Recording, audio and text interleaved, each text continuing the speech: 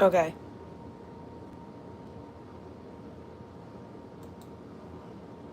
Best I can do. Hey, Biggie. Hang on a second. Let me put my Cash App in because I just made $200 less than I was supposed to. Don't want to talk about it because I might cry. So let's put the dono link up because I just spent 7 hours working for a slow fucking day. Hey, Muddled. I need a job that I can count on. No, I'm not safe, Zonig. No, dude, I'm not safe. No, I'm not. I wish I was safe too.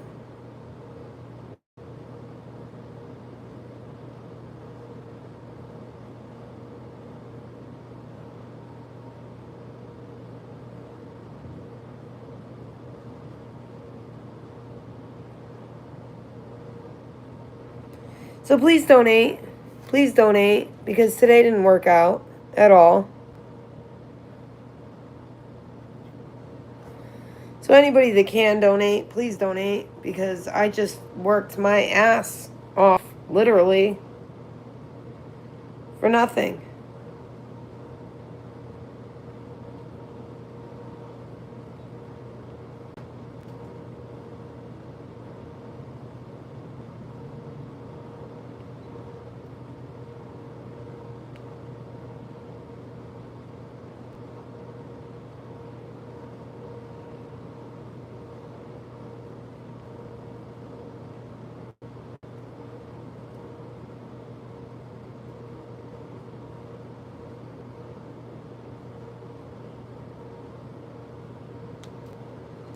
What's wrong?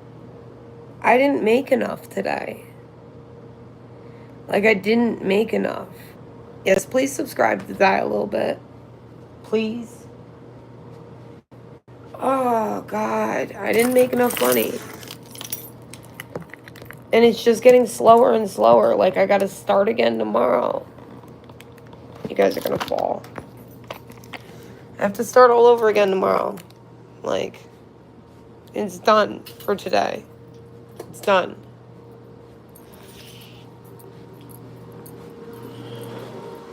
It's definitely done. Hold on, I gotta take the Wi-Fi off. We're gonna lag for a second. Hi, Holly. You know what?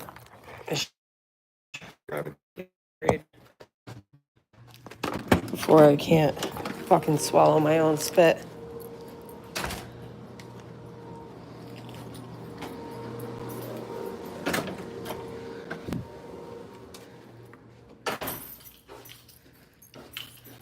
Can't. Days, all right? Like, this is nothing new, having a bad day. But today is like the day. It's the day that I make whatever I'm gonna make. Sunday, I'm $200 short for my Sunday, and I'm short every week. I don't expect 200 in donations, so please don't take it like I'm asking for 200 in donations. I'm just asking. Well, I am asking. I don't like the way that sounds either because now it sounds like I'm begging for donos, but I am kind of begging for donos. If you have anything you can donate, please super chat or Cash App or anything. Super chat I won't get till next month, but it'll matter next month. Like, the day started out fucking amazing. Like, amazing. It was good. I was like, yes. No, I'm not going to look into the staffing agencies tomorrow because I have to fucking work. I'm not going to be able to look into them for a week. You know what I do when I get up, Derek? Do you know what I do? I come out here and I smoke 1 or 2 cigarettes. All right, now I'm lying. I smoke 2 or 3 cigarettes. 2 or 3. And by the third one, I'm always like, all right, time to get your ass in gear. So then I go upstairs. I hop in the shower. I wash myself up. And I get ready for work. Then I start working. During the week, this week especially, because I have to check out on Saturday, meaning I can't work Saturday. I don't have any time. I don't have air conditioning in my car. So if I show up to a staffing agency late in the day, like now, one, it's going to look bad because it's late in the day. And two, I'm going to be covered in fucking sweat and look like shit. Why can't I get what back? No, I know. I'm not upset. I'm just upset with how much money I made today. I don't know what I'm going to do, and it just started the week. Like, I just started. I make half my paycheck on Sunday. Like, half of it.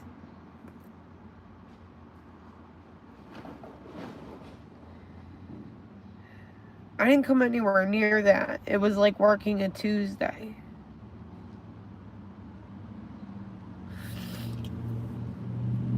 I'm half tempted to just shut down stream and go back to work and sit there for another 4 hours unpaid. I'm usually at like $100 an hour on a Sunday. And for what I do, like $100 an hour, okay. You know what I'm at today?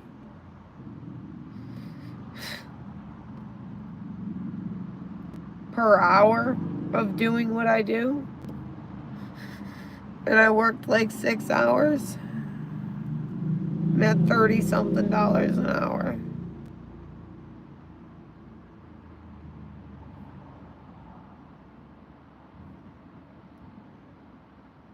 Thank you, Zonig. Thank you. I don't get it right away, but I'm not any less grateful. Thank you. I'm still extremely grateful.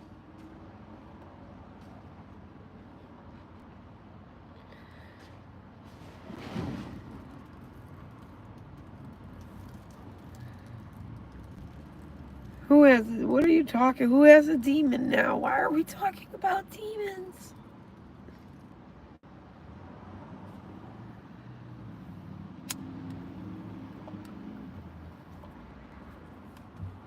Thank you, Zonig.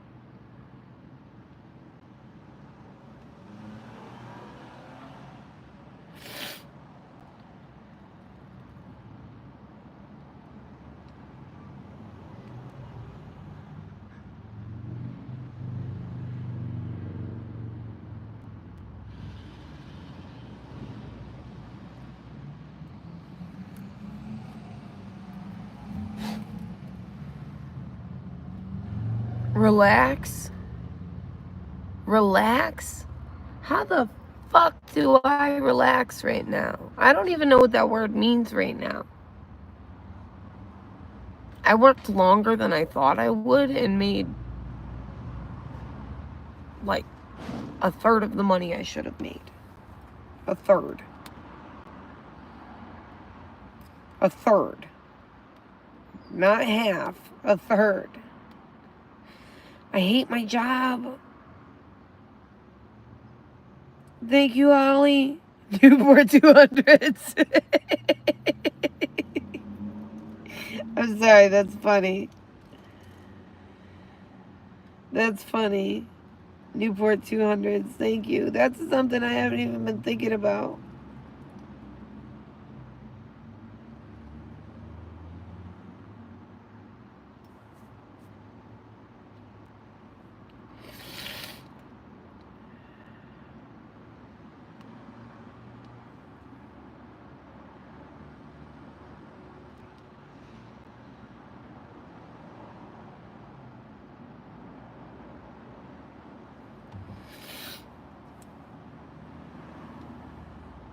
Thank you, Holly. Like, any fucking donos right now I'm appreciating, because holy shit, like, I am not at all expecting you guys to get me to $200.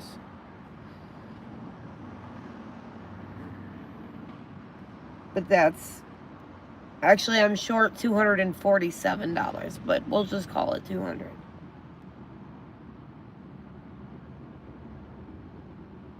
Like, I keep track of, I'm supposed to get paid by YouTube this month. And if I do, then I might be okay.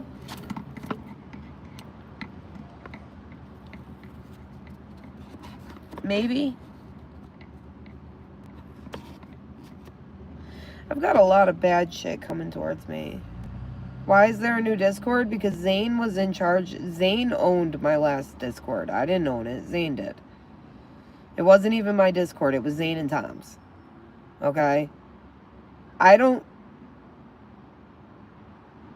He locked me out of the other one. Oh, so there's a Discord that I'm just not a part of now? Is that what it is?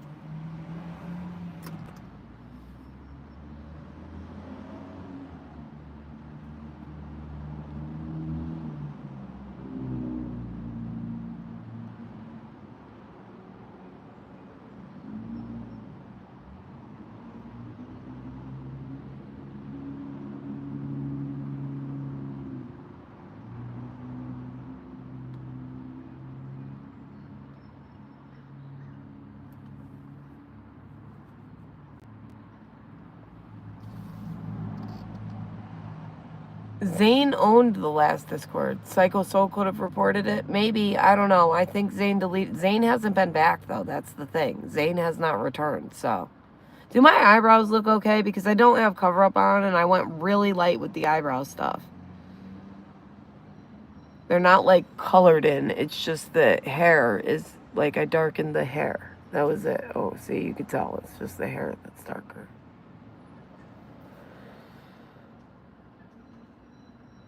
Zane and Tom didn't... I mean, what did Zane and Tom do? What they always do. I mean, nothing, if that's what you're asking. Because they just did what they always do.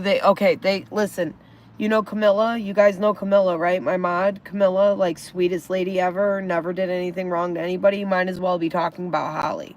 Or fucking, Camilla, Jesus Christ, Kira. Alright, Kira, Camilla, Holly...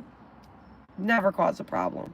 These ladies that are mods of mine never cause a problem. Camilla's like an older lady too.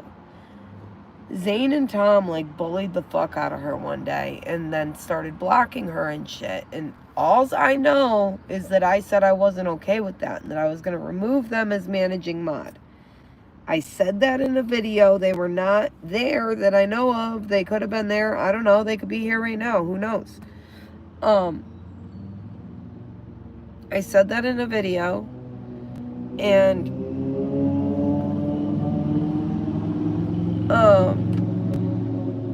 after that, the next day, my Discord was deleted. The very next day. Yeah, Camilla's amazing, right? Well, Zane and Tom made her not want to come here anymore. Like, at all. Like, she don't want to come here.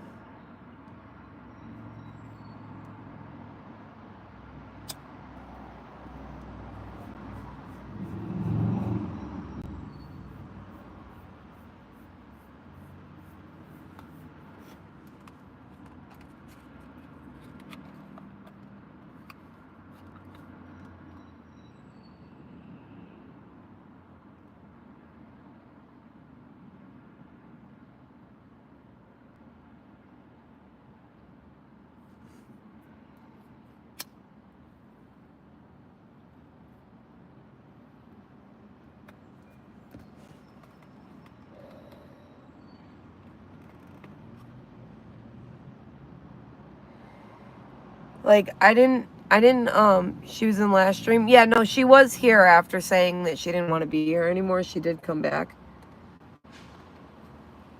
For sure, she came back, but...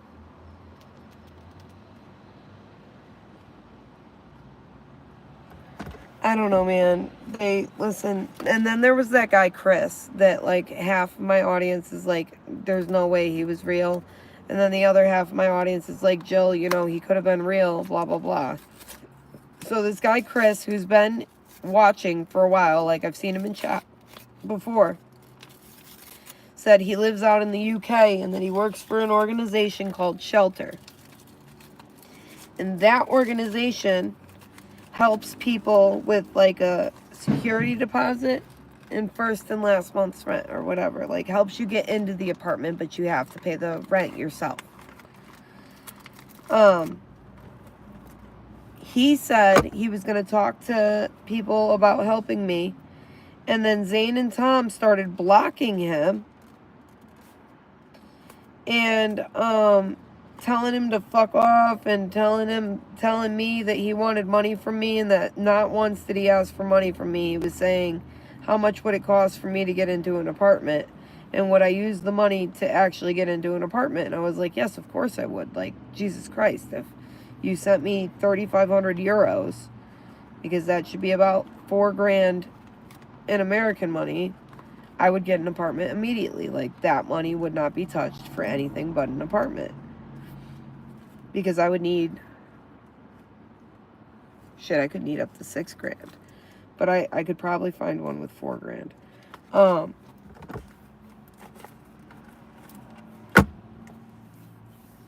They chased him off.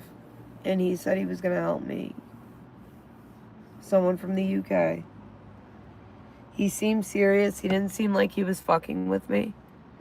Like, he didn't at all seem like he was trolling or fucking with me. And Tom and Zane ruined that for me.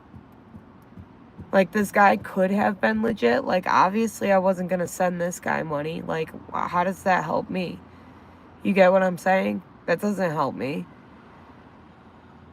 He seemed in the level to you, Dave? Yeah, that's what I'm saying. Like, on the level, yeah, I get... I understand. That's what I'm saying. Like, there was a very good chance that this guy was legit. And he didn't come back. And he said he was gonna... This is the worst part of it, too. Like, he was gonna leave chat and said he was gonna come back.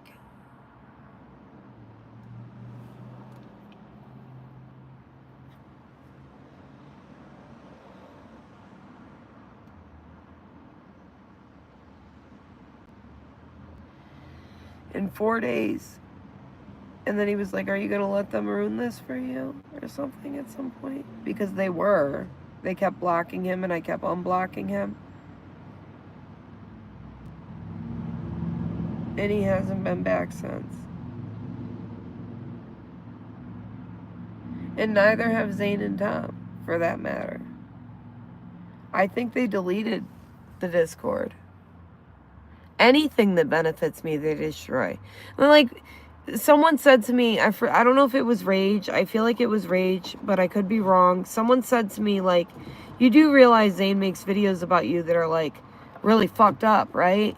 Like, he's not your friend. He's making fun of you. And I was like, no shit. Like, do people think that I don't realize that? Like, I reposted the dinosaur video only because it was funny. Like, I can't watch any of Zane's videos because he makes me look really terrible, and he clips it together in such a way that, like, over a couple of hours, because I, like, will repeat something I said because more people come into chat and I have to, like, repeat what I said. He'll clip it together so that it's like I'm saying it over and over and over and over and over and over and over and over and over again, one after another. Oh, Zane's channel is all about me. It's like borderline obsessive. I don't even know if you can put borderline in there as a word. It's obsessive. It's obsessive.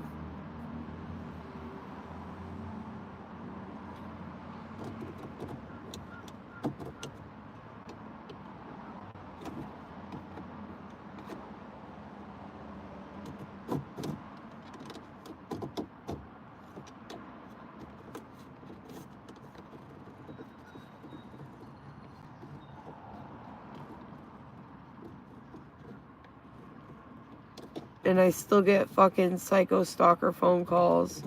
There was some new stalker in Discord. And people aren't being alerted of my videos because Ricardo, the mod, Ricardo, like, I see him on my job, too. And he said he doesn't get any alerts. So that's why there's nobody in chat ever, because YouTube's sending out, like, 10 alerts. Hi, Blank. Hi, Martin. Don't let the fools fool me. They're not fooling me, dude. Like, I know that they're not for me. I just, like, they brought their, like, own spice with them, so to speak. Like, I'm a YouTuber, all right? Like, I understand IRL streaming. I watch IRL streamers, not so much anymore because I ain't got no time for that shit. But I used to watch IRL streamers, and like, they got more money than me, so they, like, you know, they go to, like, other countries and shit. Like, I ain't got no money for that. But Zane and Tom brought with them the trolley side, and I was okay with that at first because I was like, it keeps chat rolling, and it brings its own audience in a way. Like, Zane isn't bringing a whole audience with him, and neither is Tom, but the way they behaved in chat would bring its own spice. But then it started to get, like, out of control with the drug comments and shit. Like, I'm not a drug addict, all right? Like, I take pain medicine that I'm prescribed, and I don't even want to take that shit, dude. Like, I'm really worried about losing my health insurance and losing my pain medicine too, so that's gonna be a thing. Because of DCF. They're trying to fuck me out of my psych meds and everything. Another story, though.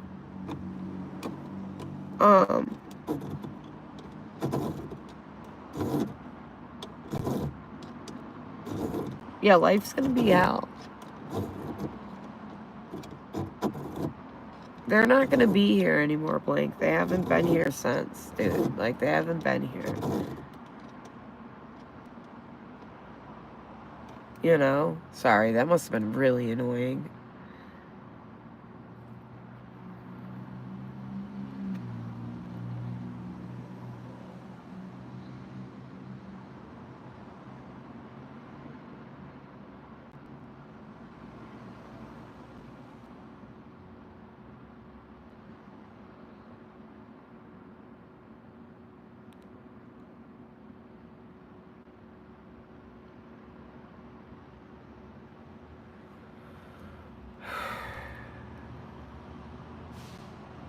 My day was really bad.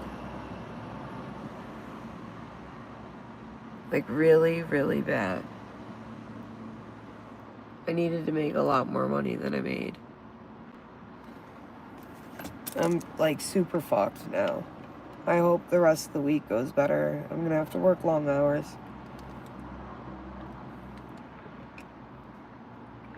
And start early because I have an audience early in the day. It really lags off at the end of the day. I almost think I should stop this stream and go back at a certain point until like 10 p.m. or something. I'll start up a sleep stream at 10 p.m. if I do.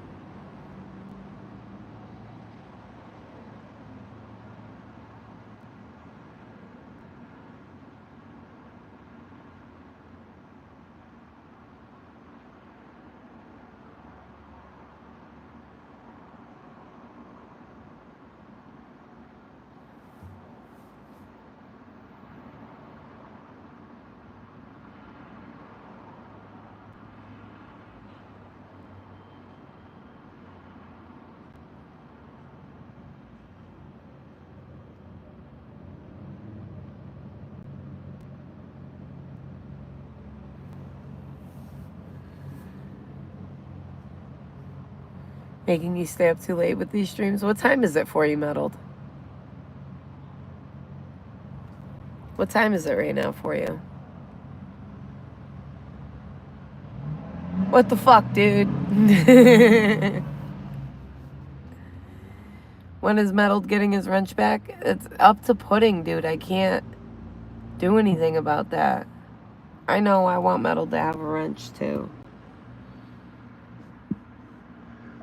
Listening and Pudding disappears, then Metal gets his wrench back. Someone don't know for Metal's wrench. But you gotta meet Pudding. Pudding donated 100 for me to take it. That's why I can't give it back. You don't owe 102. I'll give it back. Because he donated my $100. That's a lot of money, and I really needed it. I know, Metal. I want you to have your wrench, too. But Pudding's never done anything wrong to me, either. So I can't... Oh, that's nice of you, what? But that doesn't work that way either.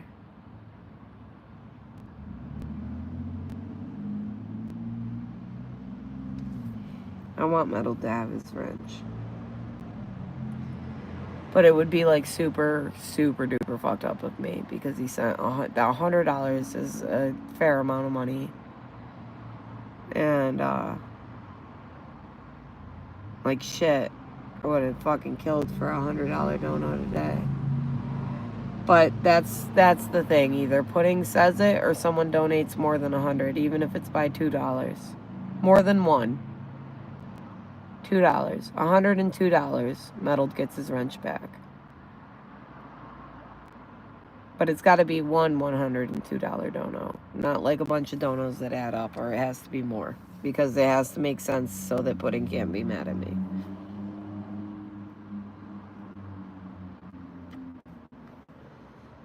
And that ain't even because I need Buddy, like, that's the truth. But I also need Buddy. I'll always need Buddy because my job is very iffy on how you get paid.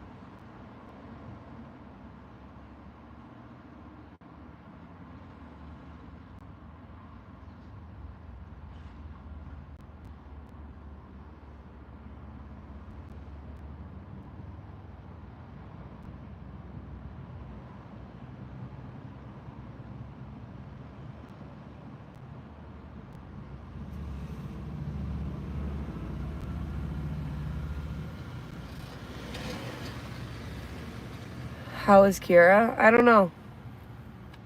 She was in Discord earlier.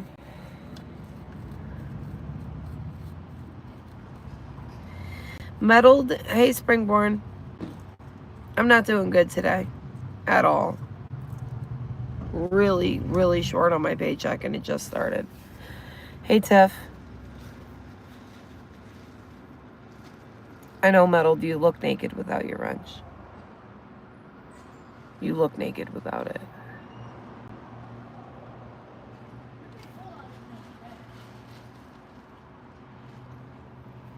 You don't just feel naked, you look naked.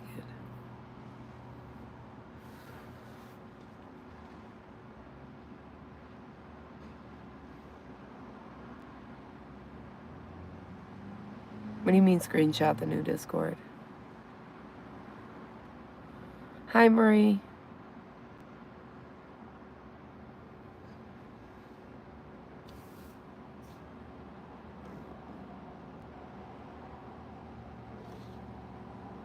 My phone feels hot. It's not even in the sun. It feels really hot. I was like really doing well at work when I started too. It was like super busy and I was like, perfect, it's gonna be a great day.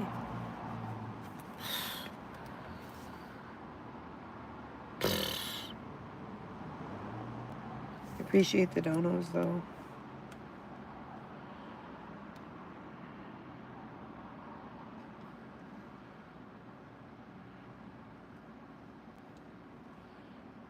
I hope this week isn't as bad as I think it's gonna be.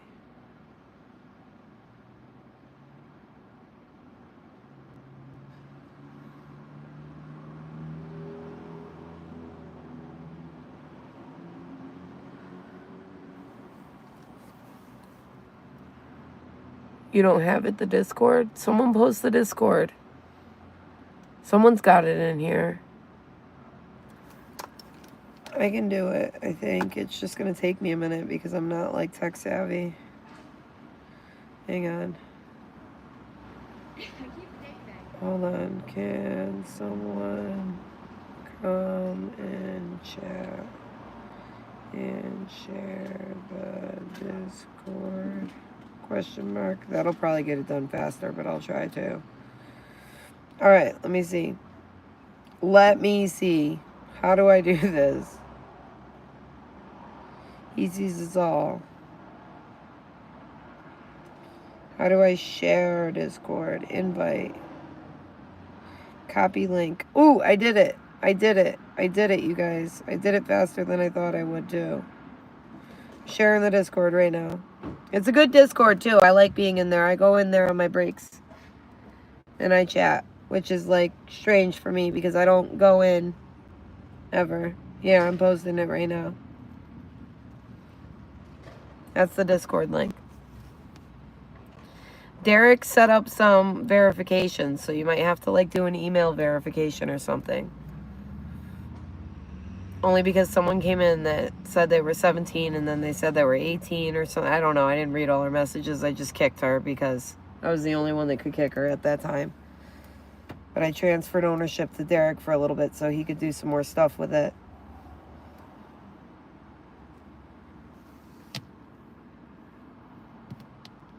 You're welcome, Maya. The Discord's fun though. It's way better than it used to be. It's like when I'm not streaming, it's somewhere to go and chat. Because like that's what I feel like the streams really. What's best about live streams is the chat. Like live streamers need to realize that. It's usually your chat. That's pretty cool. You know, and chat likes to chat. Like I mean, I do sleep streams, so chat's just like it's like a chat room, but we're our own little group. Like, okay, my bad. It got hot in the windshield. The sun's not even in the windshield. I told you guys it was overheating. In chat, nobody was listening.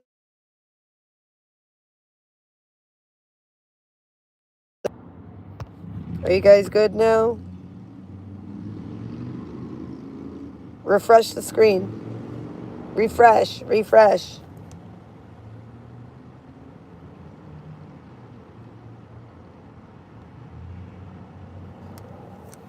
Just refresh it.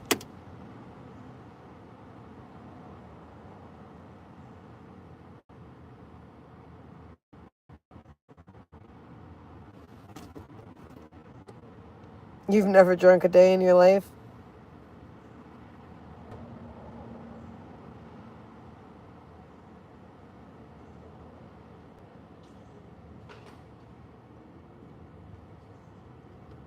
It is hot outside though, Biggie. And when you're streaming, your phone's just running.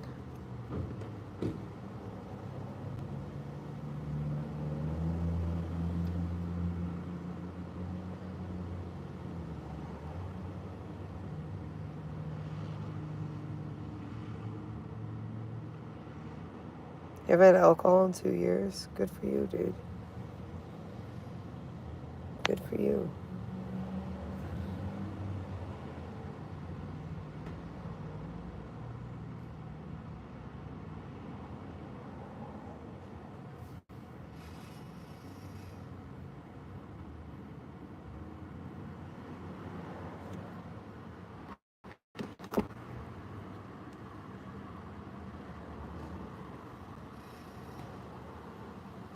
I never used to drink, but I drink sometimes now.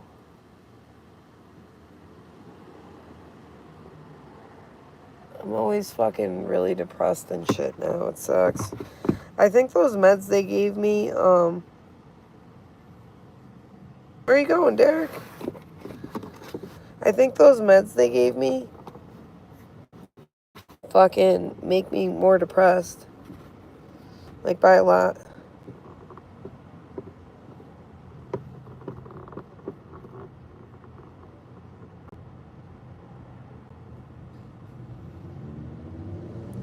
There's only 7 in here. I should stop streaming for like 3 days and start up again.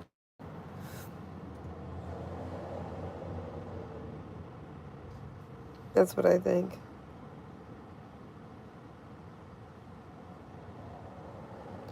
You made can of butter today? I crock pot my can of butter. I make it in a crock pot. It comes out really good.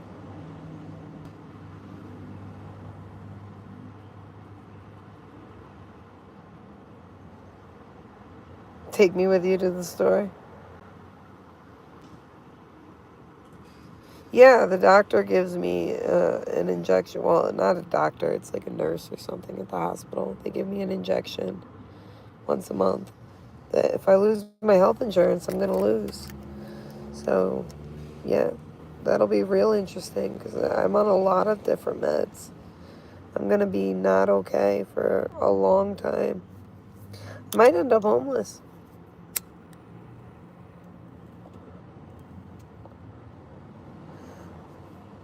Seriously, I might end up homeless.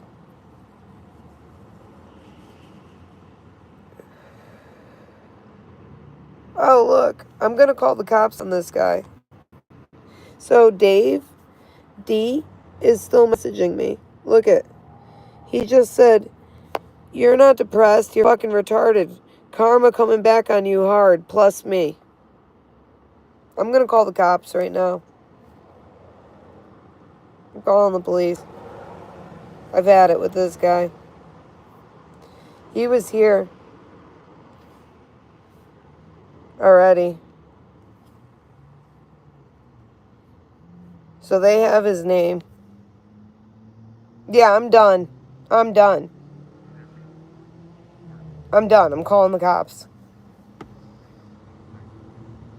Because he keeps calling me.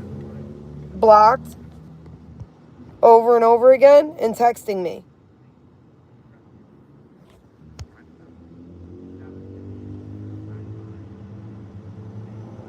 He was here.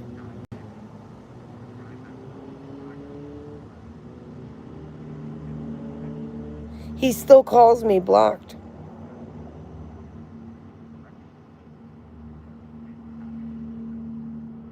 I'm making a report on him. I'm done.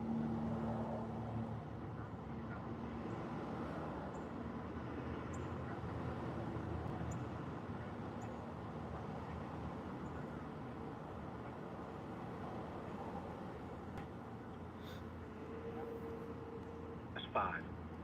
For the patrol division staff, please press 6. For the support services staff, including training, please press 7. Tired of this. To reach the administrative offices of the Chief of Police and Deputy Chief of Police, please press 8. Or stay on the line for further assistance.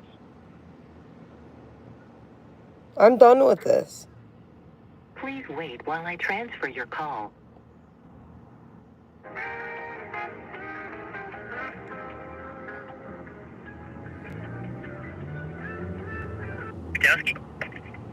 Hello? Hi, how can I help you? Hi, my name is Jillian Blood. I'm calling because I'm a YouTuber, right? You guys were here a couple days ago because someone who claimed their name was Mark said I was going to hurt myself. I know who this person was, but that's like, you know, kind of hearsay or whatever.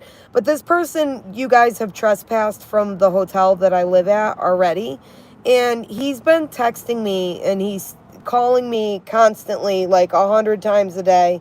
And he just texted me again, and I need to file a report. This guy has been stalking me. I have proof of him being at... I'm at the Days Inn in Torrington.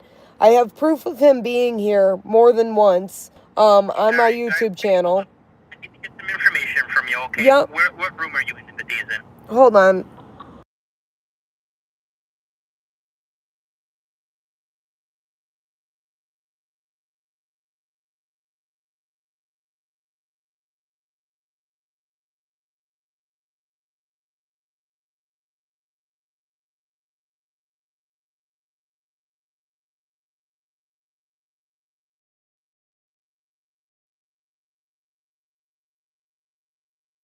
Blood. B-L-O-O-D.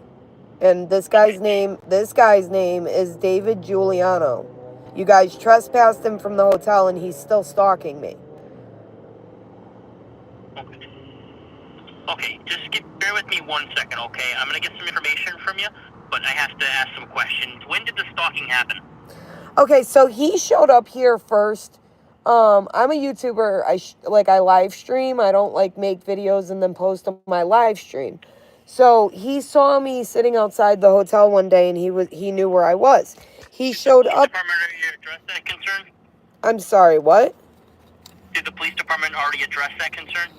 They came, this kind of, not really, because when you guys trespassed him, you trespassed him for a different reason entirely because the management was unaware that he was here stalking me. But is the suspect in the area? I have no idea. He's watching me right now. He just texted me. I'm streaming and he's... Do you see or hear anyone else now? No, I'm outside in my car. But he's calls me like 100 times a day. And he's been texting me, saying nasty things to me, and he was trespassed from here. He was here multiple times. I have him on camera twice, but while he was here... Hold on. So I'll have an officer come over and make contact with you. What kind of vehicle are you going to be in? I'm in a Nissan Rogue. What color? It's kind of like silver-ish. Okay. And are you going to be remaining in the vehicle? Yeah, I'm going to be outside. Okay. All right. We're going to have officers over there as soon as possible. We have a lot of priority calls that are going to the city, but they're going to make contact with you as soon as they can. If the suspect arrives, do not let him in or near your vehicle. Call us immediately on 911. If you can, make a list of dates, times, and details of previous incidents. Do not delete any text messages, emails, or phone calls. And just, if he does arrive, again, immediately call us. But we're going to get somebody to make contact with you as soon as possible, okay? Okay, thank you. No problem. Bye. Bye. That's it. I'm done. Yeah, I don't give a fuck. I can smoke marijuana. It's legal, dude.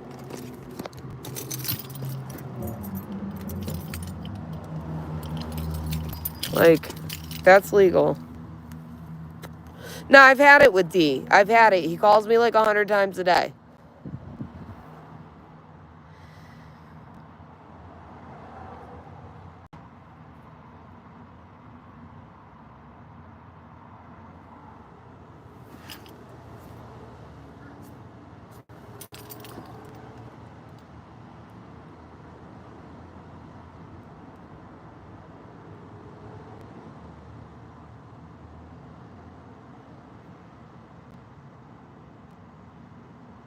Like, I'm fucking tired of it.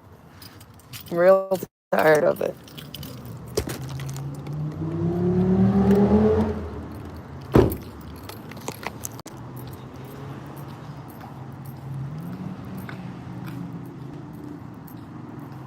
Like, I've absolutely had it with D and his stalking. That's it. The cops are coming and I fucking called them this time. Where's the other video? Can someone, Big E, somebody, can you help me find the video when I was dancing outside? Can you guys please help me right now find that video and link it in chat? Please? Remember the video before the amusement park one? Before we actually met him, the one where I was dancing outside and I was like twerking and he was in the car and I filmed him?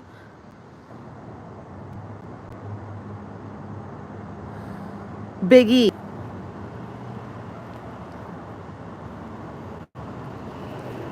How long before I met him? It was probably like, oh God, 2 weeks? I don't know, and I have no idea what I titled that video, but you guys, we gotta find that video, like, real fast. Real fast. We gotta find that one. When he was here the first time that I noticed him, and he was sitting in the car and I was dancing, and I was like, oh, that guy's probably looking at me. Please, can we find that? Please, someone find that video.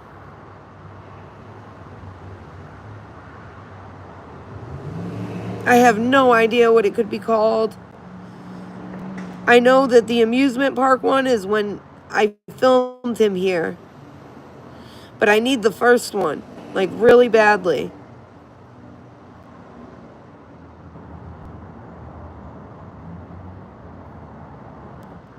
Where's the amusement park one? Because I gotta go back from there.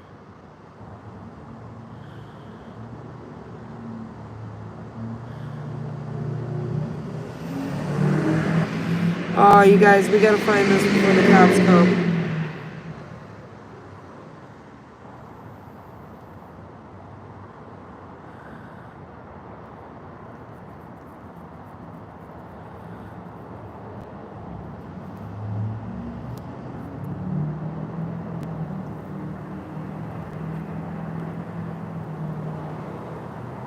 There's so many videos I stream too much.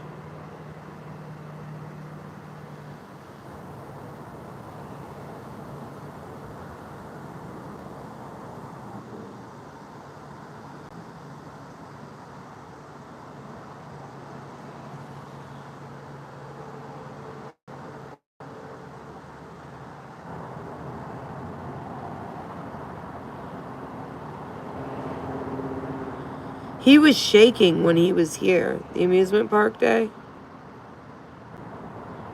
This is 2 months ago I'm in now. This doesn't make sense.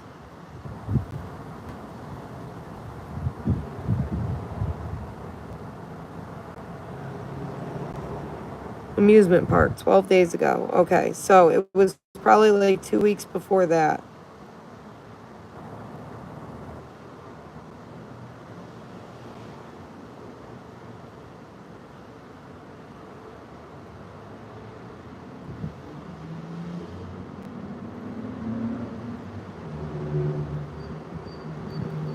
I'm never gonna find it. No. Not everyone text him. Let's find this video.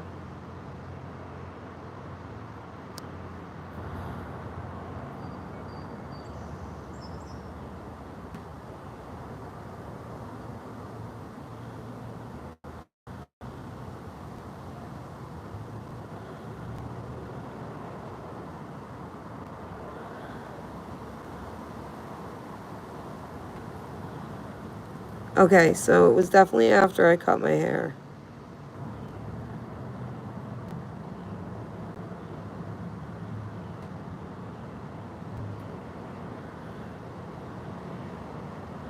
Oh, I can't even watch the videos this way. Are you kidding me?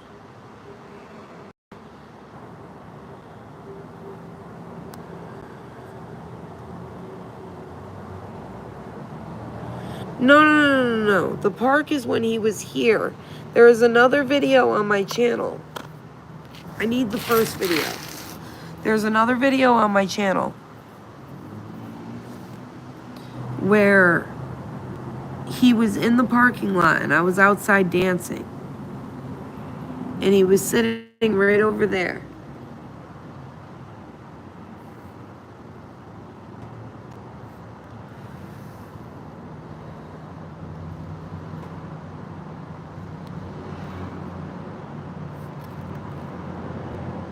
I need that video. I already know the amusement park video is the video where I have him on camera.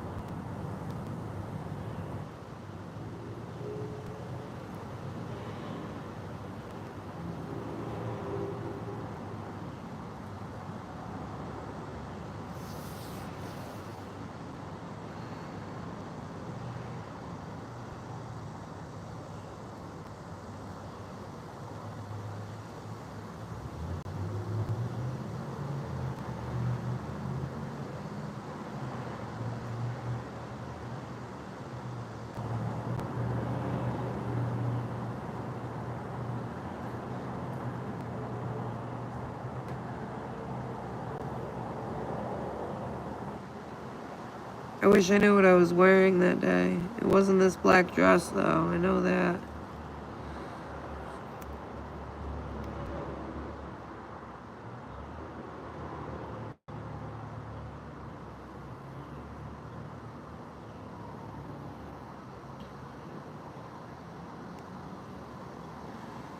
And it wasn't a dream one.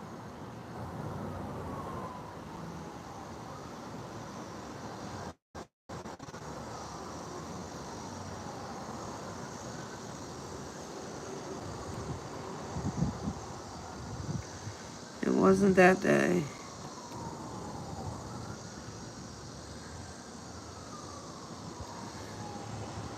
God, I feel like this was like at least 3 weeks ago.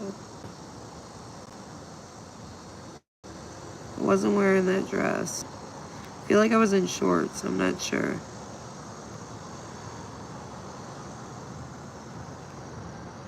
It could have been like a month ago.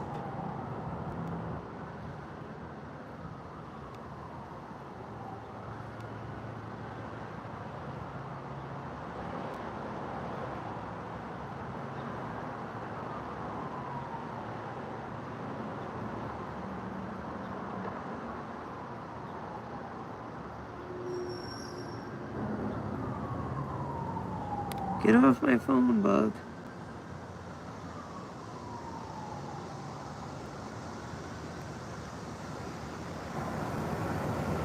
There's that van, 553.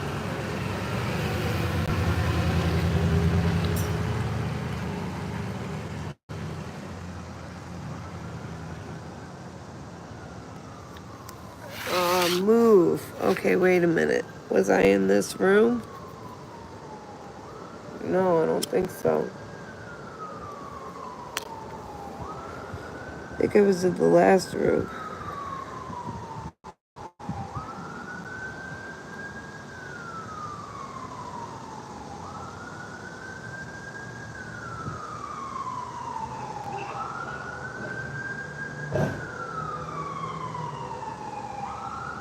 Was it before I cut my hair? No.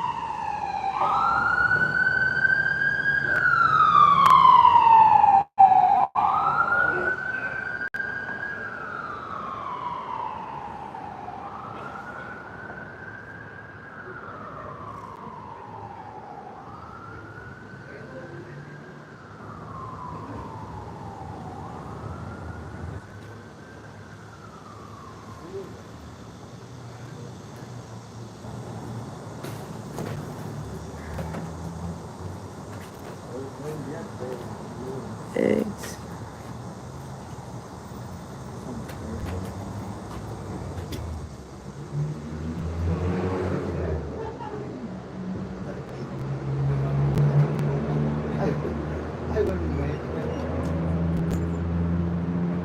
That was the day I helped Cassie get the money.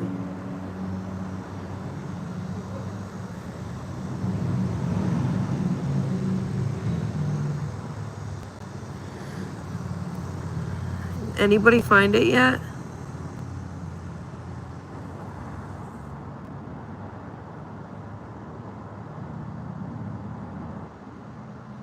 Please tell me someone found it.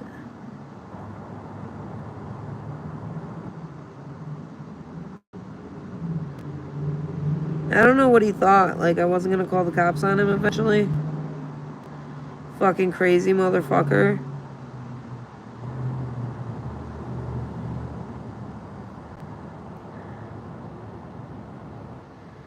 Move.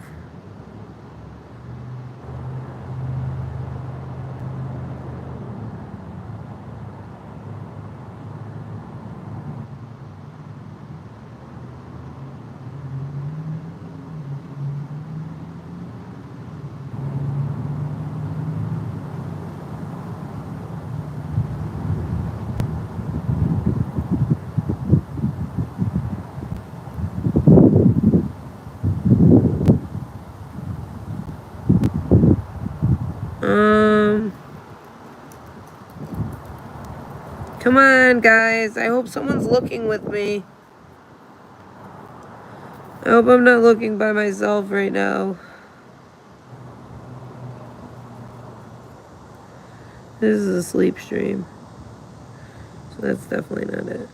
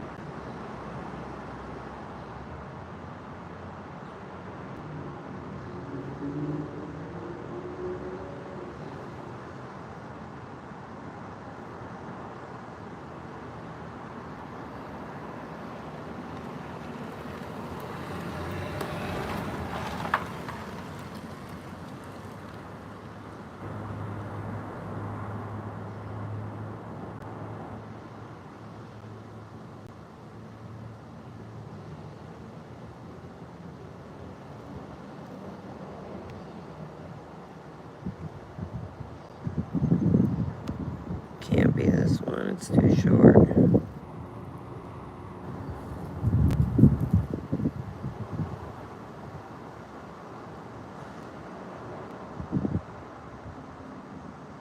Or is it?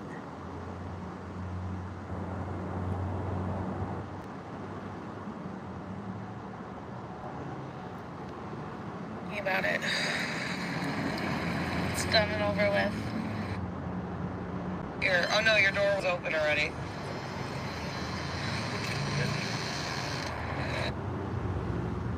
You think that she looks cute.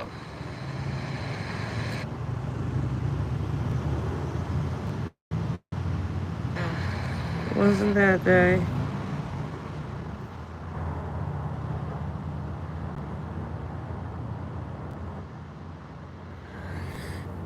Did someone find it? Please tell me someone found it.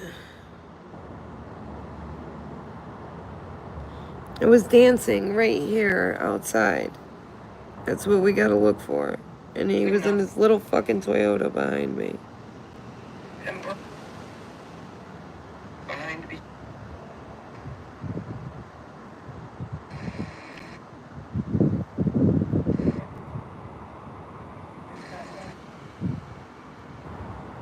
I'll be back. I will be inside. I will be inside.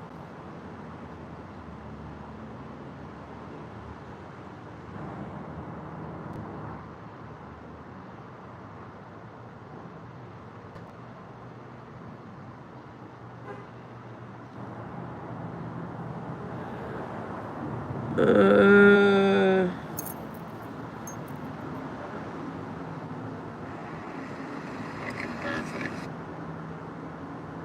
My car? Go ahead, hit my car.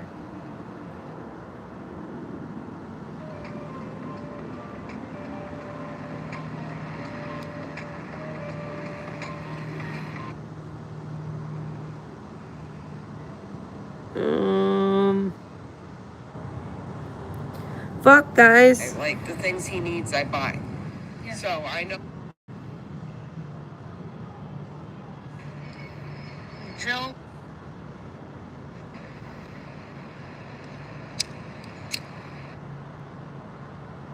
Alcoholism. He must have been drunk out of his mind.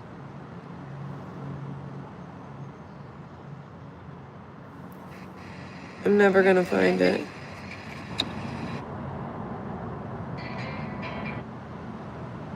Rent a room from this man and probably take.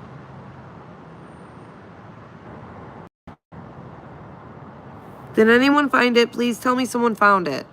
You found it, KW? We found it? Where is it? Is it in Discord? Can you put it in Discord, the video?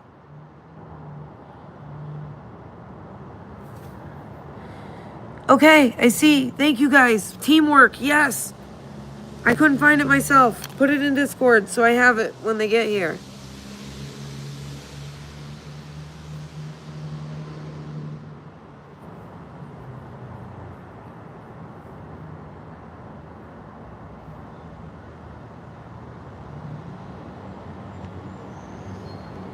I'm sorry, I wasn't paying attention.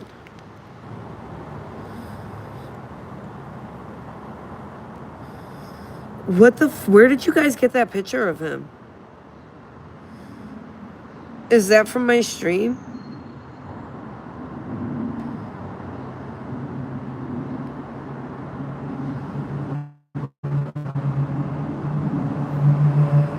If you have a 700 plus credit score, you qualify for Chase's new program.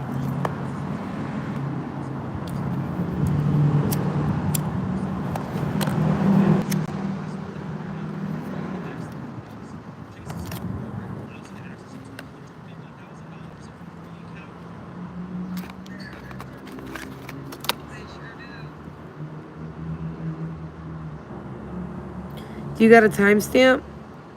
I thought it was this video.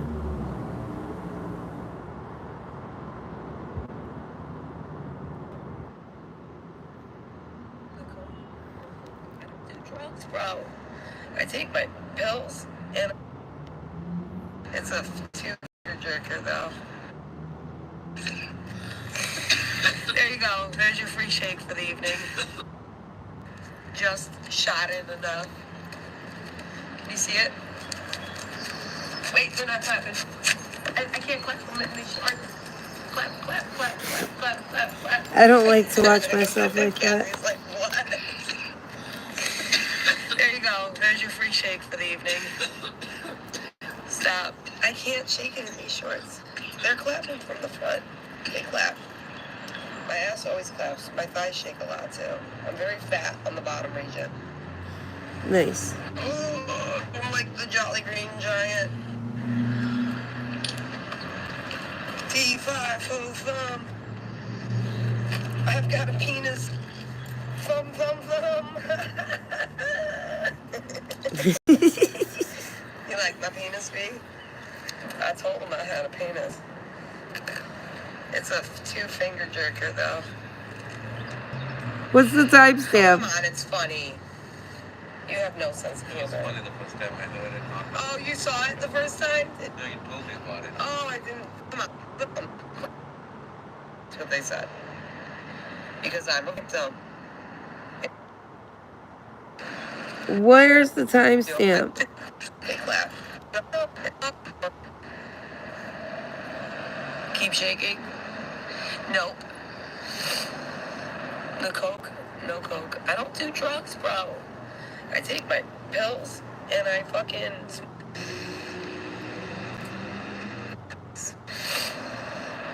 That kind of bar. What's the timestamp? Tramp. Lady in the Tramp. Cowgirl ride. We're going to not that kind of bar. Not that kind of bar. Keep shaking. Nope. The coke? No coke. I don't do drugs, bro. I take my pills and I... An hour in?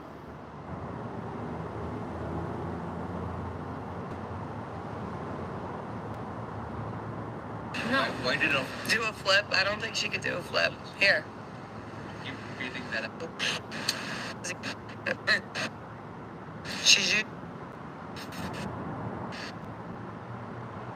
I was dancing, but I didn't... I pointed him out and I recorded him that day. I don't see that in here. Oh. Seriously. I don't think this is the right video. Bye. Or wherever. At some point. See them.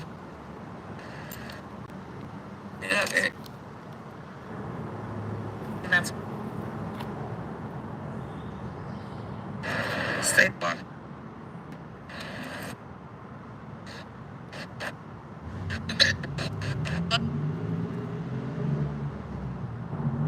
You know she changed her clothes. I don't think this is the right video. Because I don't... V wasn't outside when I was dancing. V wasn't outside.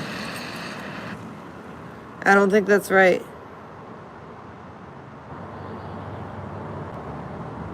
Yeah, it's a gray Toyota Camry. V wasn't out there, though, when I was dancing. That's not the right one. I pointed him out. I recorded him because I was like, look, there's some guy over here. Oh, God, I need that video. Like, I definitely pointed him out. And I don't know how long the cops are going to fight, man. I don't want to.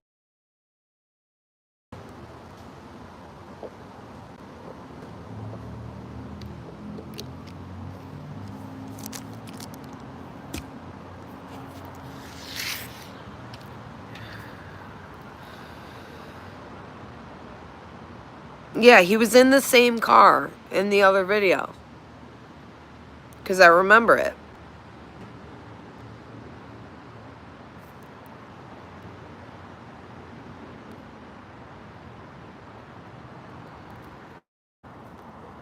Yeah, he would leave.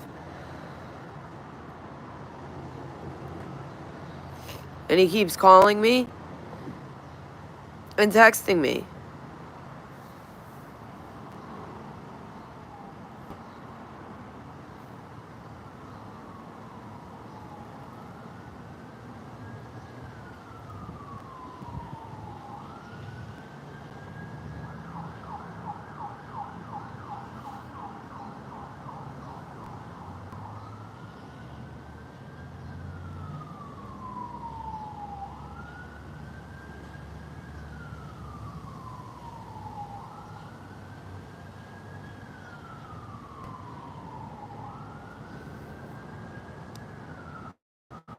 Look at this shit.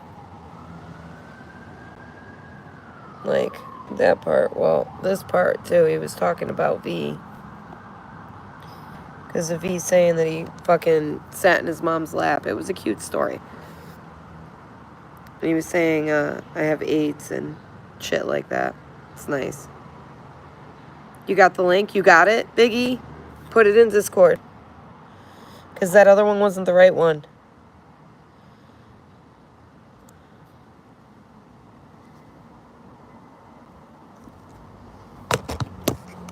He recorded it. I have a recording that he left on my voicemail.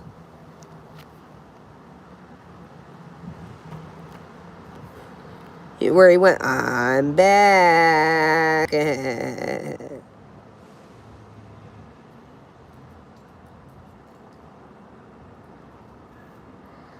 I'm gonna show them that video. That's the amusement park video. Hang out, then sleep.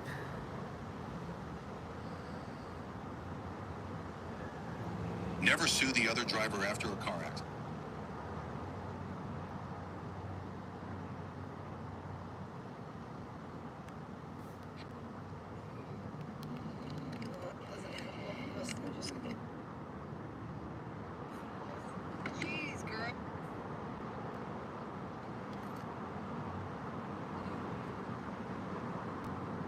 How long in Biggie?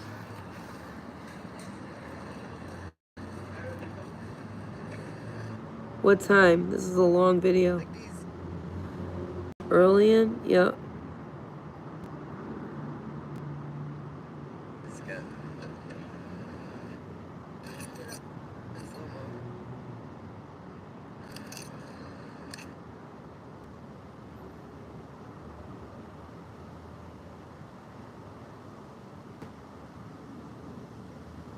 No, it's true. Noise.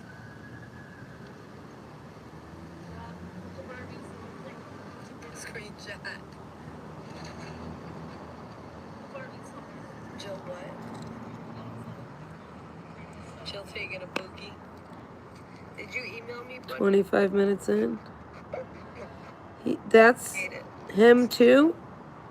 I would smoke in the basement. Okay. Because he was facing towards me. I gotta run upstairs. Oh, yeah. See, that's right. That's him. Thank you, Biggie. Cool. He looked at me. Thank you.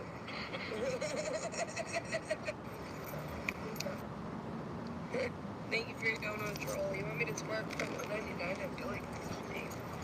This is cheap, and I'm on time.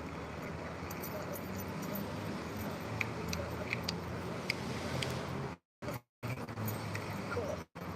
He looked at me. Thank you. So I'm gonna have to show the cops me shaking my ass. Clearly. Clearly I'm gonna have to show that.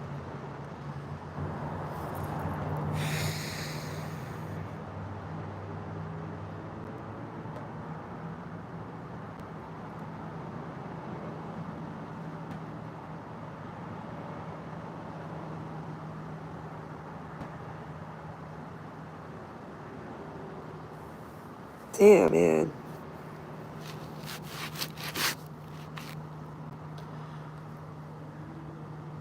I have no... Yeah, D is still calling and texting. And he was trespassed from here. And he's saying he's fucking coming to get me. Also. Like, people are just coming to get me now. That's perfect.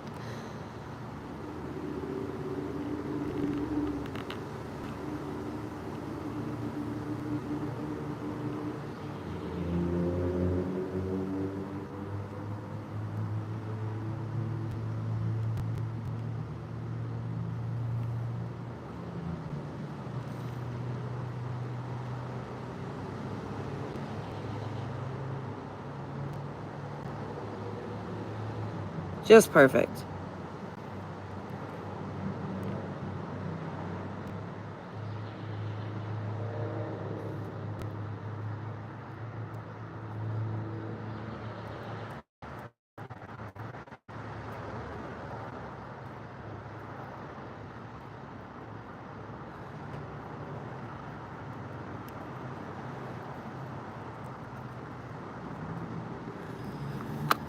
I shouldn't have called the cops. I want to deal with them, and they're not here yet. I wanted this over with.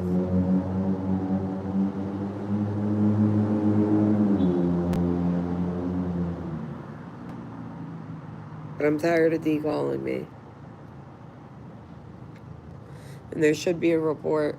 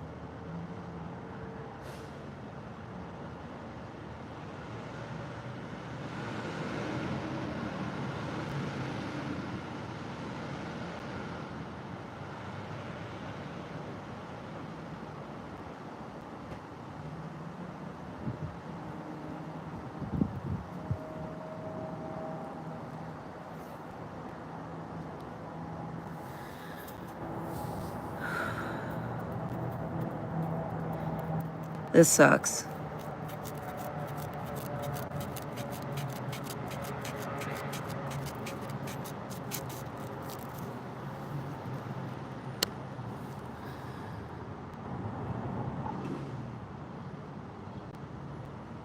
You think Jared is D? Who's Jared?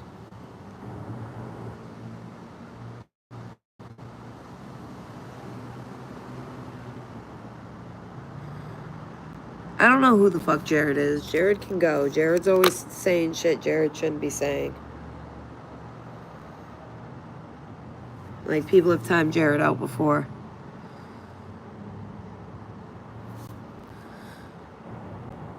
People have definitely timed Jared out before.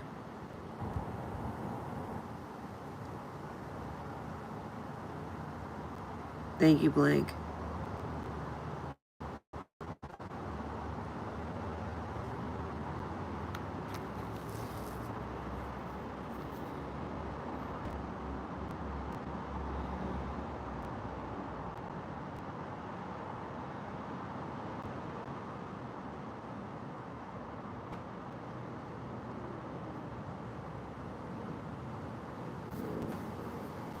They're there. All right.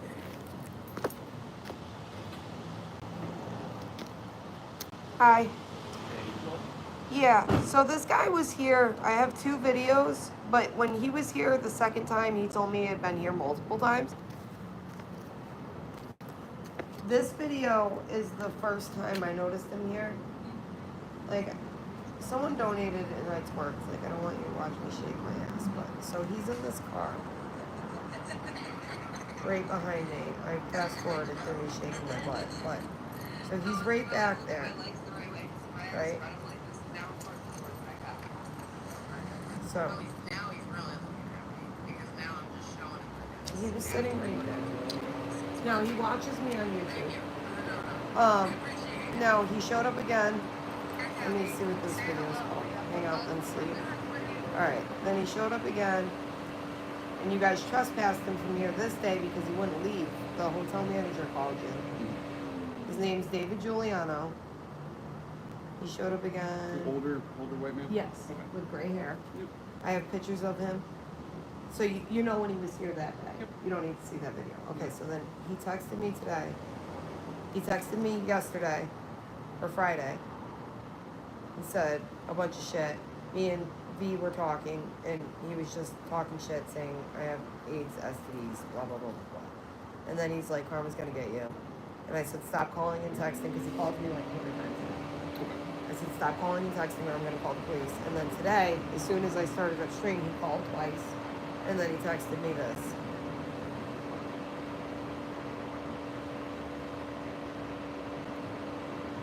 Okay. All right. So, don't engage with him, I don't. obviously. I Because just, he I already- told him I was gonna call the police if he kept up, but he Yep. calls me like 100 times a day. Yeah. So he told him, don't call me, don't text me, and that's when you're going to leave. Yeah. I'm going to reach out to him and tell him you're not to come back here. Okay. You're not to reach out to her. She told you not to, or else you're going to get harassment charge. Okay. Misdemeanor. All right. It's going to be in prisons. All right.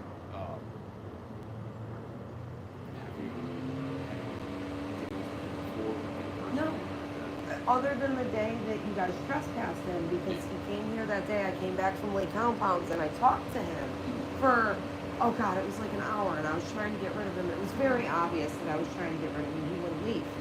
I went upstairs and I do like streams in my bikini in the shower and I went to go take a shower, but I didn't end up showering, but he sat out here like he was going to sit out here and watch me shower in the parking lot. And then V called me, who's the guy that called you guys, and asked me for a ride somewhere. And he noticed the guy sitting out here asking to leave. The guy wouldn't leave, and that's when he called you guys. Like, Gotcha. we had no idea that he was stalking me from YouTube at that time. V still didn't believe you that it was the same guy that was, but it's absolutely the same guy in the video I just showed you. That was his car back there. Gotcha. And the second time he was here, he said he had been here multiple times. Okay. Gotcha. So I'm going to tell him very close. Next time we're going to call him, he's going to be very close. That's it. Okay. I'm going to tell him now that you told him to leave him alone, you will leave him alone. Okay. I'm going to suggest to you do not engage with him. No, because I'm then not Because then going we to. lose the whole harassment. Yeah, of course. No, If I'm you go not back going and to. forth, then it's no longer. I even but have you did him. the right thing. I even have him on my voicemail. See, all these are him. One of these, he's like, I'm He's bad. clearly blowing you up. Yeah, So like a creepy voicemail where you can hear him watching me. Like you hear me and Cassie, a friend of mine, talking. That's us talking on stream. So he was watching us in that minute. And then if you listen, you can hear him creepily say, I'm bad. yeah, so he's clearly got issues. Yeah, like he calls me like 100 times a day. Listen. That's us, but you laugh. That's him. That's him. That's 100% him. What's his phone? Okay, hold on.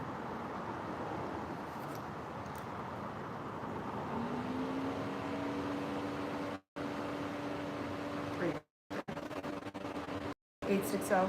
860-996-4271.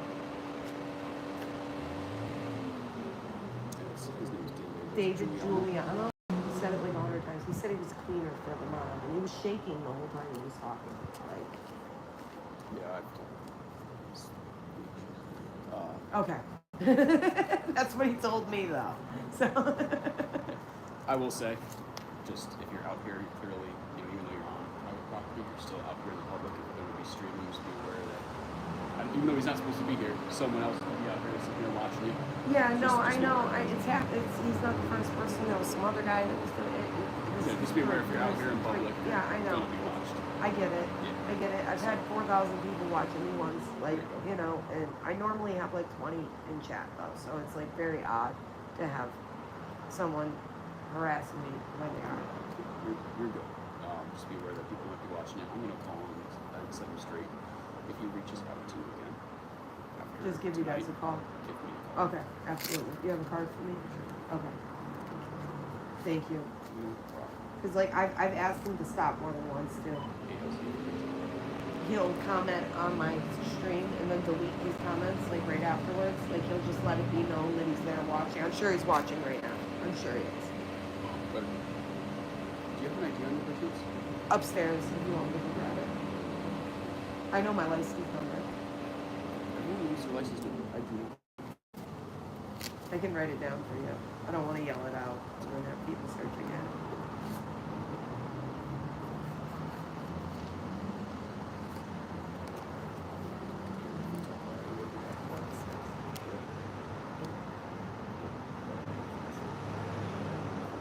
Yep. 41188. They know that. Yeah, blood is my last name. All right. Okay, thank you. I'm going to reach out to him. Reach out to me I again. appreciate that. I will, absolutely. Do me a favor. I'm going to send you a link to your cell phone. Yep. I want you to send me those texts and where you said, leave me alone. Yep. All right.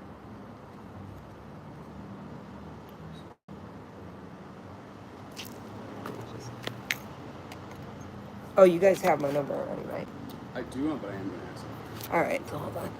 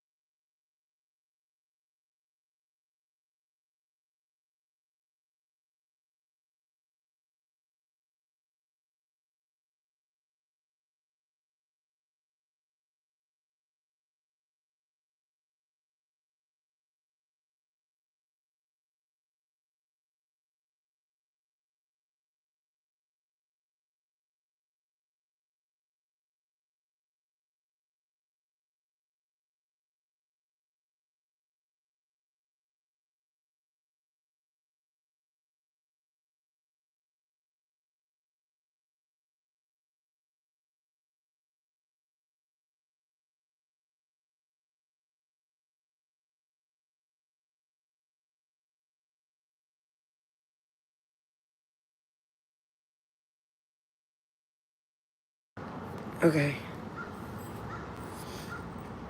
I gotta send them the fucking text messages.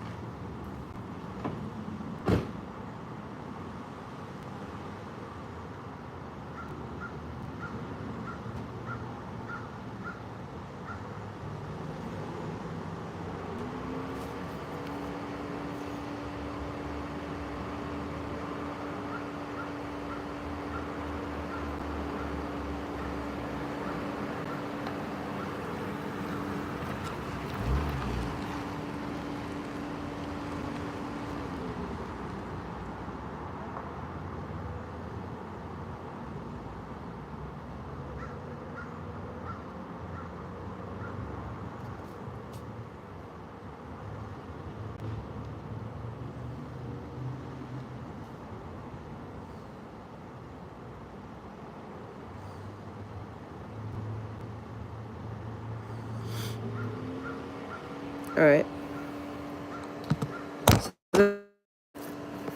That's fucking me. Like, what the fuck? What the fuck? I let him listen to that creepy ass message too, where he's like, I'm back. He said if he calls me again that he's gonna get arrested for harassment. If he calls or texts me again, he's getting arrested. Because he's already been trespassed from here, and I showed him the video. Thank you, Biggie. Thank you, Biggie. I showed him the video, and he could see his car clearly over there. And I skipped through me twerking. So I got to skip that part. I was like, I'm twerking. I don't want you to see that. Like, Jesus Christ, dude.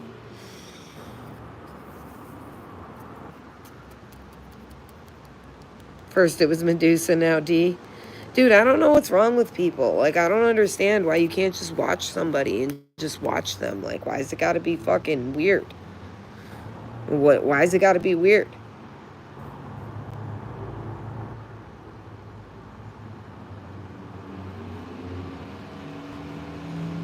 I can't block him because he calls me blocked. Like, I can block his number and he won't be able to text. But he calls me from a blocked number. And he leaves messages. He left a message this last time. I wonder what's on this message.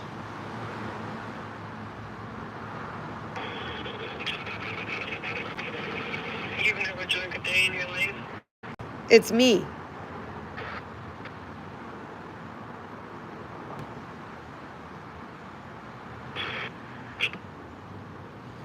He's watching me and then sending me voicemails of me, of my voice.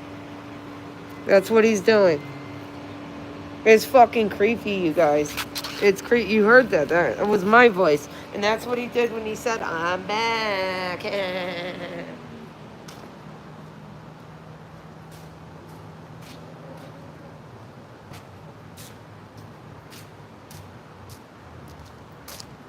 It's fucking weird. Like, I don't know, dude.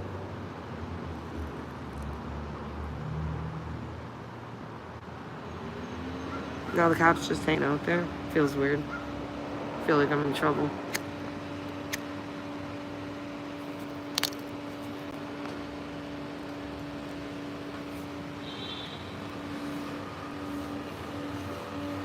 I don't think he's gonna come here. I should have my mace on me. I don't know why I don't sit out here without my mace. I should always have my mace on me. Alright. Should I, like, sit out here with my mace? No? Okay. Again, just be aware if you're streaming out here, there's going to be eyes watching. But he now knows if he comes back, he's getting arrested. Okay. If he reaches out to you, he's going to get arrested. Okay. All right, thank you. Because, yeah, I just listened to the voicemail he just left, and it was the same, like, creepy where he's watching me, and... Yeah, so, yeah. Again, that's why I said you are not to reach out to her. You're not to call her, you're not to text her. That's it. If I hear about it again, it's going to be a much different conversation. Okay. Thank you so much. Have a good night. All right. He spoke with him.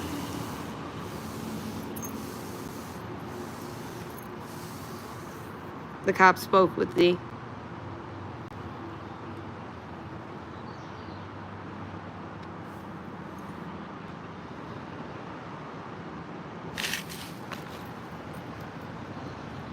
So that's good. I'm not trying to give you guys crotch shots. I'm sorry. That's where I got you guys. What did he say? He said that he doesn't think D's gonna fucking reach out or anything again. D sounded scared, basically. That's how the cop made it seem.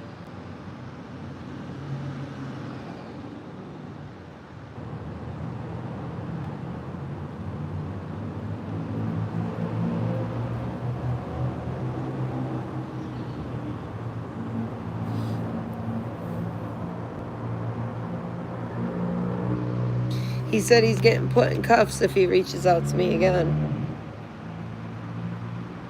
I don't know what D thought. I wasn't gonna call the cops at some point. Like, I'm getting real fucking tired of it. And real fucking tired of it.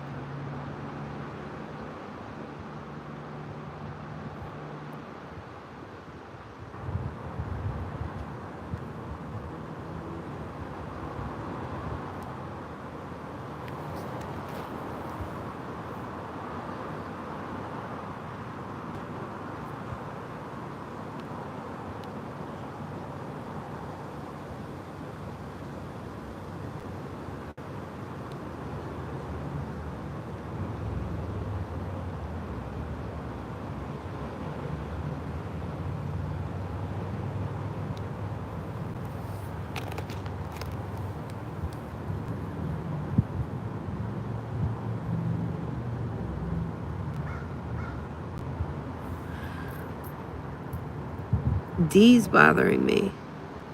Taking all that D in prison. D by name, D by nature. D, D, D.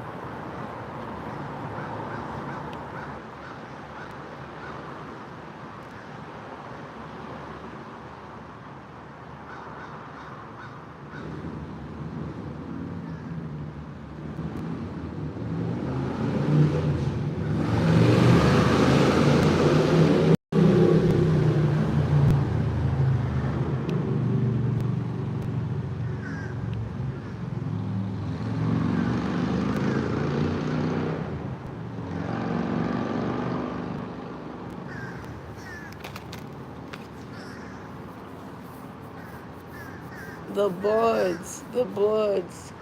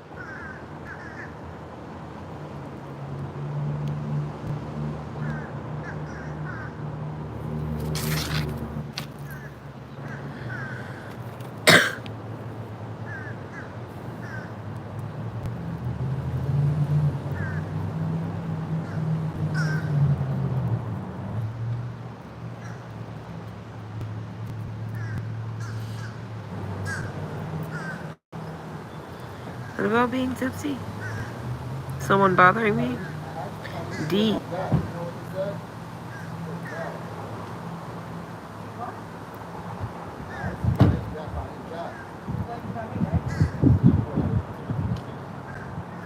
D.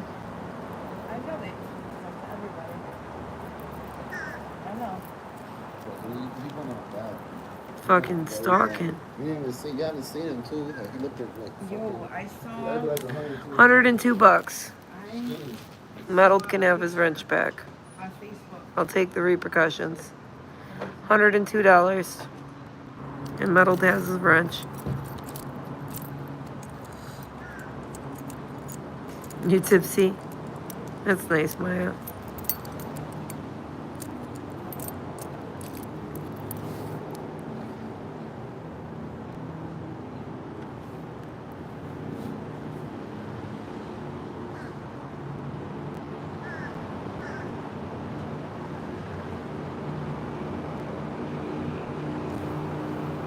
Why would Puds get banned?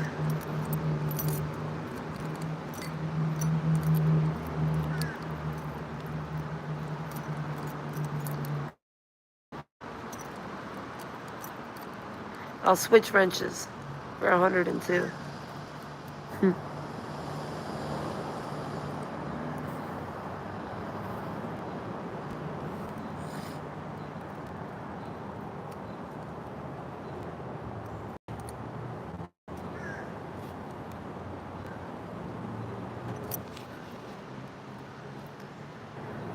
$102. Metal is salty pepper. Oh, about it? That's funny. I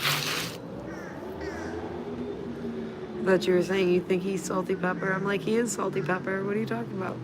He is. Ugh. My life, huh? Like, what the fucking actual fuck?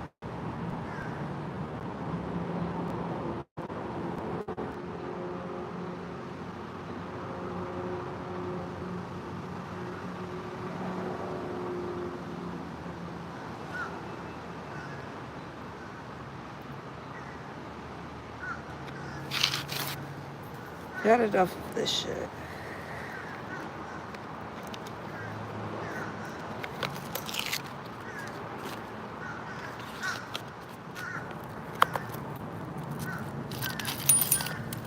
Definitely had enough of it.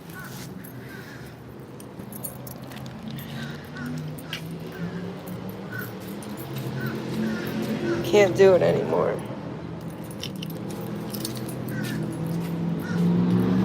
I truly can't do it anymore. My car is fucked up. I live at a hotel. There's no end in sight. D drives by here every day. That's what he said.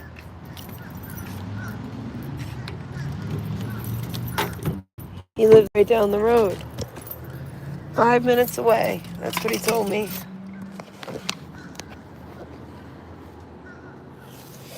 5 minutes away.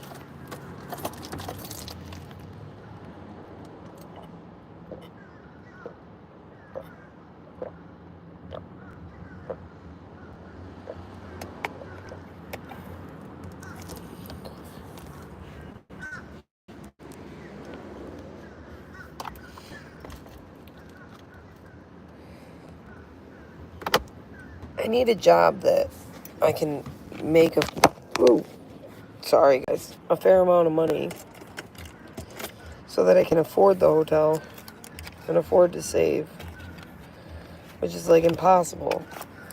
I need any job really. I would have to cam on my days off.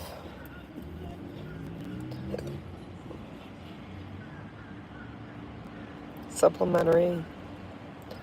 Yeah, I'm not going to do McDonald's. I can't do McDonald's. I could do a Subway.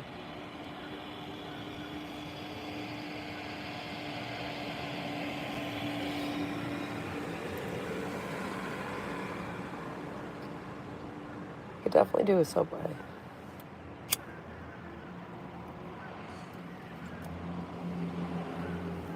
Or Dunkin', or Cumbies or something. I don't know.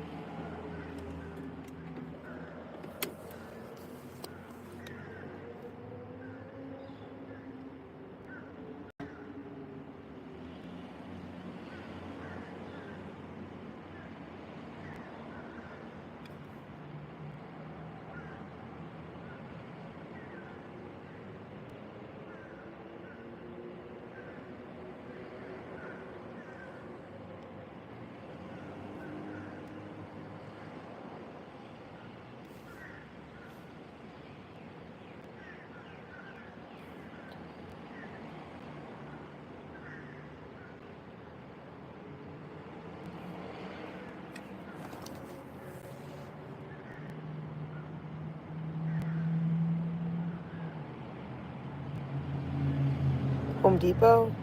I don't know if I'd get hired at Home Depot. I don't have any experience in any of that. Home Depot would be a good job, though. They pay well.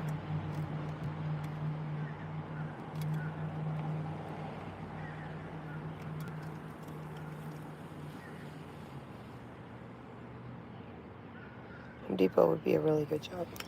I know they pay well.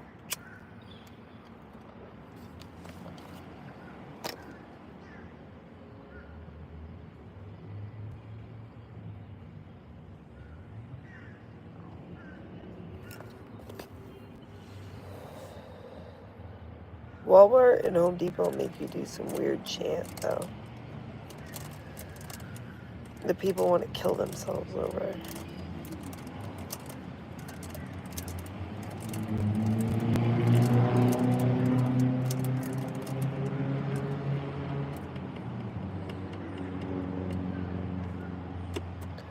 I gotta get a resume together.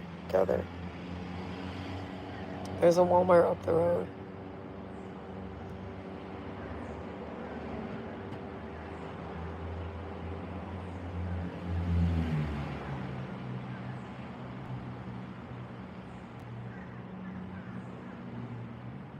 It's definitely a Walmart up the road.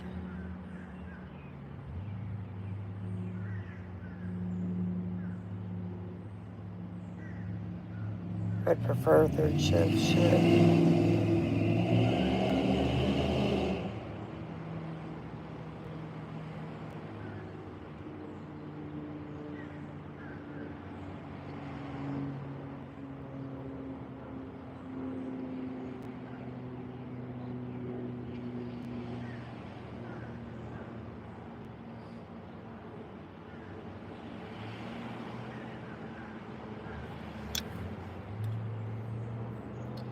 Does third pay extra?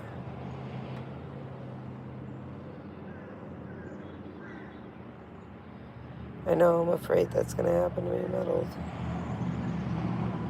I really am.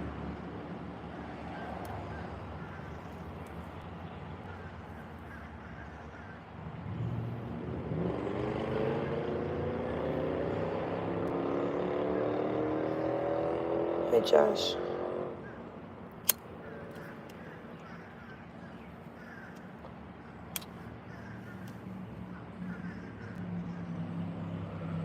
I don't have work experience with Walmart. I have food service experience, mostly waitressing and camming.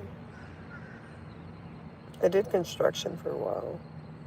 That was a long time ago, though.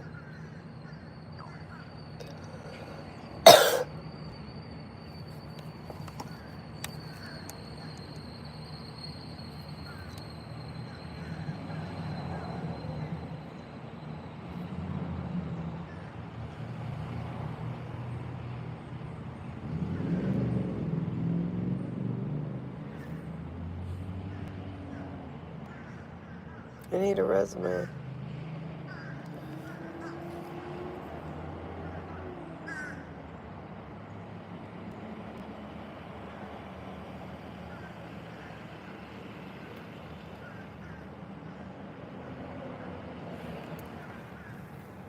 I would work third shift.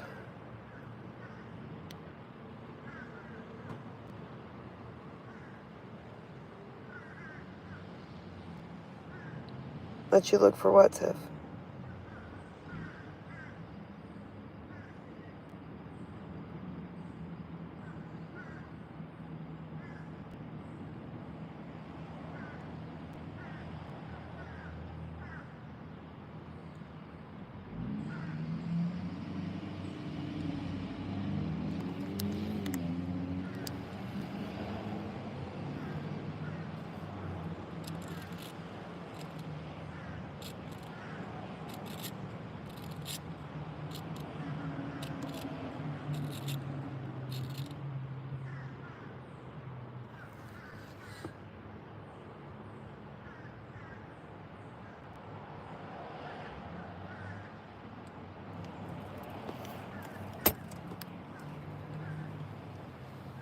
I didn't get no dono medaled.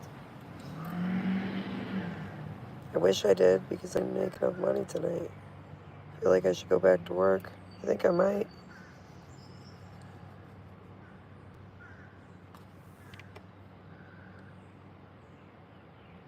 I think I might go back to work.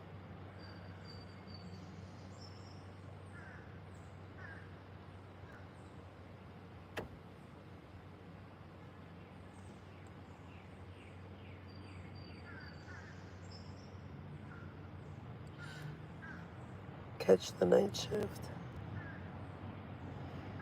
It's only 7. I have till 10.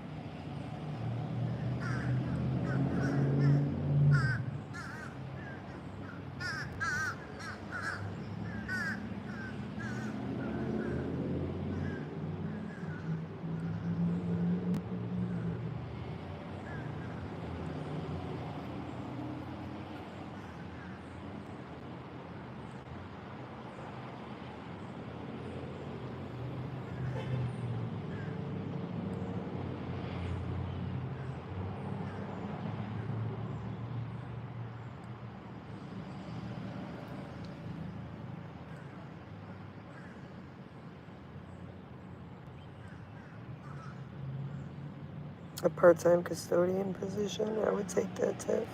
It just camps though. But I need a job that's a job.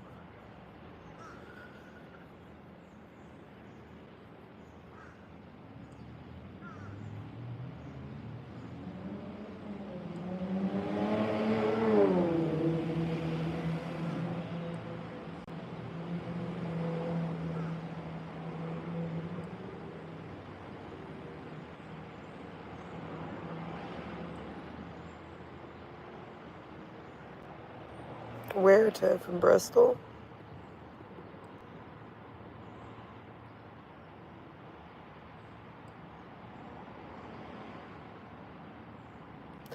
I know, I want to find something close. That's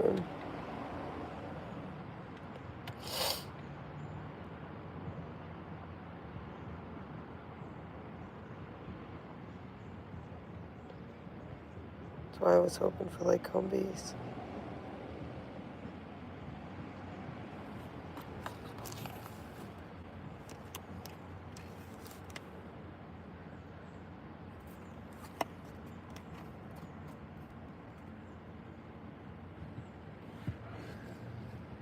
I'm sad because I didn't make enough money today. I feel like I should go back to work.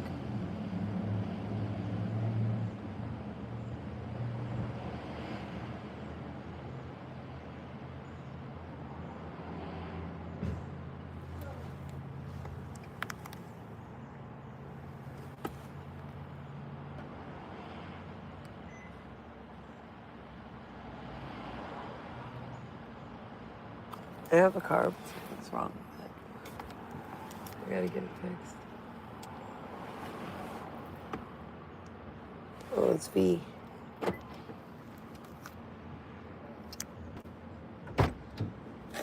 Hey, man. No. How was your day? Tiring. Ow. What the fuck, door? You know the Ken Falls? Yeah. We went all the way up. What is it? Hiked down to the other side of Ken Falls. Came down, sat some time, went all the way up again. Yeah. Yeah. It was tiring, bro. It was nice, all right. Yeah, it was nice. I picked her up. We went for brunch at George's over here on the top. Top of the mountain over here. Dee's gonna get arrested if he calls me again. Who, D? Yeah, I had to call the cops on her. Did you tell the cops he has a restraining order over here? Yep. And they said if he calls me or texts me again, he's getting put in handcuffs.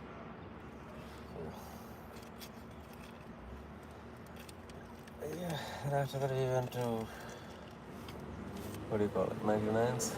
Yeah. Cassie was not working at 4, she started work at 5 today. Oh, yeah? Yeah. Yeah, it's the, what do you call it? As my waitress, and she said, "Oh, she's gonna be in here at 5." So she started working before we left. I don't think she saw us. No. No. And I thought, while leaving, I'd say hi. But while leaving, she was already taking another table's order. So I was like, fine. What you doing? Nothing. Absolutely not. Streaming. I had to call the cops on D. He said he threatened me. And he keeps calling me. And he's like watching my streams when he calls me and he leaves messages. He said, "You're not depressed, you're retarded. Karma's coming back on you hard, plus me." Which is a threat.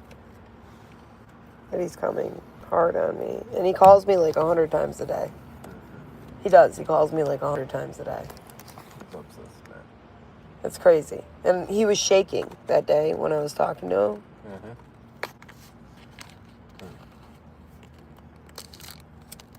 Cops told me he was a nobody. And don't worry about it.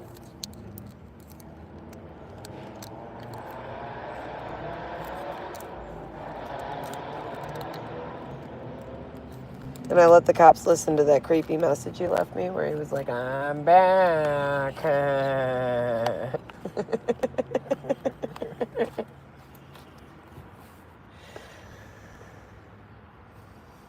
It was just one cop. He was nice. And I said he's trespassed from here. He drives by here every day, though. That's what he said when he was here. "Oh, I drive by here every day."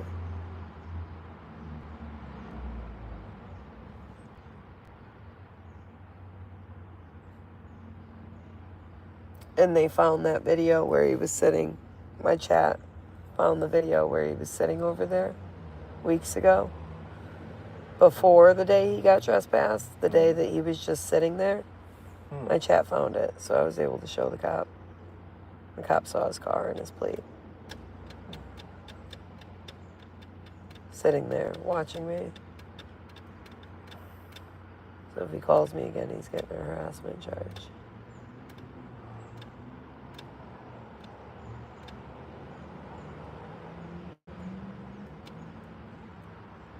A 100 times a day, V.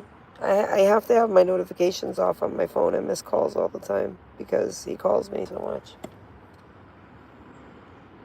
I don't have my ringer on. That's why when you call me, I don't answer it. I gotta change my number again.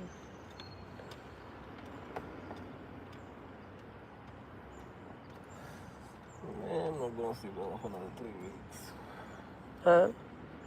I'm about to see Bella for another 3 weeks. Oh, yeah, I know. I'm going on vacation. That sucks, V. That's good for her. She'll have fun. Visit new places.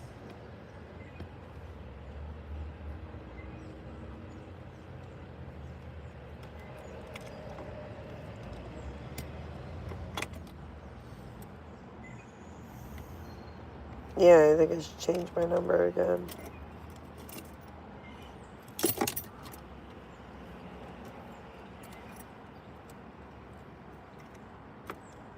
Don't give out your number.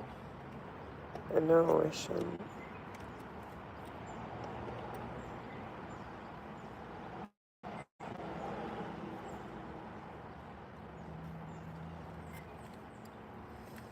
What are you doing for the rest of the day?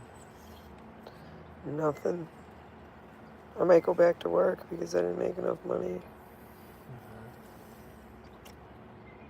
Thinking about that real hard.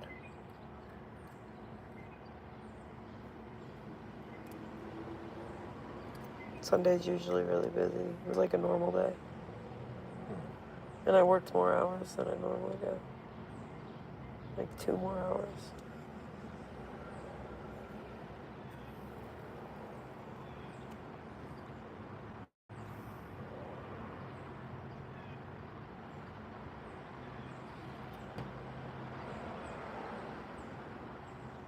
Like another half an hour, you wanna On you? Huh? On you? Wondering.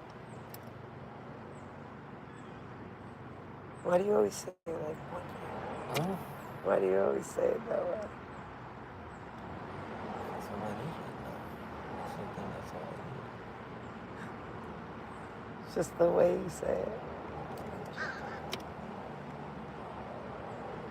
It's up to you. Yeah, I'm down. Alrighty then. What time is it? I gotta go get my wallet in case they ID me. So let's set that. I'm not going nowhere. Huh? I'm not going nowhere. No going nowhere? No, where am I gonna go? What do you mean? I mean, right now. I go. I should go change my shorts. Oh man, everything hurts, bro. Oh. Oh, you'll be fine, V. Nah, I don't think so, dude. Did you eat something? Huh? Did you have some dinner or some food? Nope. Have a sandwich there if you want. Are you sure? Yeah. I'll eat it. Sweet potato fries. Like, as soon as I got the plate, I knew it's not going to eat it, so I cut it in half and left it aside. I didn't touch it much or I'll eat it. Thanks, V. you're welcome, bro. You just don't want me to drink on an empty stomach. I'm just teasing. Later. Alright, I'll see you in a little bit. Oh. I should go change my shorts.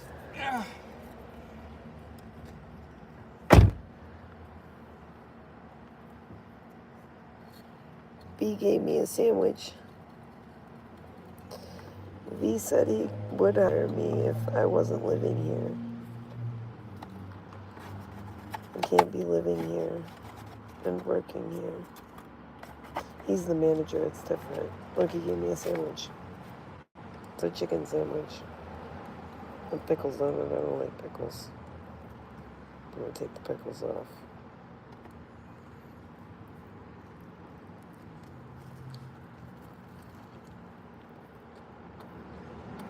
How much are cigs? Way too much.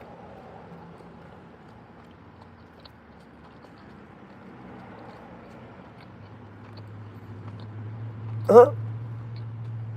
I don't think so, muddled.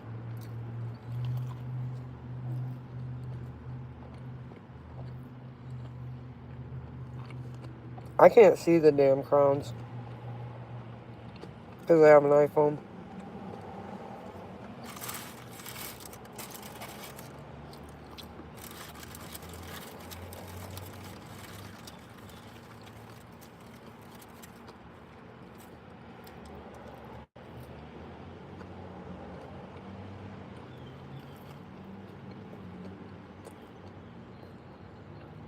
Do you all have crowns?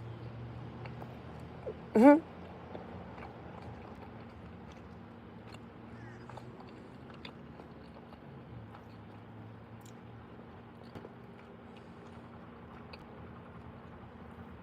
I did ask V for a job. He said I can't live here.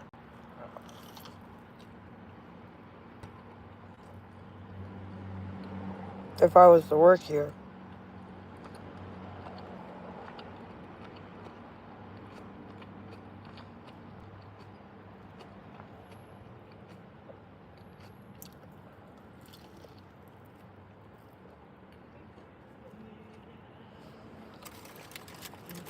Sauce is spicy. Being his spicy food.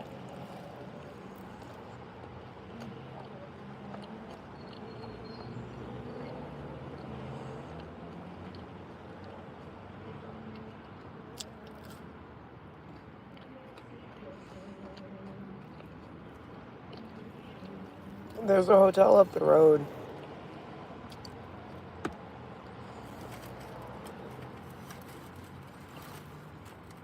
But when I get a job, I'm going to have to be able to cam still until I start getting paid. That's the problem. So I need to find something soon while I live here.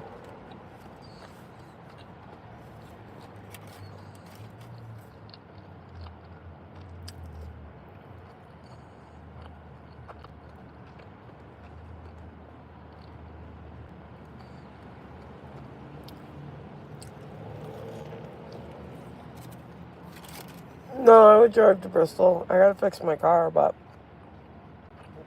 I could do that with the camming money.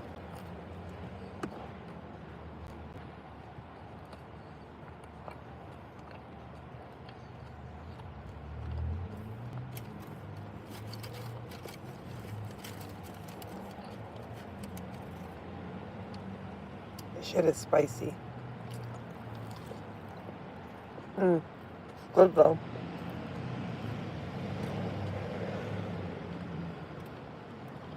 These somehow got me eating spicy food.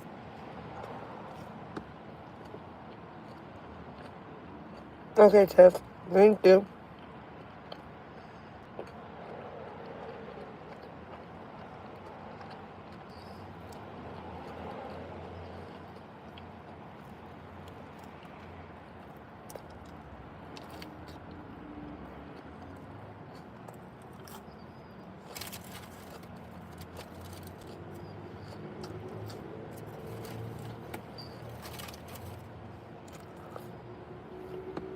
Yes, definitely. Please do, Tiff.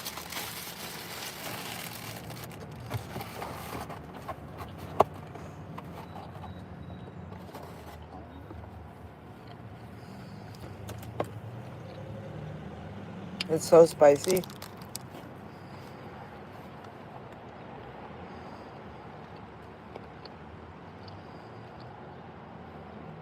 Need more daytime, Joe? When is daytime for you, though, Metal? In the morning, right? I've been starting work at 11, my time.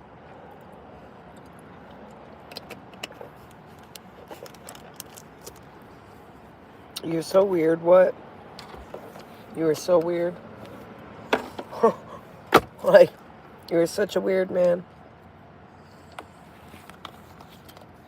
Hey, Keto. My mouth is on fire. My mouth is on fire. Be in his spicy food. My mouth is on fire. I gotta go change my shorts.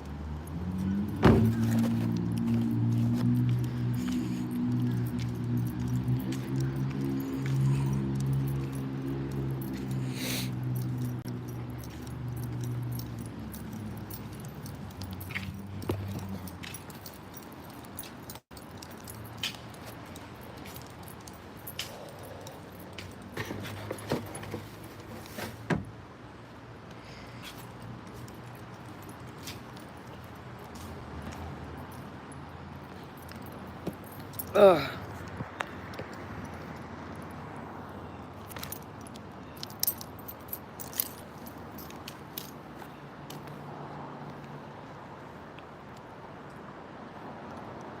Some chicken that V gave me, half a sandwich from his dinner.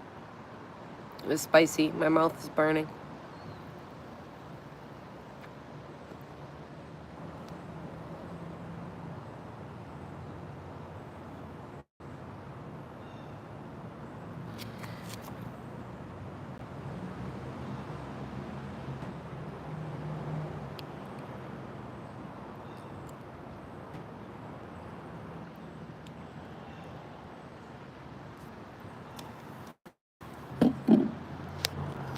The baked Korean. Ooh, I can't stand my phone up because there's not enough liquid in my bottle. It's probably gonna fall again.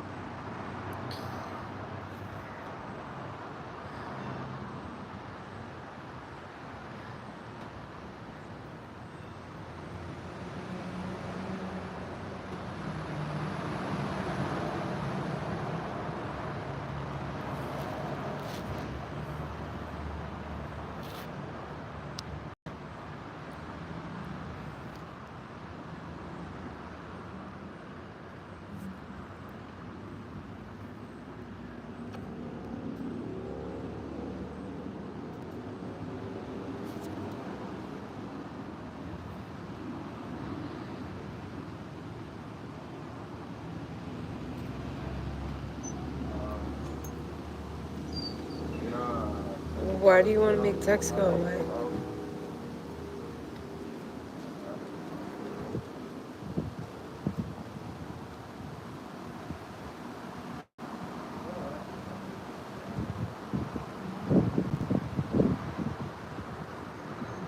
You're leaving, Keto? Have a good day.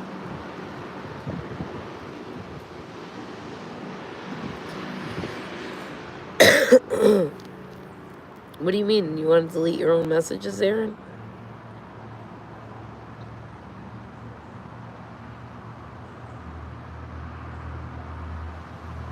What are you talking about? Man.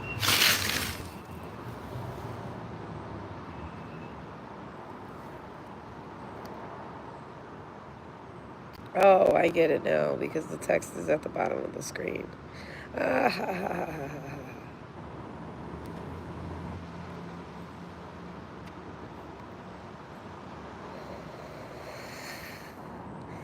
It's the only place I can put my phone and not have to hold it. Like, my arm gets fucking tired holding the phone up like this.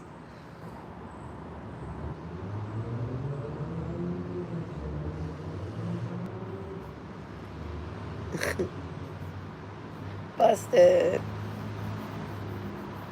Busted.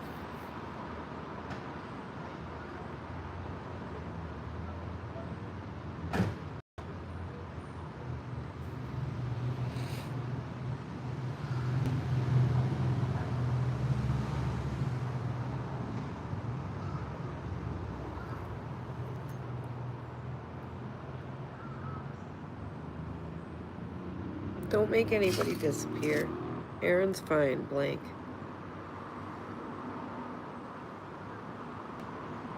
Don't abuse your wrench or you won't have one.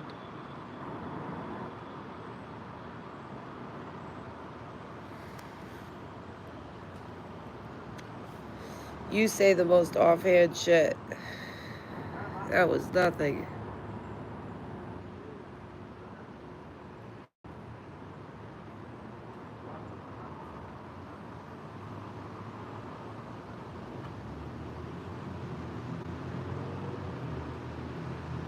That was nothing. In comparison.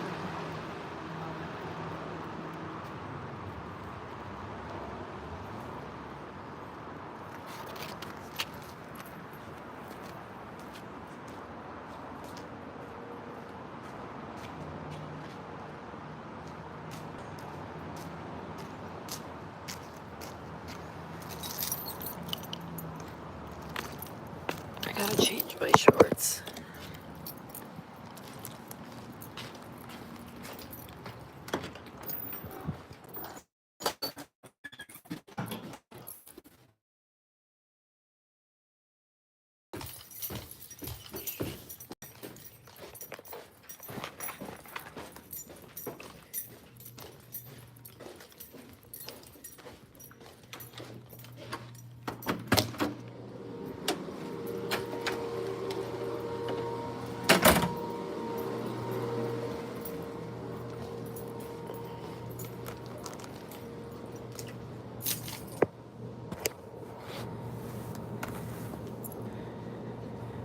Rock and roll ain't gonna die. Yeah, where did metal go? Make a bit of C, right?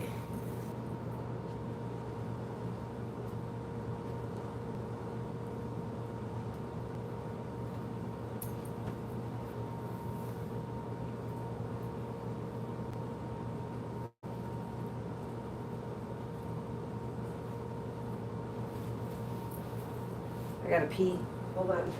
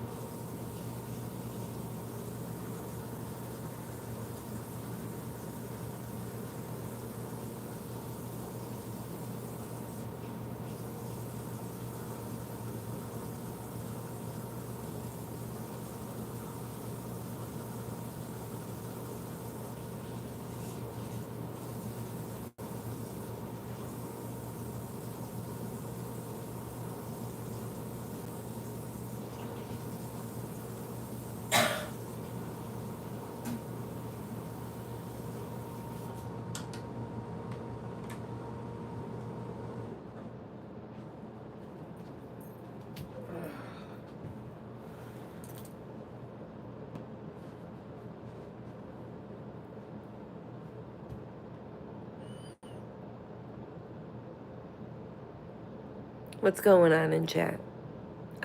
It's a lot has been said.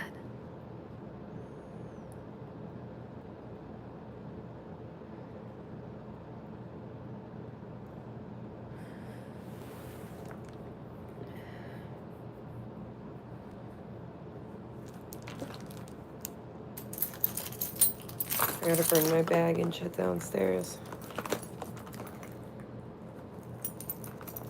You're making sloppy joes?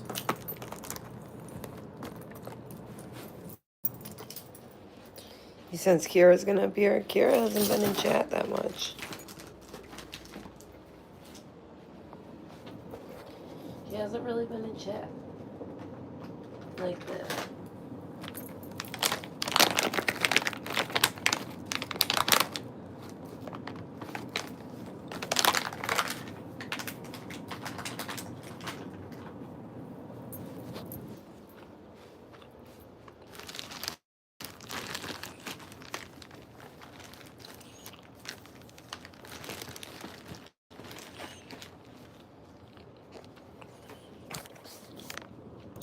$717.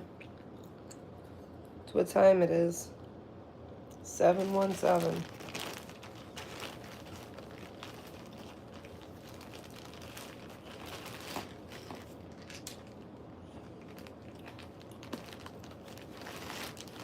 I should wait on that.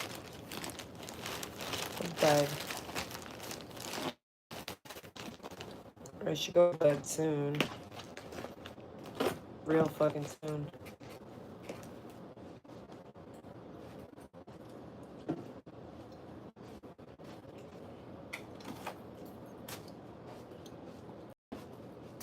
He wants to go out.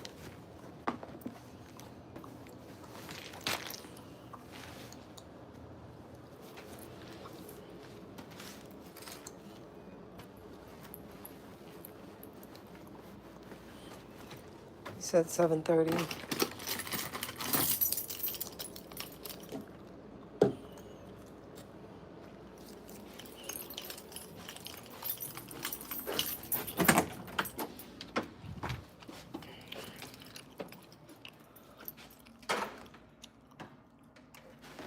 I should take his battery pack and then give it back to him dead because I'm going to use it to charge my phone right now.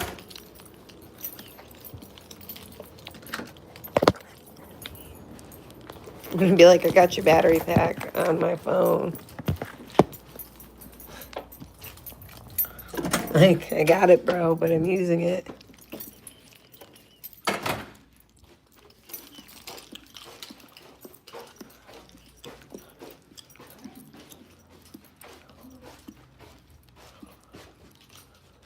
I just locked myself out of my room. No, wait. I have another key. Oh, I'm such an idiot.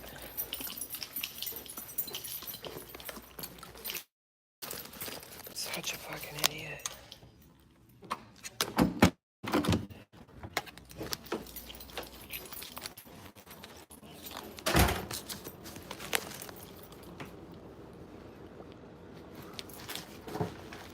Oh, I had them the whole time. Never mind. They're in my bag. I had it the whole time. I'm just mentally retarded sometimes.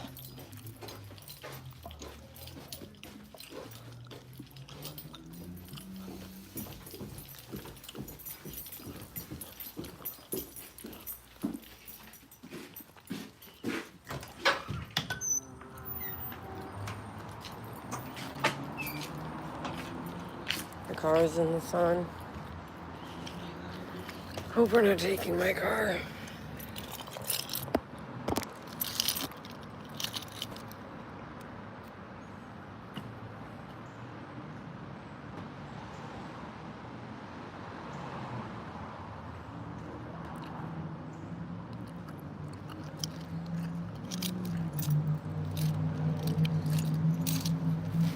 I told Tom not to say it. I mean,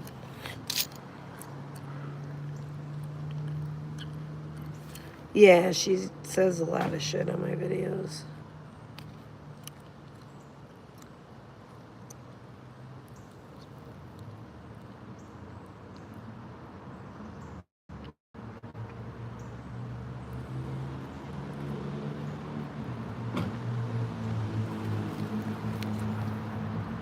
Like a lot of shit. I don't know, man, because Tom was nasty to her. That's what I mean. Like, Tom and Zane started a lot of You shit. have lighter?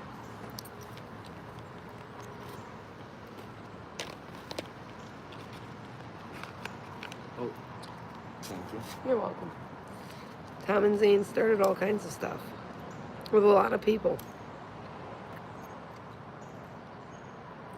A lot of people.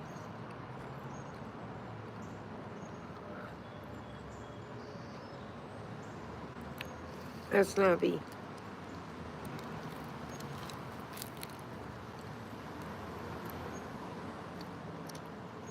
Thank you so much. You're welcome. Someone has to use my lighter. The light is blunt.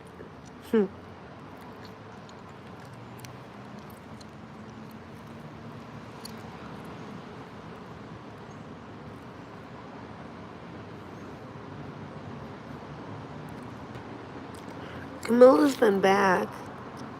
I hope she comes back. They did bully her. Yeah, they did. Liar. They were ruining what little chat I had left.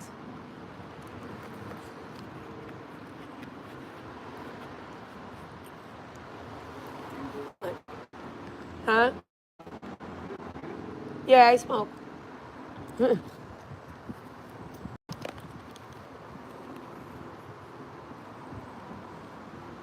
good, right? Is it good? It's good. Thank you.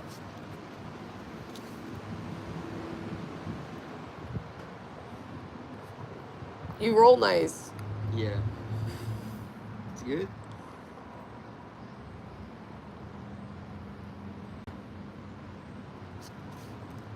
Thank you. Yeah.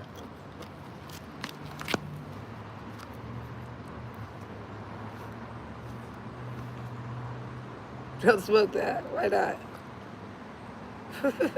It's just weed.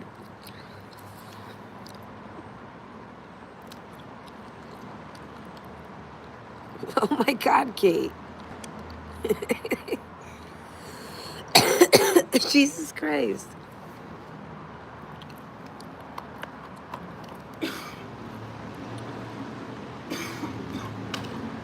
What's 6 a.m. chat?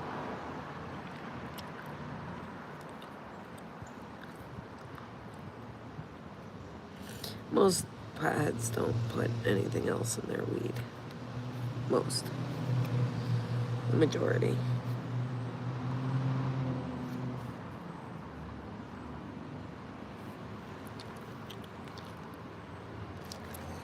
You woke me up hella early.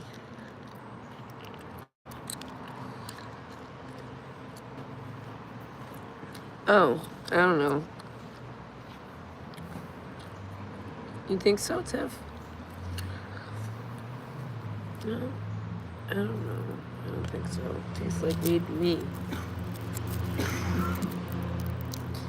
Oh, the cold coffee morning. I do remember that day. Because it was cold. It was very, very cold.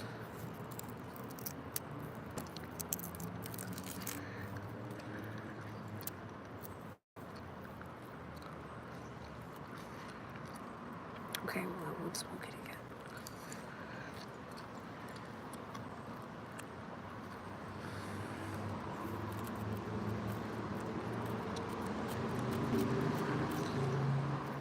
What do you mean screenshot the Discord? It's gone, isn't it?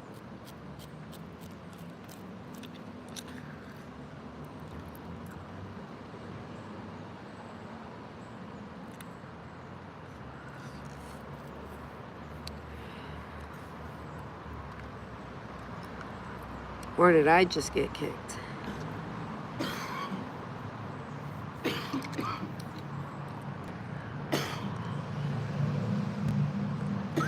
Oh, a new one? Why do you need to screenshot it?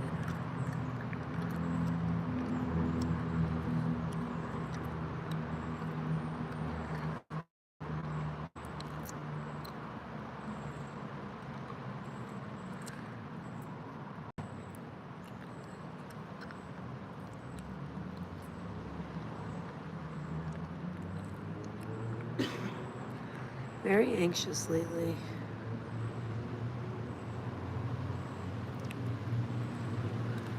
It's not good.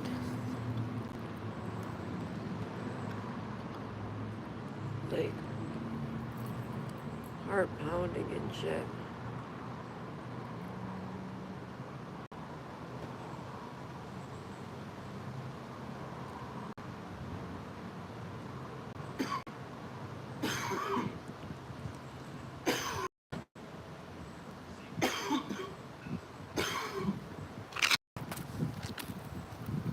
More for you?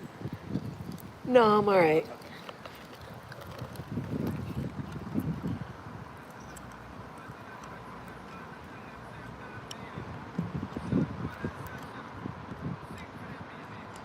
Write it down. What do you mean? The link? You're not in Discord?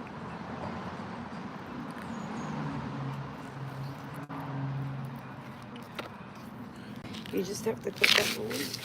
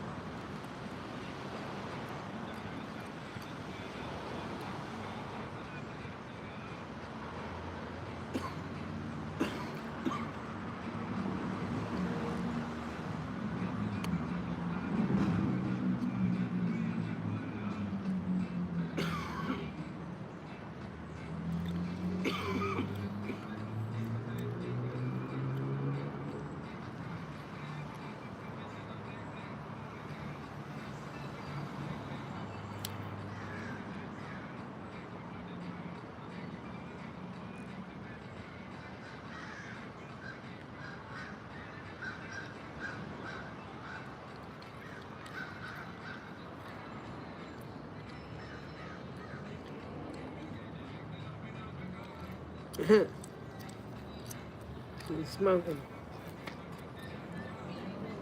Oh, now there's music though. My video. I have to mute.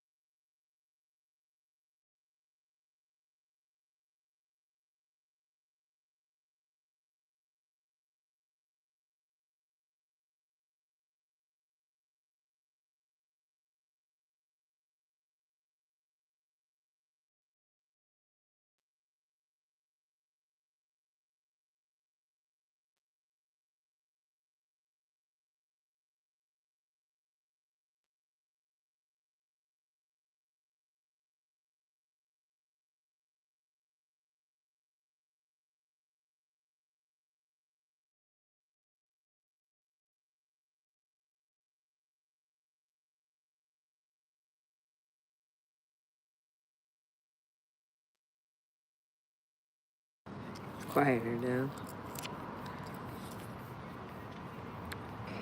Quieter now.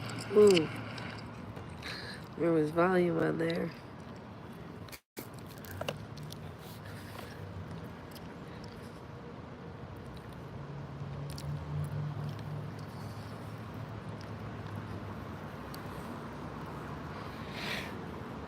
Bug. There was a bug.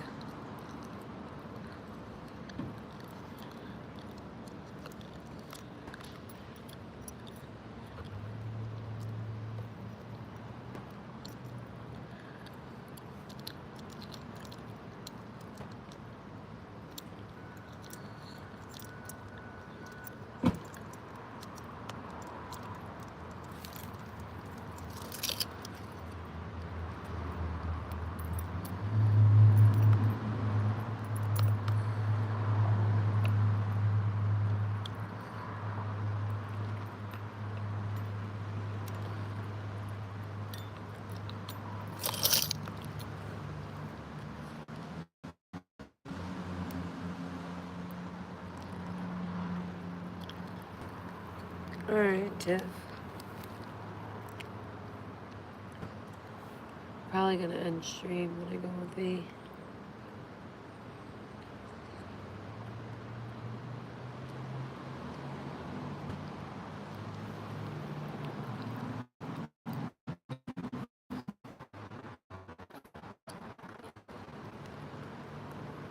Probably gonna end stream anyway, Metal. Everyone's leaving. Chat's gonna die. Am I sleep streaming? Should I? I mean, I feel like there's nobody in chat anymore.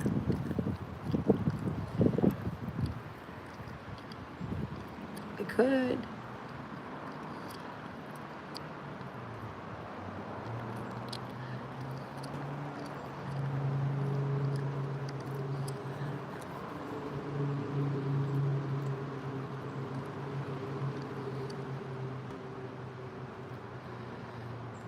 You get bored as fuck, so you come in here.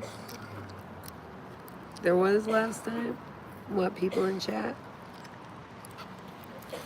I can sleep stream if you guys want, so you guys can chat.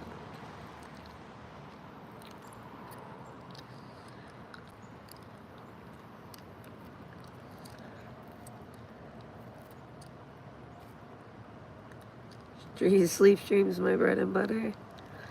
Alright, I'll sleep stream. It's so hard sleeping with the lights on, but I'll do it. You got it, guys. You got it. Don't leave us. I will sleep stream. It's too bad I didn't have TTS going off all night. That would be great.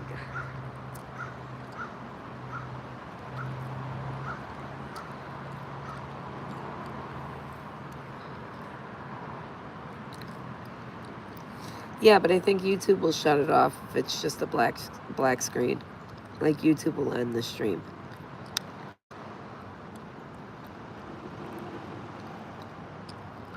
You know. Shorts, I can't stand right now. I got my purse on. It's too heavy. You'll see it when I stand, Jack. Leave you in the bathroom.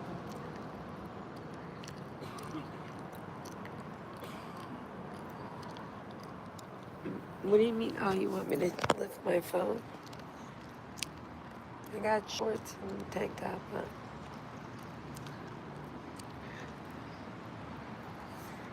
Oh, look at the big pimple on my face. That's perfect. Love that.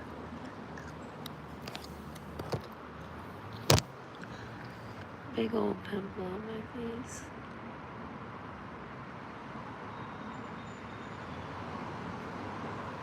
I can't see it.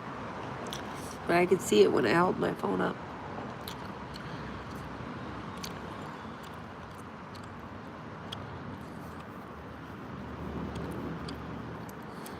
Why no bikini? Because I don't just wear my bikini outside.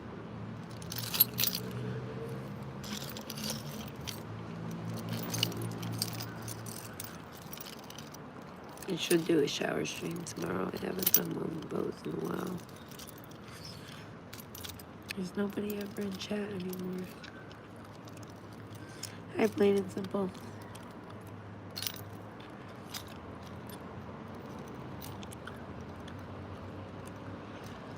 How's my mental health? It sucks, dude. It sucks. I'm always sad. I'm depressed and anxious as fuck. I'm always worried about money.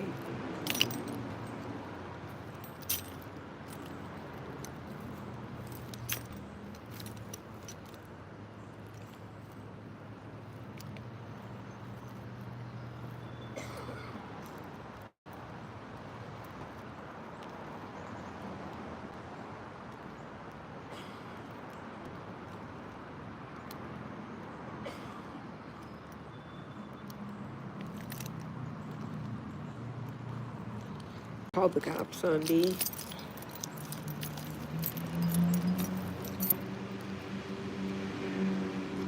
I'm all done with that crazy. Him calling me 100 times a day.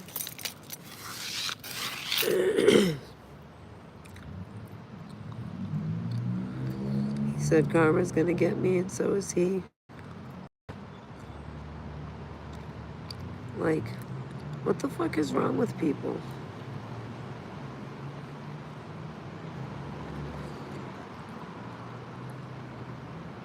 Thank you, Middle.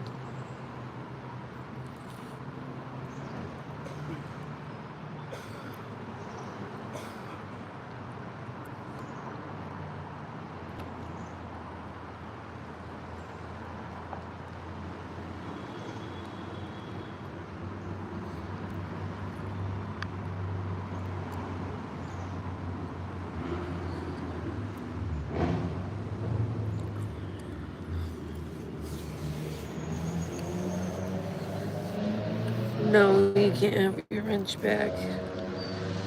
Hold on, I gotta mute.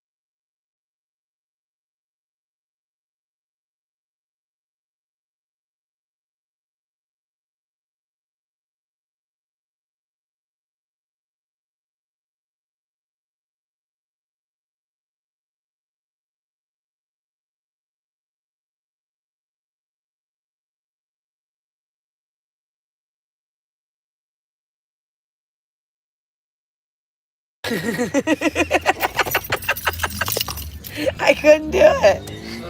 I don't know what's wrong with me, V.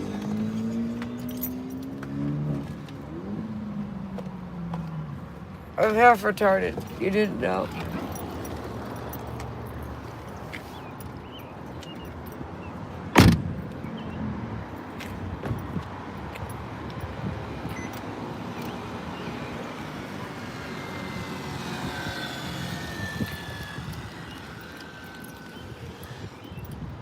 Oh, bro, I'm beat up, bro. That's a hell of a workout, right? Yeah.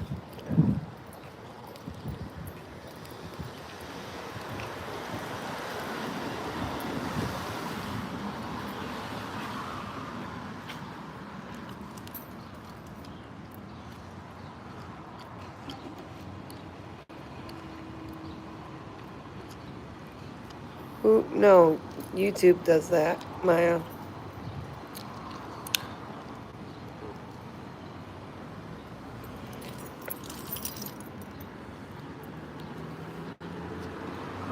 You want me to edge street?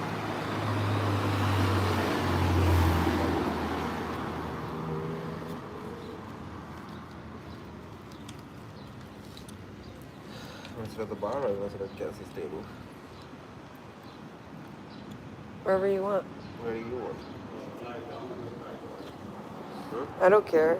I don't care. I'm just gonna follow you. Don't make me lead the way. I'm the lady. I can't make decisions, V. Why do you think I work the job I work? Because they tell me what to do.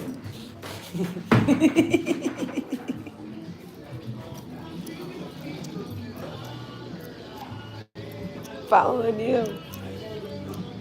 I guess I just understand you then.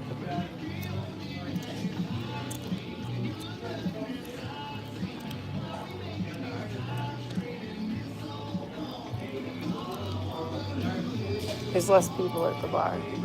There's less people at the bar. Is that where you gonna sit? We can. I don't know. No one's coming. Huh? No one's coming.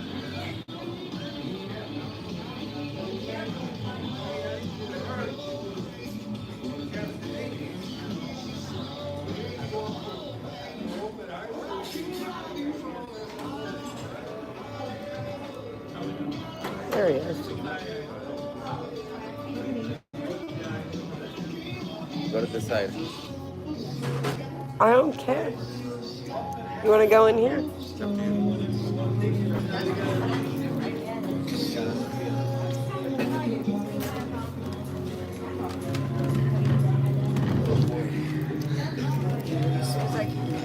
Take it Okay. down. Trying to clean up the mess from getting my butt handed to me. Take it down. Take it down.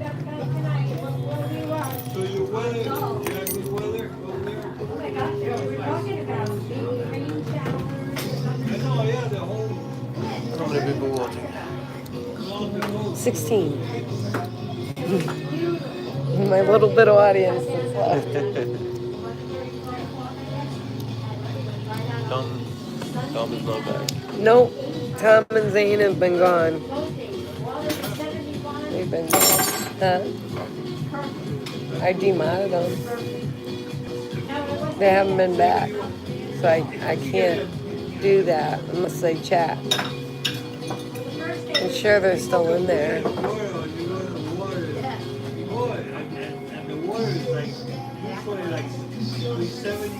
Do moths get paid? No, they just, it's like an authority in chat. Are we having dinner or just drinks? Just drinks. You my daughter? Do you know what you'd like or do you want to do it? Excuse me? Do you know what you'd like or do you want to do it? Oh, a few minutes, please. Have a great night, hon. This is what the stuff looks like. When I take it out, and then I put milk in it, and run it across the front, and then I put milk in it. Stay right on before I go off. This is what it looks like. You have a crack in it. So you park your car, and then that's it.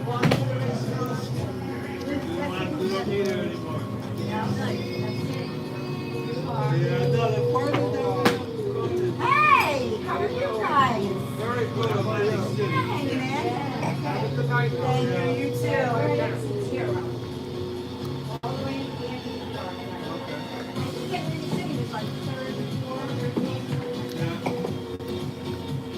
Yeah, it was nice. Oh, we were talking about the polls. They still have people manning the booth now. You don't Get out of here. you don't Well, they got the what, not a quarter anymore. Oh, no, $2.30 every 30 cents. No way.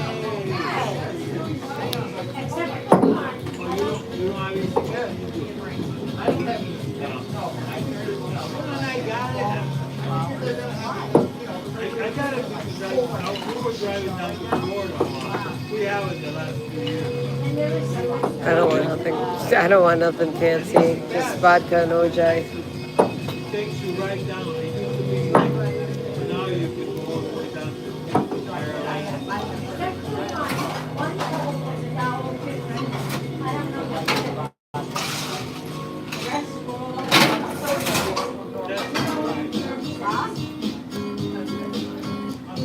Are martinis like straight vodka? Are martinis like straight vodka pretty much? No, I'm not gonna give them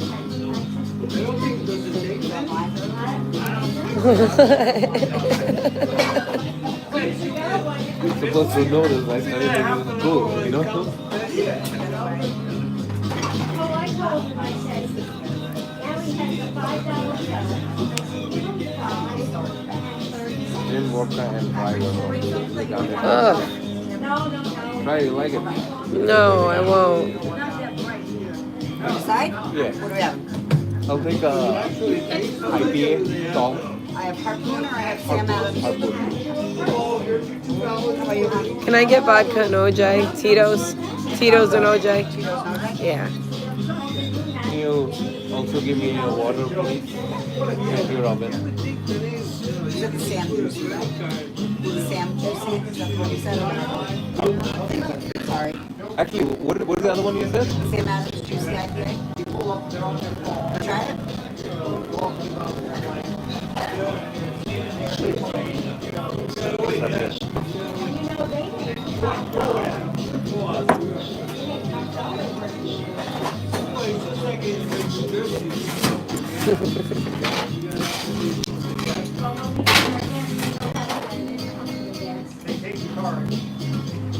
You like it?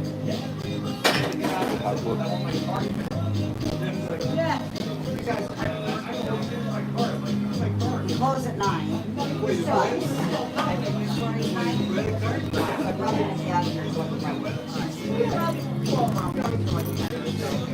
That's what I think. Thank you. I'll take the harpoon. I wouldn't like that. Everybody usually says that.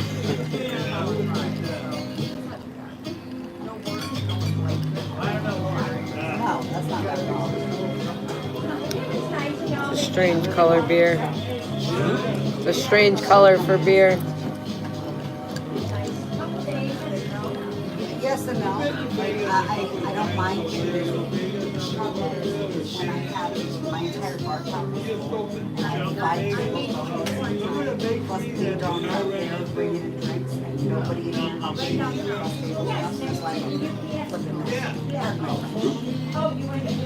Your English, right? It's just annoying. Thank you so much. Korea place on the corner here. Painted water. You look at there. The bakery. Yeah, right there. Old Baby. No, it's on the other side. Old Baby.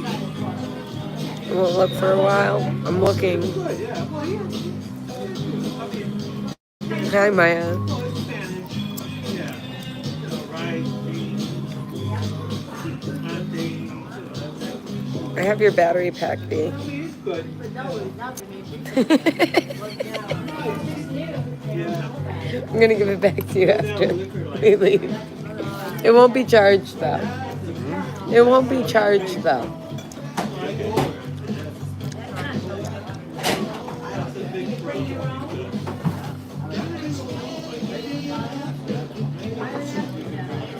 We are thinking when I go for rides. Yeah. Thank you.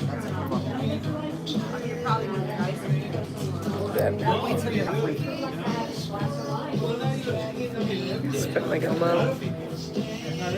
Did I get your email? No. Aren't you like 17, Melanie? Who are you?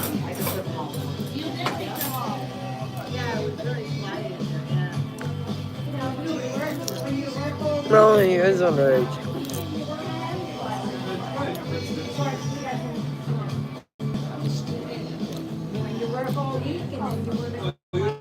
I'm blocked now.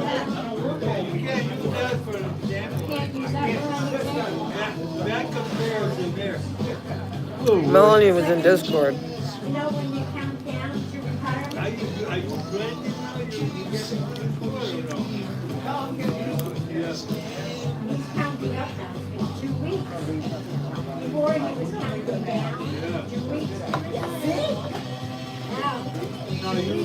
Popcorn's very stale.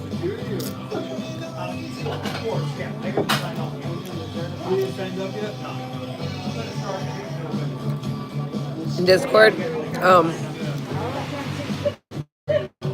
she said a bunch of stuff about like other videos I had or something, but said she was 17 at some point. And then said she was 18, but said she was 17 first.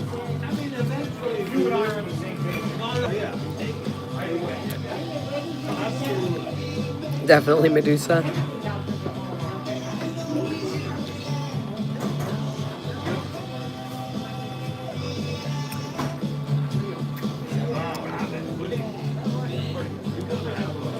I don't know, but don't need that view.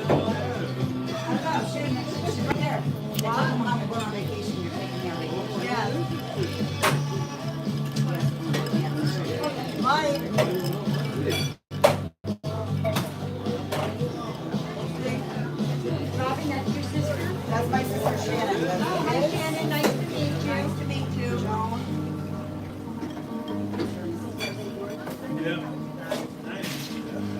I'll have a great time. Thank you. You get a cabin or you don't know yet? No, we got a hotel right on the beach. Nice. When I grew up, Steve delivered. 7 kids. My mom and dad and 7 kids. A taxi boat could take What's us that out about? and camp on the island. Yeah, the hotel has its own private beach and boardwalk and so Beautiful area. and it's really close to downtown, so we can walk down and whatever. I've been there in years, but Keep an eye on her, because she gets a little out of hand, you know. I know. Steve alive? Oh. She gets an attitude. Yeah, don't give her too much lead, you know, she doesn't get out. you gotta reel it in. Let her loose this little boy. Look at her. Feral cat. Her and I get together and it's funny. Look out. It's never a dull moment. Never a dull moment. Notify the authorities, you're on your way. I have no idea. Yeah, right? But I don't know who she is. And she came into Discord talking about a lot of videos. Like she'd been in chat a bunch. And nobody's been in chat lately. Just us. Us OGs. Us original gangsters.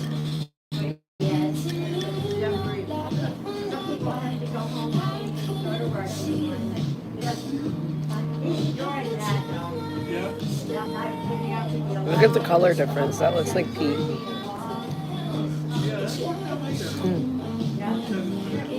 Did you like it?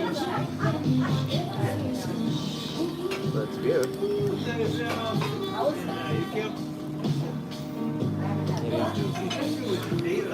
It is juicy.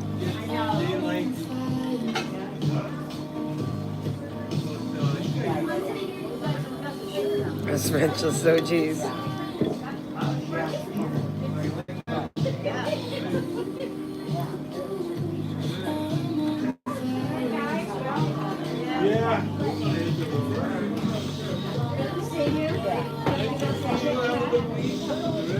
Sorry, Mel. Yeah, we found it.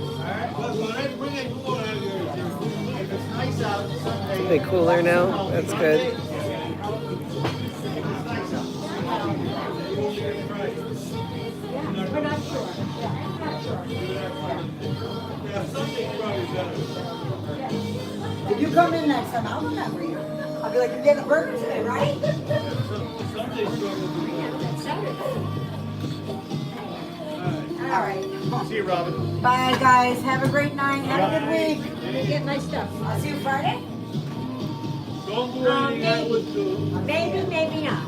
Okay. We're not sure yet. All right.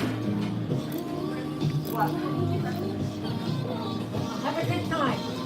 Thank you. Robin, have a great time. Thank you so much, Liz. Have fun.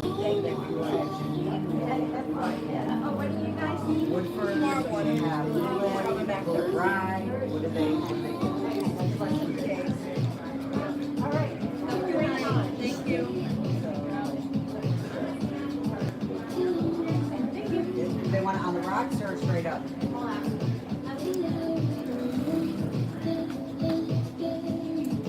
They just want it clean.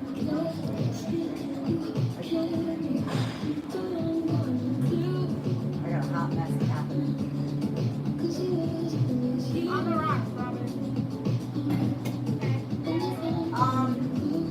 Do they? Are these the browns? I think so. For now.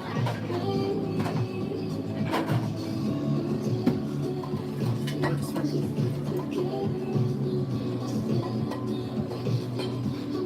Why is she looking in? They're so cute. Oh, people are It's 1 a.m. Well, he's playing chess. He's quiet.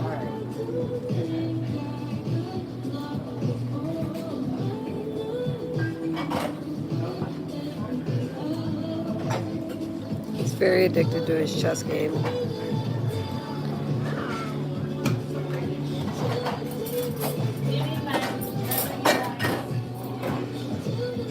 Why you always gotta take my stuff? I'm really good at taking other people's stuff. Really? What?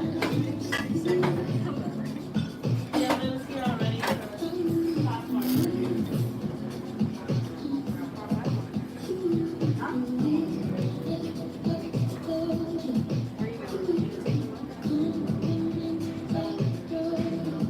Here, how about?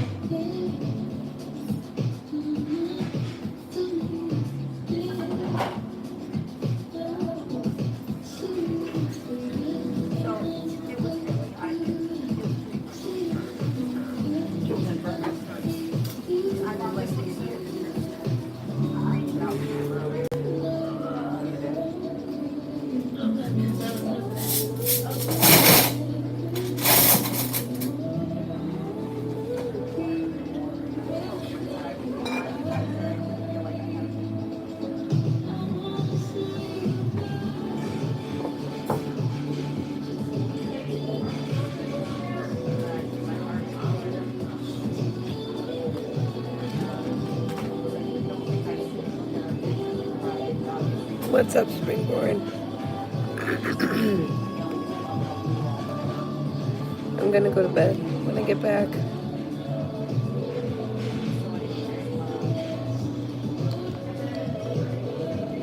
He didn't leave. He's right there.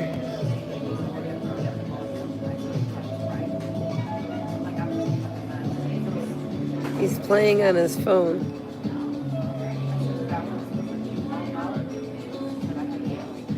Almost done.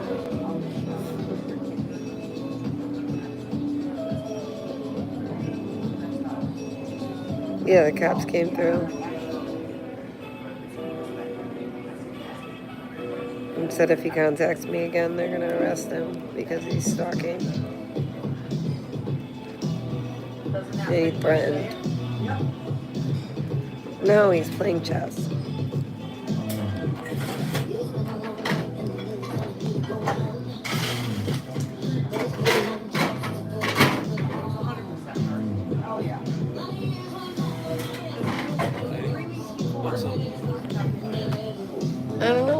What's up? So tired, From walking? Yeah, I'm always it's hiking, tired. you know, it's not just walking, bro. My job is to work out every day. It's the only reason I'm fit. It's the only reason I'm fit.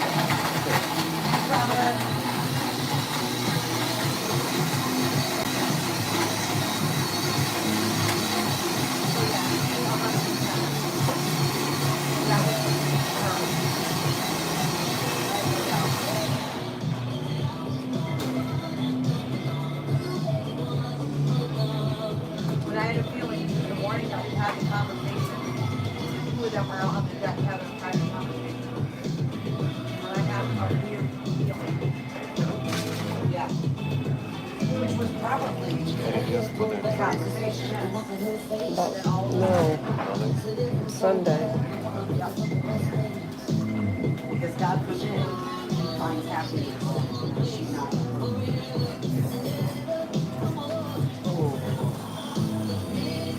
I'm gonna feel this tomorrow when I wake up.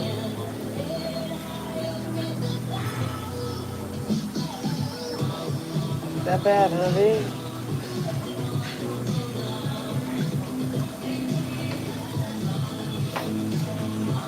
Why'd you walk all the way back up again? Why'd you go up a second time? I wanted my daughter to quit first. Just going there, she was like, well, I know you're not going to enjoy this much. You don't like to hike, you don't like to walk for too long. I was like, girl, I've walked like things a million times more than you. So we went in that attitude. First time when I came up, you were stupid, but she was telling me, like, no, I'm not sure. The second time I was faking it, that's when I'm still going. And when we're hiking, we're not just walking, I'm actually running. You know, running out there.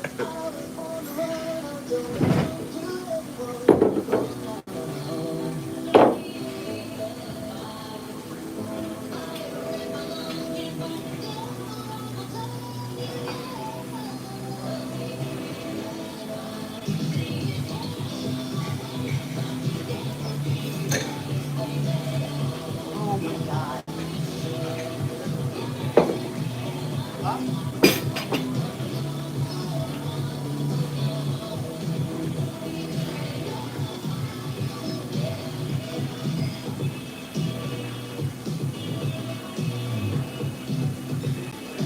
We can have another one too. I'm just gonna have one.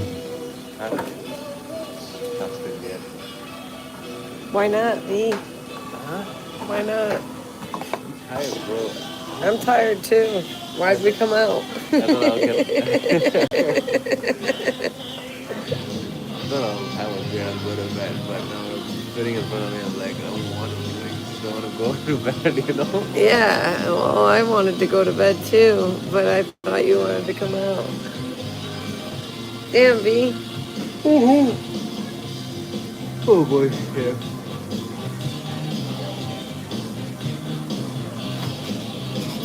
You didn't bring your pipe. No. You didn't? Why would I carry that? Huh? Why would I carry that? So you can smoke. My arm hurts. Ouch. Like really bad. I'm having a heart attack. You're gonna be fine, bro. That'll be fine. Deep in here, like deep. Huh? Really bad. Deep in here. Like inside my arm. Like it's inside. Deep. I thought it was because I was holding the phone. Now I'm not holding it, and it still hurts really bad. That could be it too. Could be a cramp. You gotta hold the cord every time.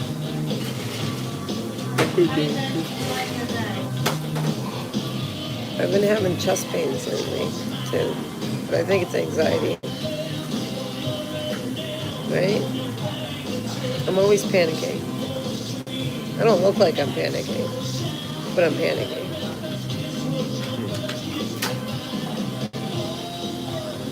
Having a good night, Cassie?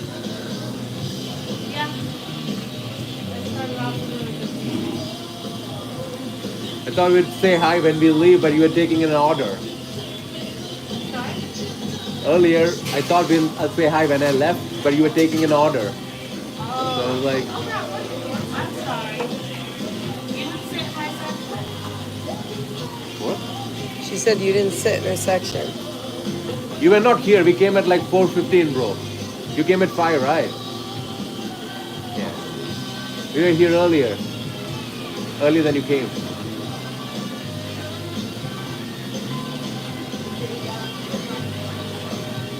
There you go. Upwards.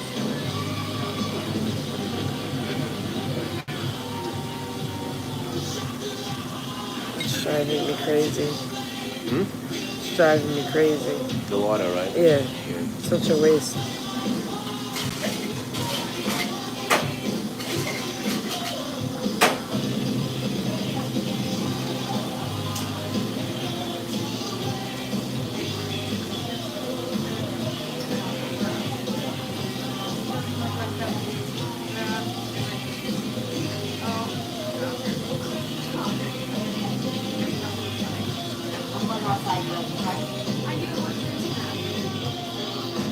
And I need a dirty one. I don't care. Don't care.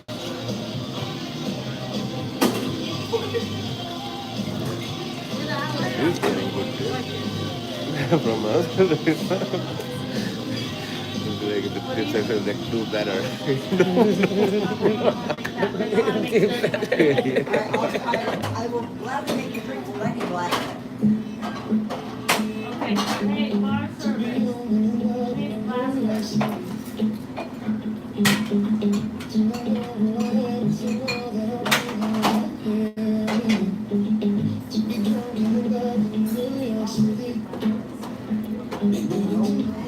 All that is going down to nothing.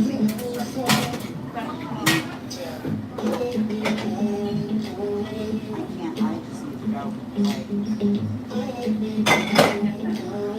Right at the end of the tunnel round on. I have coverage for Thursday, so we have one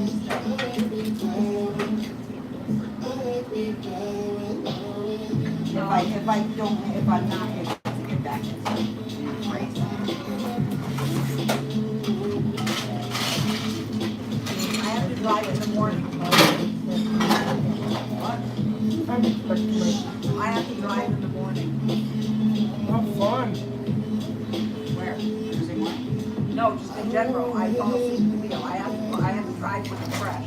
I don't fall asleep when I drive. I go on the highway. What's the highway? From the Lake George? Can't be that much of a highway. I got fun about 5 in the morning. We're not leaving till like 10. Thursday morning, we're coming back. I do have an appointment today.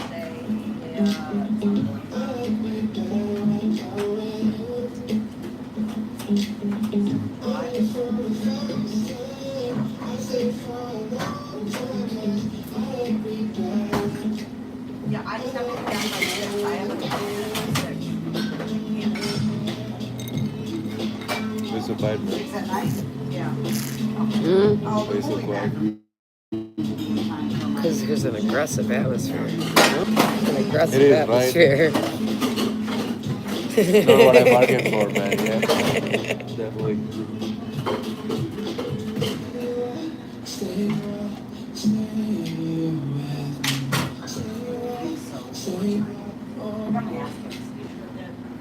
I was sitting over there with like 2 tables. We got like all full, and I'm like, Yeah. although I did have that party at 8 when I first walked there, like 6.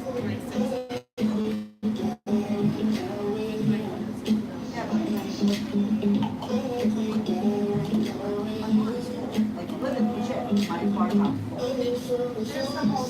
And I have 4 tables going. Understand? You have all of this. Yeah, the tables and themselves. It's fine, I love it. My car. It's like,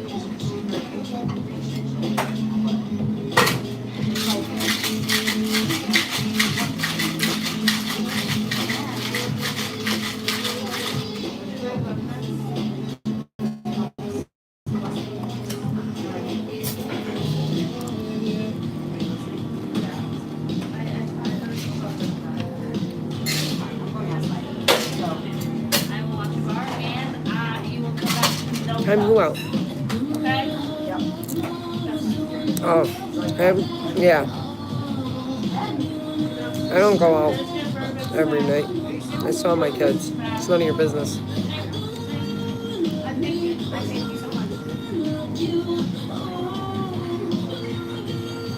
The other bartender? The guy? No, the other bartender, the lady one? Yeah. Not the bartender, the other Waitress? What's different with her face?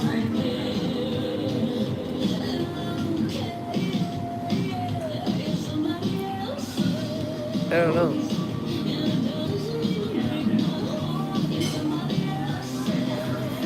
She doesn't have makeup on? She's got a... No eyebrows? No, I'm thinking about the first time. It's like, no, her face is...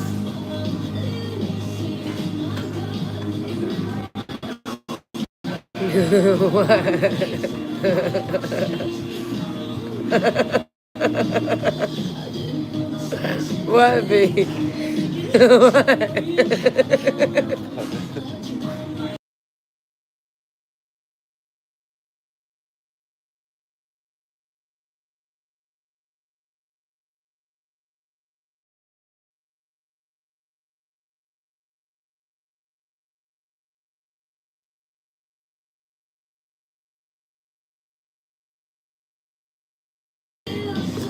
Nice.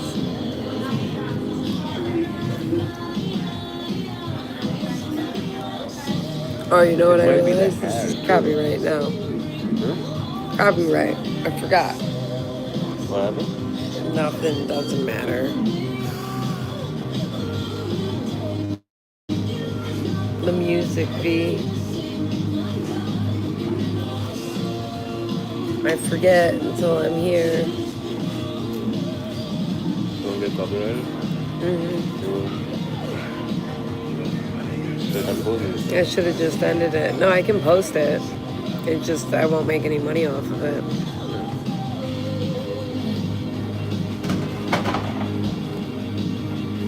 I make the super chats that I got.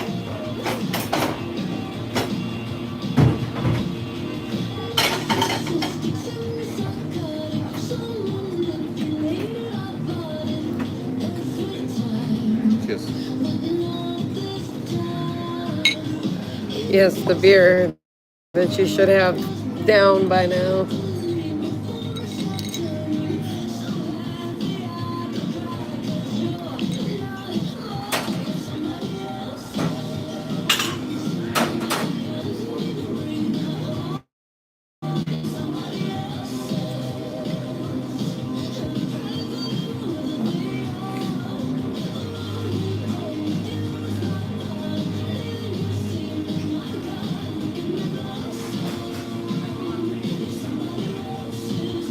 No, it's not a wrench for a wrench deal, Derek.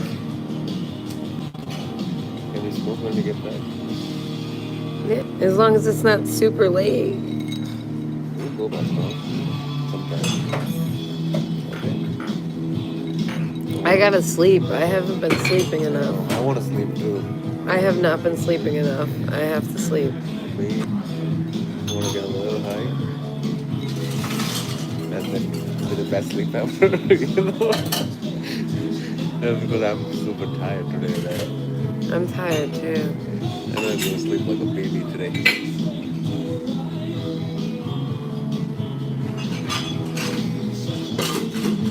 Fucking exhausted.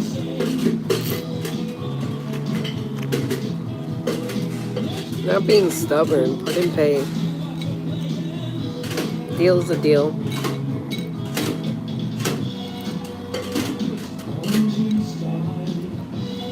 Yeah, someone can buy the wrench back. If someone outbuys pudding, I'd have to swap them out.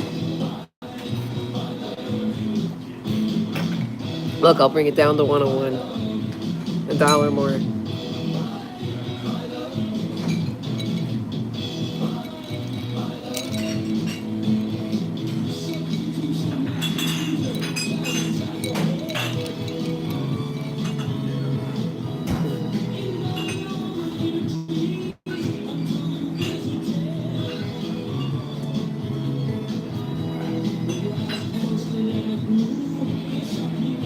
$101.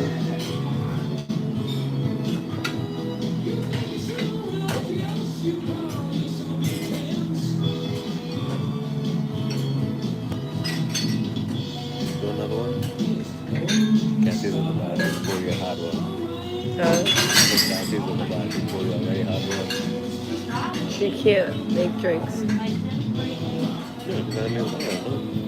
No, she's not a bartender.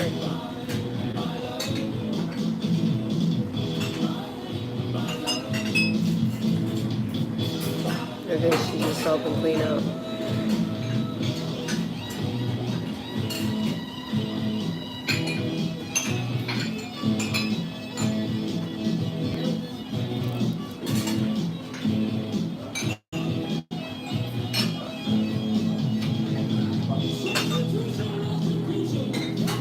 Told you there'd be glasses left, so. I know. So my table wanted like several things. But I dropped the beer mug Oh, that ain't and I nothing. didn't break it. I'm scared to see inside this sucker. I heard it. You heard it? I heard it. I was Why at would the you show. do? I probably will wait. Oh, yeah. What did you break? Hold on here. How the hell did you do that? Can't take you nowhere. You know, Robin, Sure did. you know how Doug What? said he'd save on insurance if he fired me? He'd save on glassware if he fired you. Do it. I can't fix it. I'll make you break.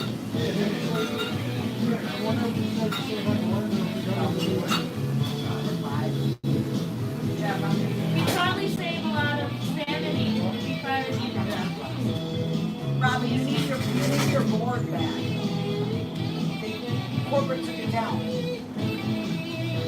Where are you going? You got glasses? Come back for it.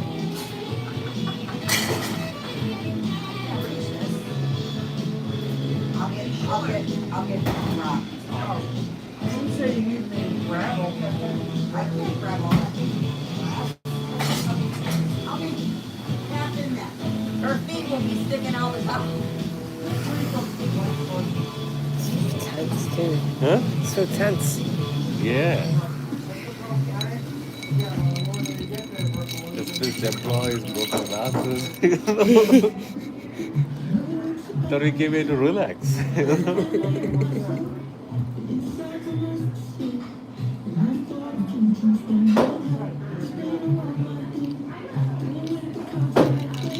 Out of chaos.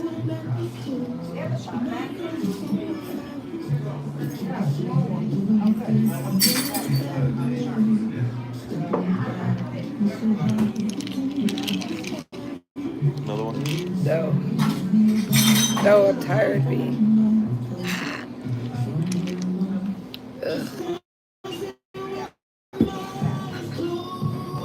I didn't really want to drink. Yeah, me neither. I don't think I'm going to finish this. Huh? I don't think I'm going to finish Really? Really? I'm surprised, B. it. Do you really? That's not good.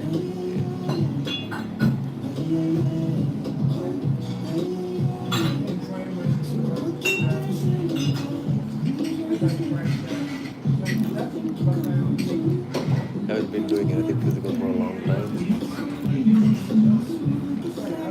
Today, and I think I just kept going and going, you know,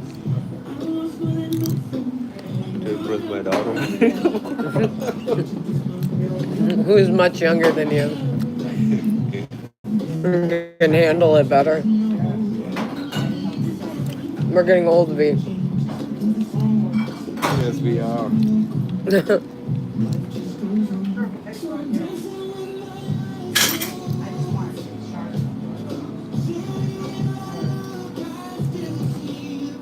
Good luck asking for the bill.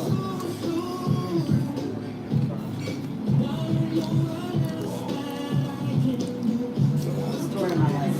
Breaking up. You're doing another cocktail with me. Just take the check whenever you get red time. Yeah, now they're afraid. Shut up. She's such an eagle.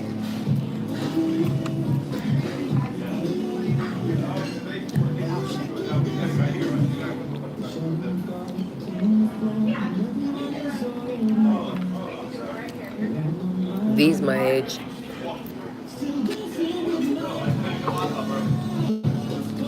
I think he thought I was older. Huh. You did, didn't Richie's you? 86, right? Yeah. Richie's He's older 86, than I'm me. 87, you're 88. Yeah. You're all... Thank you. Lined up.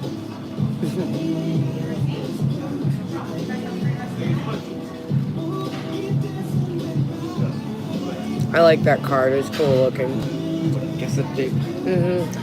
Did you order it like that?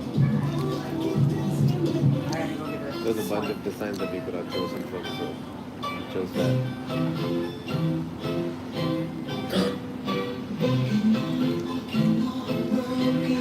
If I see her again, Maya.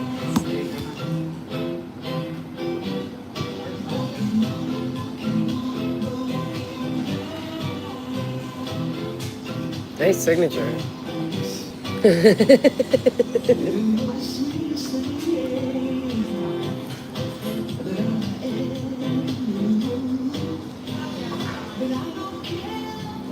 I get depressed on my birthday. But I have a good reason. When is your birthday, by the way? April 11th. Should have been April 1st. It should have been April 1st. All Fool's Day. All Fool's Day.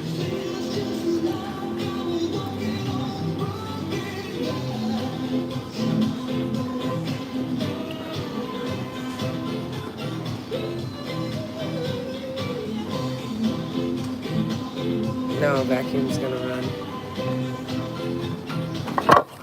Whoop. I was wondering if that was gonna happen. Sure did.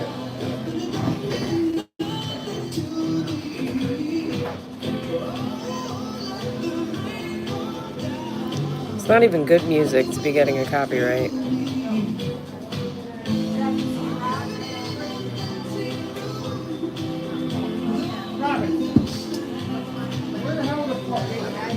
Right over for you.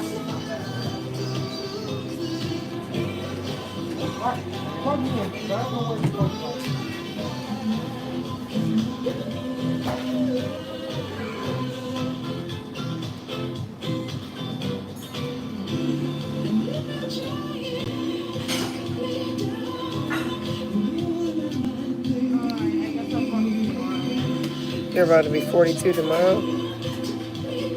Well, happy birthday, Derek.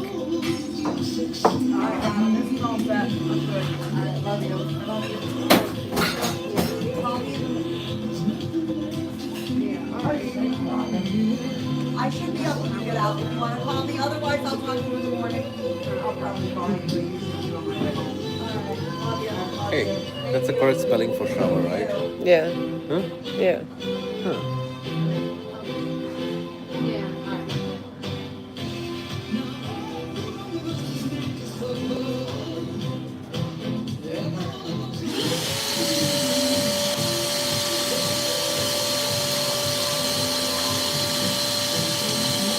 My daughter.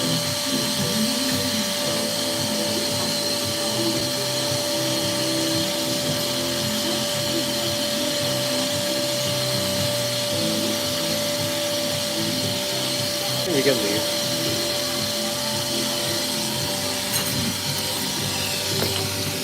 Ooh. Chug it, B.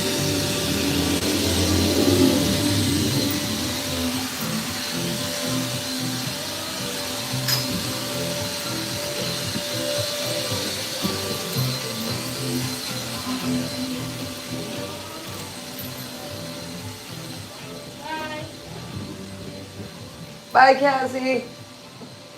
I know what it is. You know, elves? God, the lady was so aggressive. Huh. It was very tense in there for me. It was a lot of chaos. For an empty bar, that was a lot of chaos. Not just that, you know, the moment she hates her job, you know? Yeah, you could definitely tell she hates her job. Bitch, leave if you hate it that much, you know? She definitely hates her job.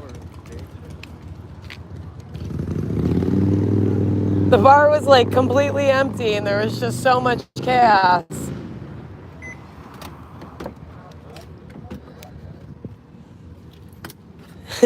Like, whoa, dude. Just whoa. I did. I thought we were gonna. I thought it was gonna be relaxing. Yeah, man. You did too, right? Yeah. That was anything but relaxing.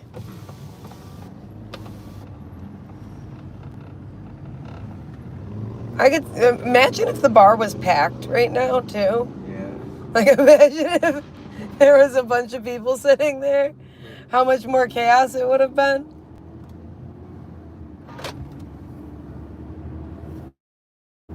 Holy shit.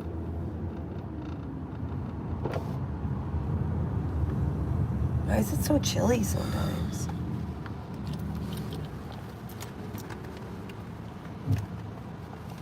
I'm sore everywhere too, B. I'm sore everywhere too. If you think you're feeling it now, you are gonna feel it tomorrow. Yeah. Because if you do feel it right now, there ain't no way your ass is Now gonna it's be not the comfortable pain. tomorrow. Now it's like too fucking tired. Yeah, I'm tired too, though. But I'm always tired at this time. I'm usually in bed already at this time, laying down.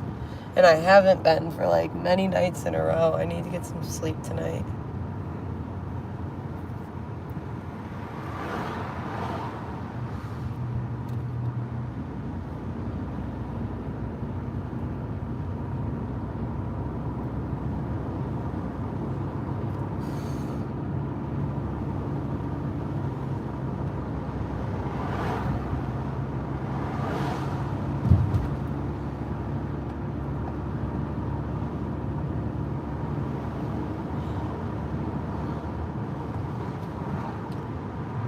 Maybe we should have got a table. Then we wouldn't have dealt with the aggressive bartender. The tip would have gone to Cassie too, you know? Yeah, I know. And it wouldn't have been so bad because Cassie would have had to deal with the aggressive bartender.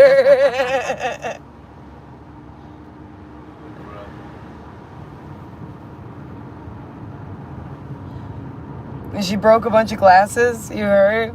Like, Oh, Cassie or her? no, the bartender. That's why they were running the vacuum, because she broke a whole bunch of glasses, I guess. Breaking people's peace, people's cars.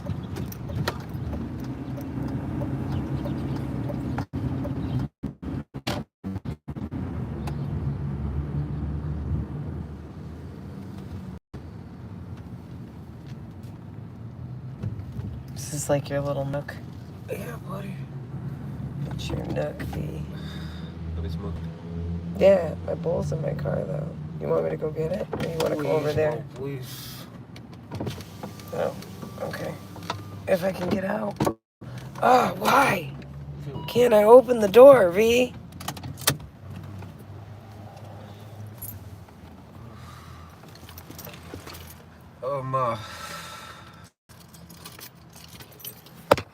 Yeah, take that. Can't move slow now. Hmm? But it moves. Move slow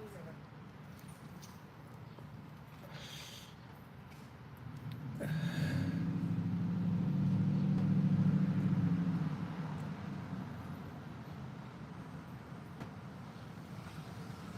Hi, Derek. How are you? What are you doing on a Sunday, Derek?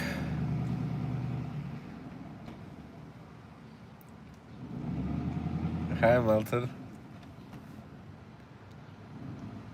Metal dog, sorry.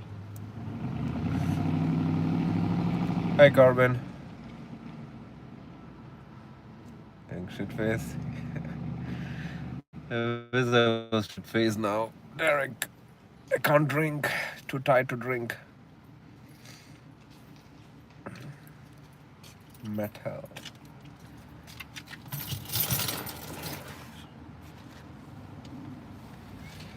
Metal wants His wrench back? Yep. Yeah, I know. I know. But Foot and bought and paid for that wrench. $100. Huh? $100. Puddin gave me $100 to take metal wrench away. What? Yes. Oh, bro. Love you too, bro. Metal is a guy, right? Yeah.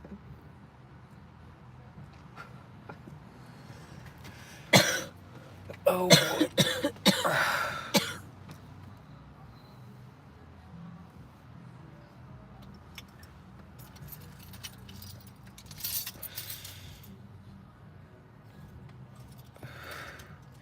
Will you please help us buy a metal ranch bag? $101. Yeah, $101. He can have it back. Man. Why did the other guy pay to get his... Because he was mad at Metal.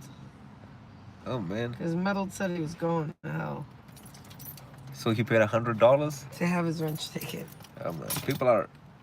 don't want to say it. Crazy? Yeah.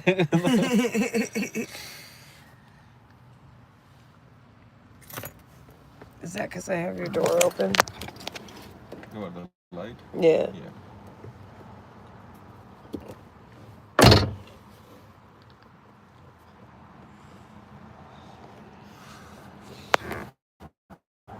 It was bought and paid for, Bree.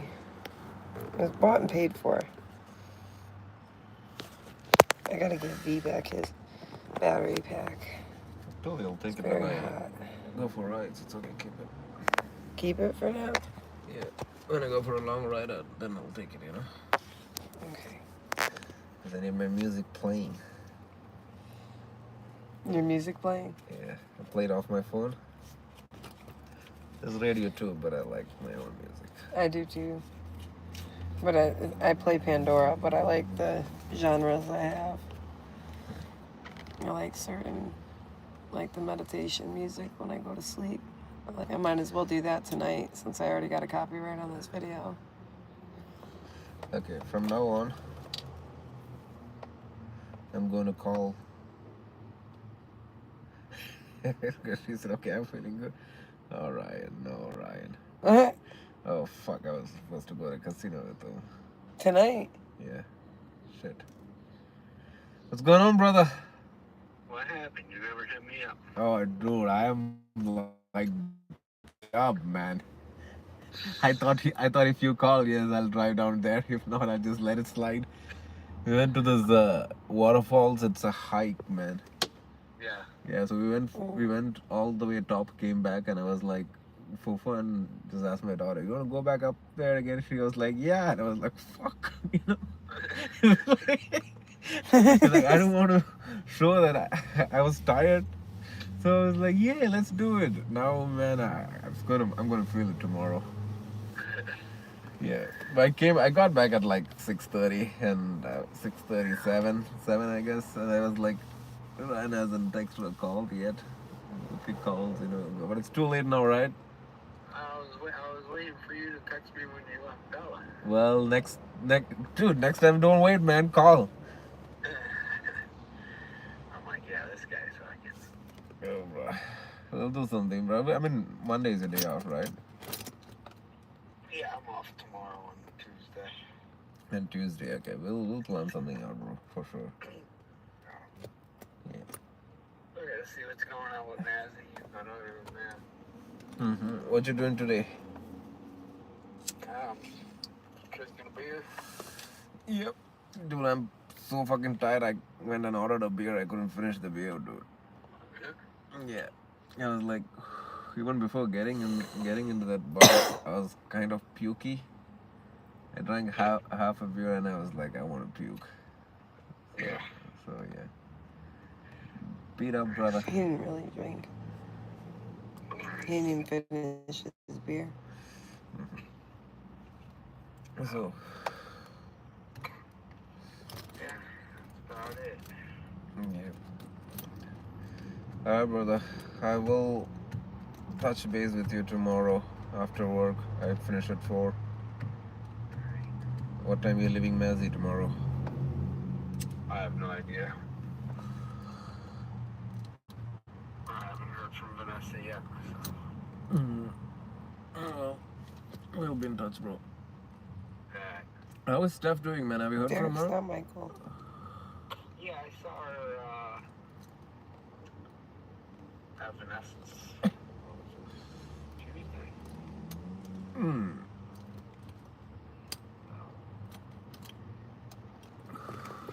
What about the other cousin? What's the other cousin's name, bro? Derek's definitely not Michael. Priscilla. Yeah, they all went to Wu-Tang concert in Boston on Friday night. Nice. Is Priscilla seeing someone now, man? Nah.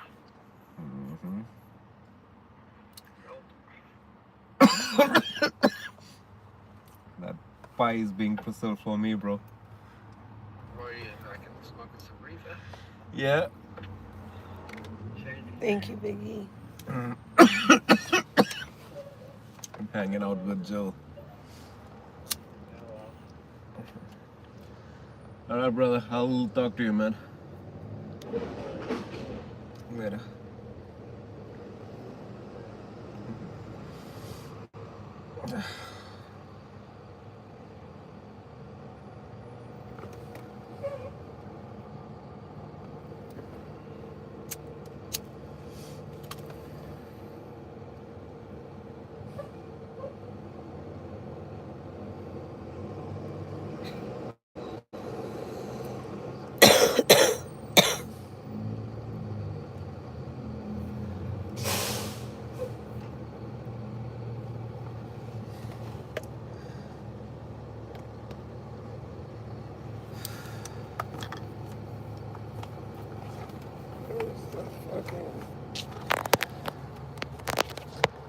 Grinder. How do I lose something that big?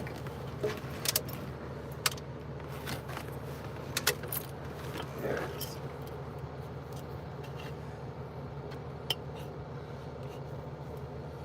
Gosh.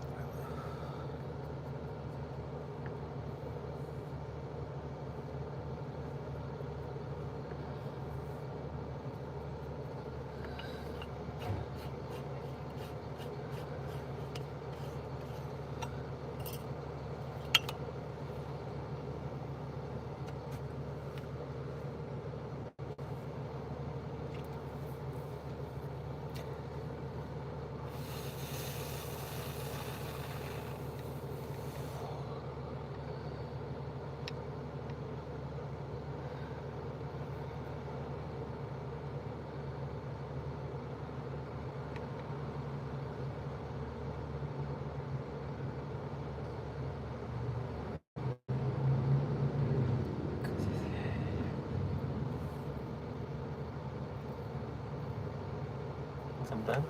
In a hurry to leave? Yes. I want to go to bed. Yes, me. Yes, I am. Do you want to hang on to it? Huh? You want to hang on to it? No. Why not? This clip is pissing me off. My head hurts.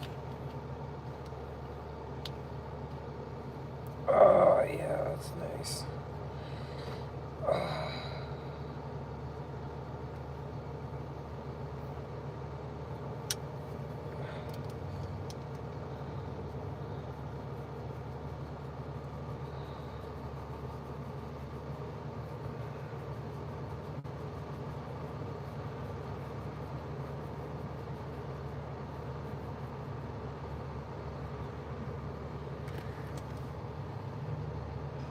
You're leaving meddled?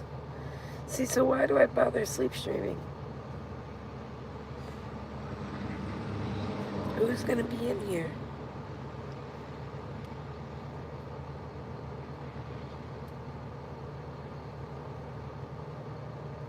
Derek, Mark, Biggie, you guys are here. Alright.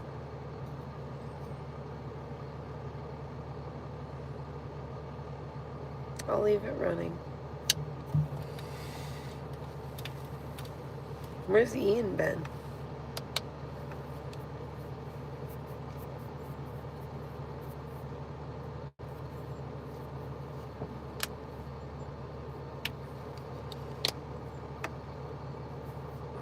You wondering when I'm... Yeah, where Ian's usually here.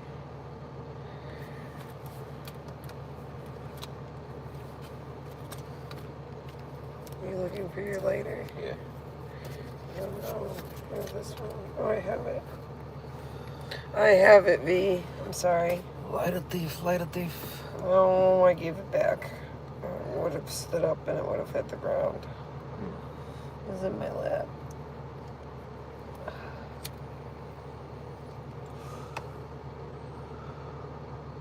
I always have that damn clip in.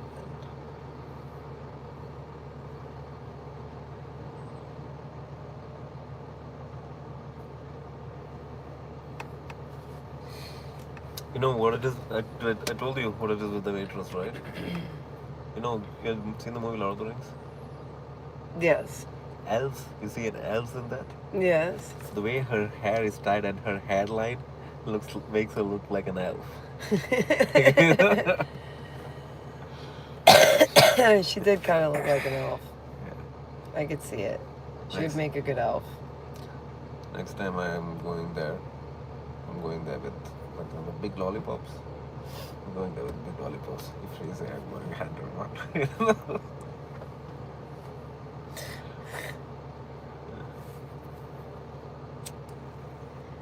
The Lollipop Guild.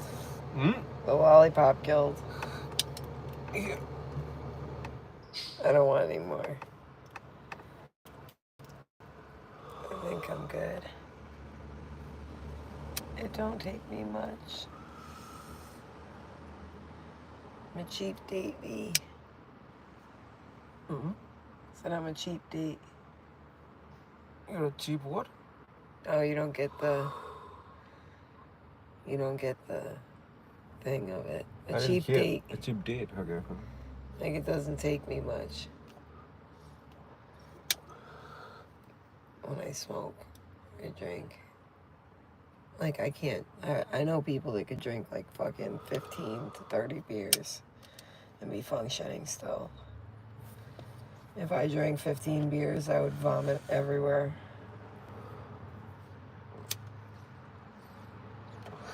Did I tell you about the trip? Mine and my sister's trip. Yeah, to you Singapore? did. Yeah. We went to around 20 different bars. And each bar was multiple drinks. It was not just one drink. That's crazy, dude. Yeah. You're lucky you didn't get alcohol poisoning. Oh, she did, man. She was we reached the hotel room back. Dude, we took a taxi to the hotel room and she couldn't walk. I'm like somehow dragging her and we got into the elevator. And then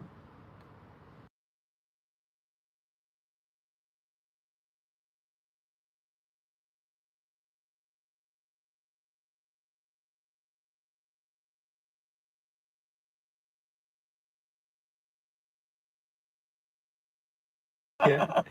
And then we finally reached our floor. Third floor.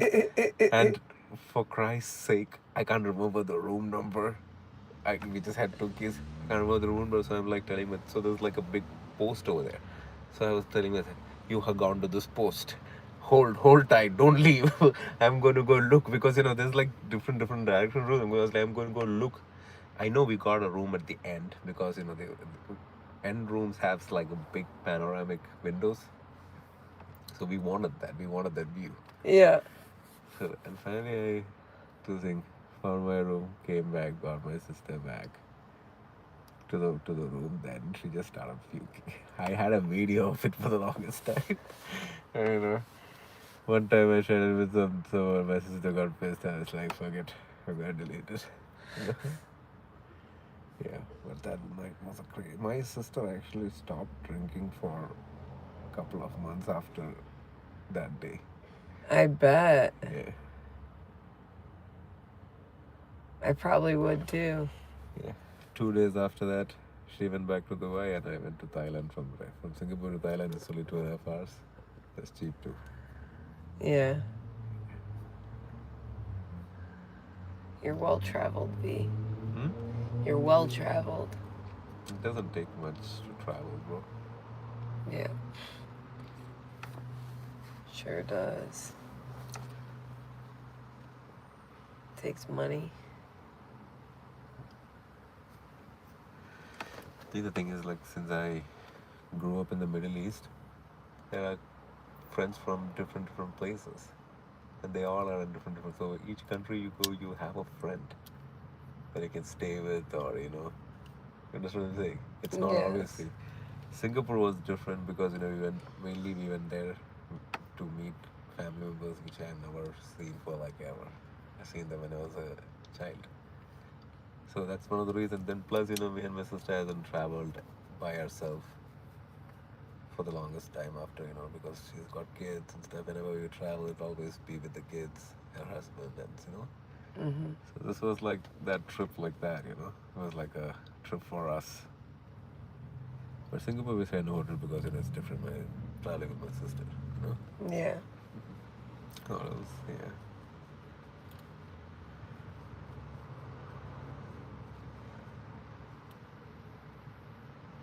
One of my childhood friend, he's in Texas now. He just came here a year ago. His wife is Vietnamese, and he's a nurse. They just bought like a $700,000 house, dude, just by her pay. Jesus Christ. Yeah. So he came here and he's in the banking industry. Mm-hmm. But he's working in UK, and over here they don't consider the same when it comes to that level of position. They don't consider the same degree. It's not all valid here. Your experience does not count that much either in those industries. Yeah. Yeah. So he's still struggling to find a proper job and stuff like that. But I mean, his field. But yeah, she's not even a doctor. She's a nurse. Nurses get paid really good, man. Depends on what kind of nurse. Well, she has been a nurse for like 15, 20 years, so. Yeah. Bro.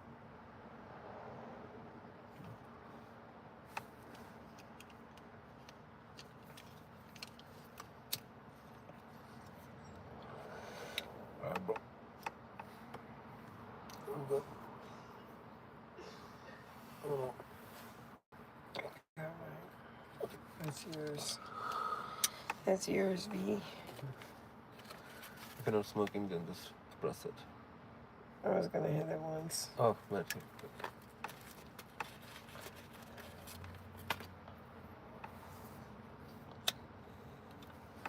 Then I'm gonna go upstairs and go lay down. I'm going to bed. I'm gonna sleep tonight. Huh? Yeah, me too, man. I hope you sleep good. Yeah. I know I won't. I should take something to go to sleep. Dude, just run around the building like 5 times. That's all I do is exercise. Go upstairs, you'll fall asleep, bro. My whole job is moving around. I've been beat since I stopped working. Oh, you could have turned that off the whole time? Mm-hmm. Well, jeez. If I showed you that earlier, I mean, any car you can turn it off, right? Are you sure? I don't think that's true. It is true, even in your car, bro.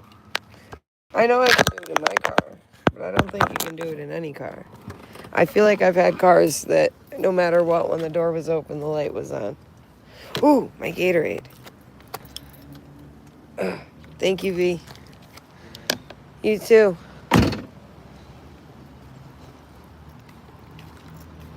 Alright. Should you laugh about what? Ask V why the sky is blue.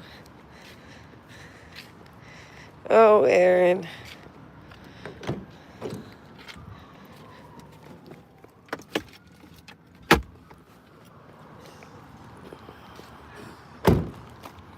I like South Park.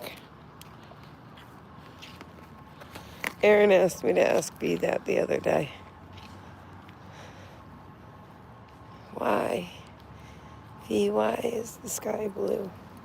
I just missed it again, Aaron. Missed opportunity. Whoa, I almost threw the phone.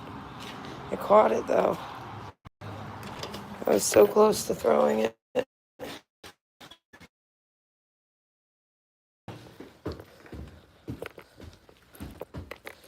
So very close to throwing it.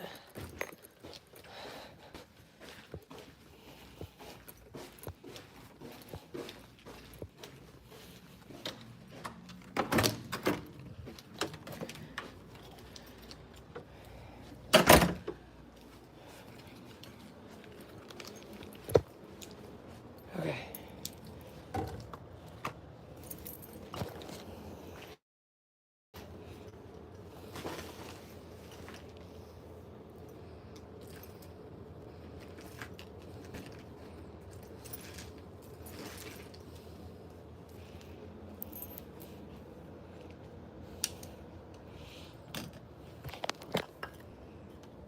Oh my god, I have the fucking grinder in my hand. For God's sakes, it is bedtime. Yes, yes it is.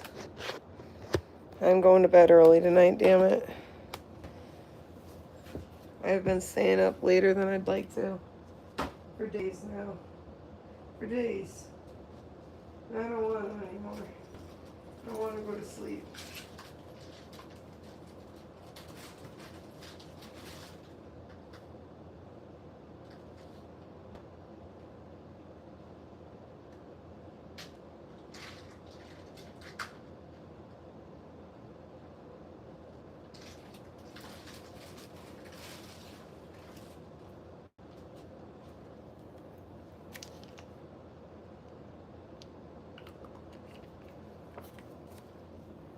I definitely want sleep.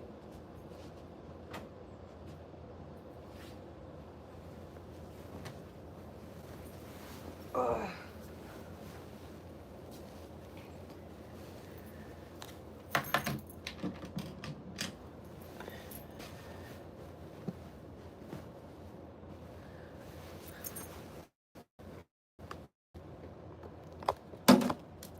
Get you guys closer.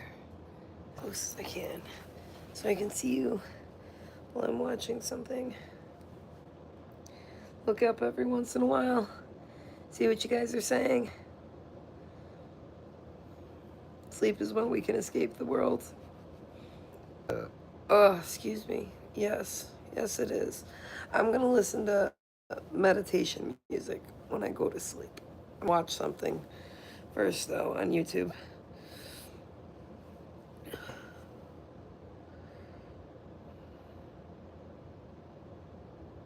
Dogs. Fandom's kind of good, like the most disturbing people.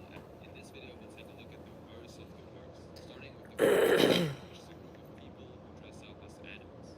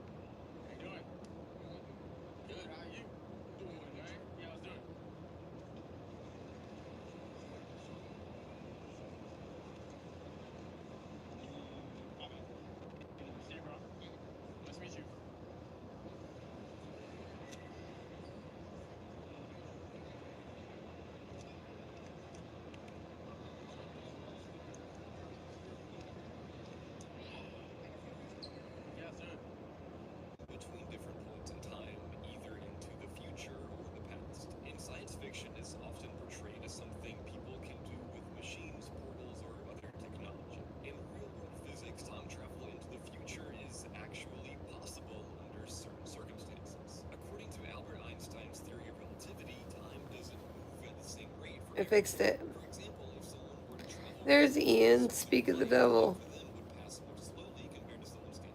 This is called time dilation, and it's been confirmed through experiments involving high-speed particles and astronauts spending time in orbit. Time travel into the past, however, is It's better now, right? controversial and complicated. Most physicists believe that going backward in time would lead to logical problems, such as changing events that already happened. There are a few speculative models in physics. Is it better? Such as wormholes or Someone answer me. Okay. time loops could theoretically exist under experiments. None of them have ever been proved or observed, and many would require forms of energy or matter that we don't even know how to create or control. Stephen Hawking's time traveler program. In 2009, the physicist Stephen Hawking conducted a simple but clever experiment. He hosted a party that was intended only for time travelers, but he didn't send out the invitations until after the event had already taken place. The idea was that if time travel into the past were possible, then someone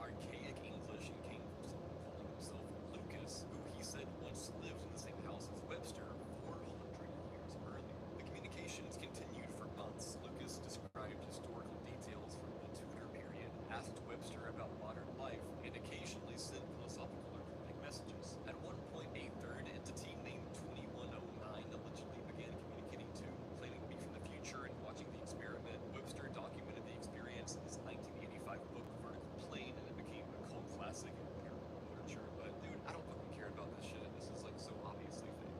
Andromeda Paradox. The Andromeda Paradox is a real thought experiment in physics proposed by mathematician Roger Penrose to show how relativity affects how we experience now across vast distances. Here's the basic idea. Imagine two people walking past each other on Earth.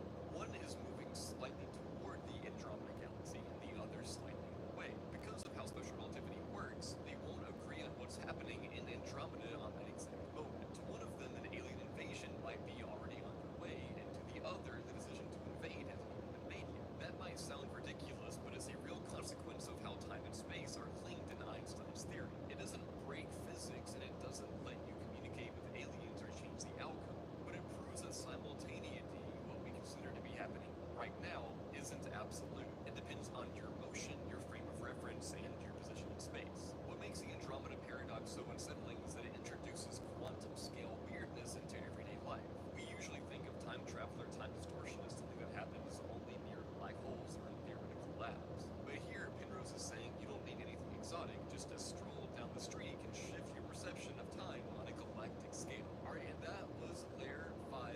Let's get into Layer 6, guys. Flight 513.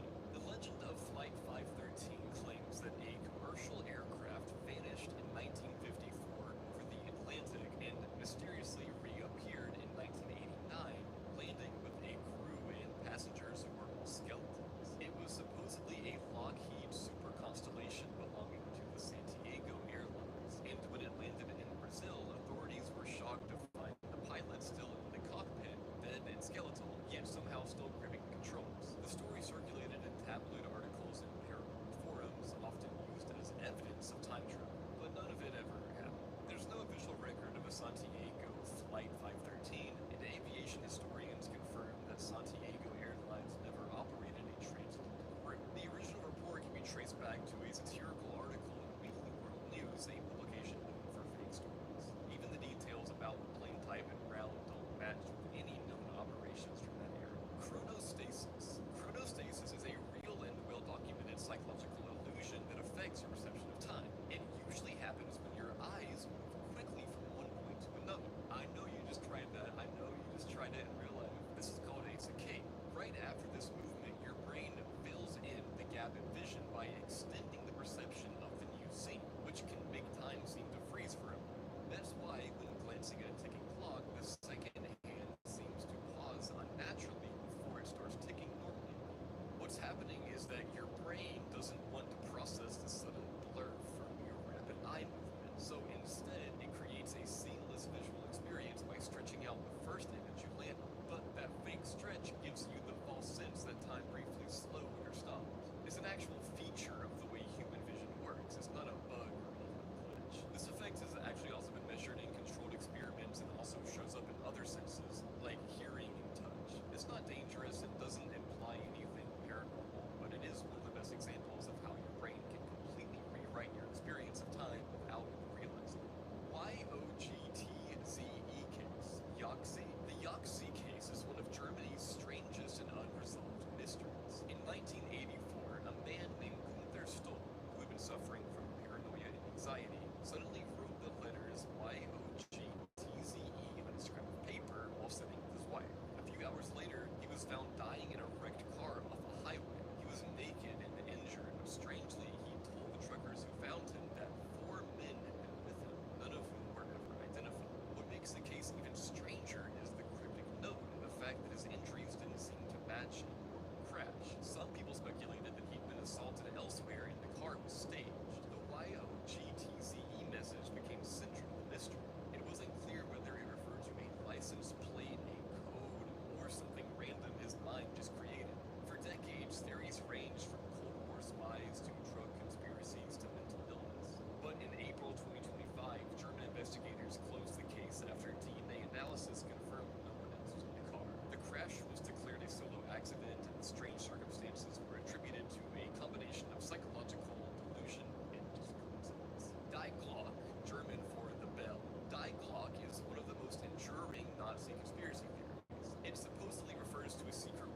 Nazis were developing during the final years of World War II, described as a bell-shaped device made of metal and filled with a glowing unknown substance called serum 525. According to the story, it was capable of warping gravity, altering time, or even opening portals. Some versions say the scientists involved died under mysterious circumstances, and that the entire device was moved to South America after the war.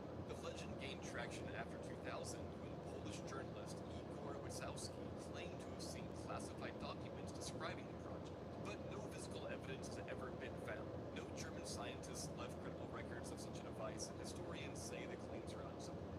The supposed documents were never authenticated, and the timelines conflict with real historical events. It's also often tied to other fringe theories about Nazi UFOs or secret Antarctic bases. Drinking primordial soup. The term primordial soup refers to the early Earth environment where life is believed to have first emerged. In 1953, Stanley Miller and Harold Urey tested this theory by creating a sealed flask filled with gases thought to represent the early atmosphere: methane, ammonia, hydrogen, and water vapor. They applied electric sparks to simulate lightning, and within a few days, amino acids, the building blocks of life, had formed. This experiment was a major breakthrough in understanding abiogenesis, the idea that life could arise from non-moving chemistry. But now let me explain how this all relates to time travel.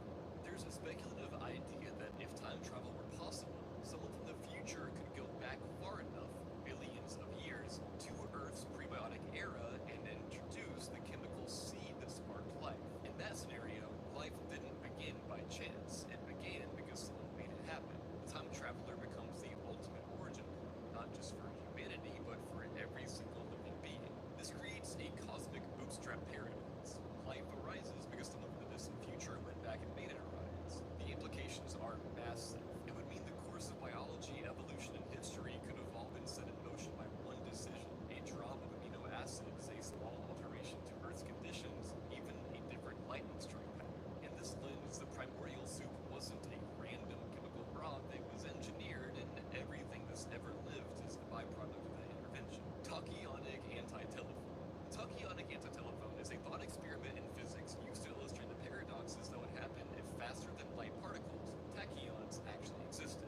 The idea is that if you could send a signal faster than light, it might arrive before it was sent. That means, in theory, you could send a message into your past. This breaks causality and creates paradoxes like receiving a warning before a disaster and preventing it so the message never had to be sent.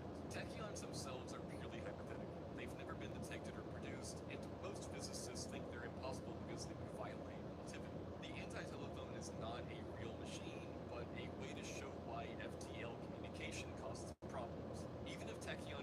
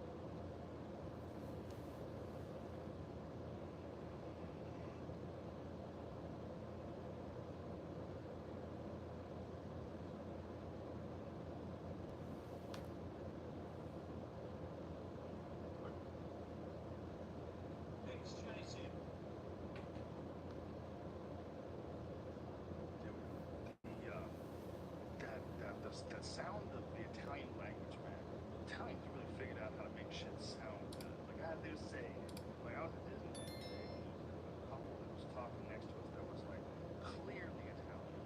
Like they would like it's like they're singing like a little song. Like it sounds good. No, it's awesome because when I think about it, like I've been here 20 years and I still speak like a fob, but because it's Italian fob, then it's like, oh, it's not European, it's good. It suddenly doors open for me. Whereas, you know, if I was Bulgarian or some shit, I would be not trusting. Yeah, wouldn't find out your problem. Learn how to speak English right already. You sound like a beautiful classicist.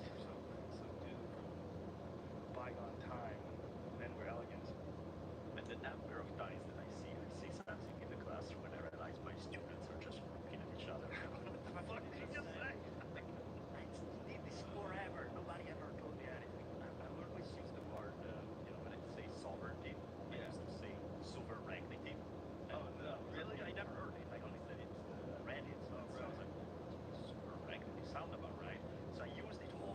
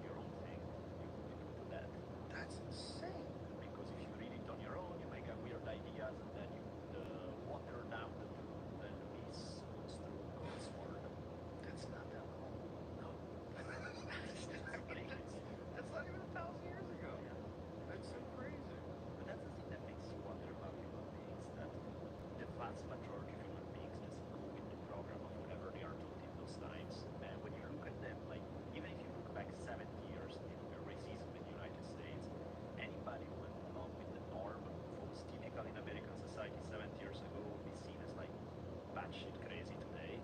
Yeah. And yet, back then, there were plenty of people against it, but they were the minority. The majority of people were like, yeah, of course, let's ban people of color and da da da. It's like, it's weird. Like, people are donkeys being trained with the carrot and the stick since they are born, and they don't question shit.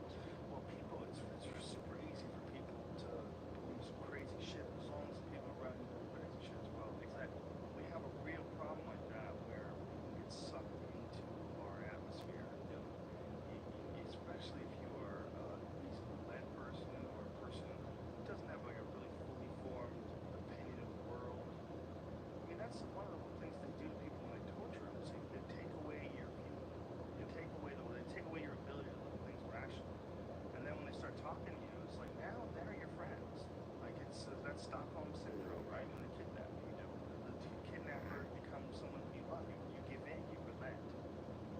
And that's why that Homeland show, like that concept works. That they kidnap these guys and turn them into suicide by all these Americans, which is pretty creepy fucking premise and scary premise.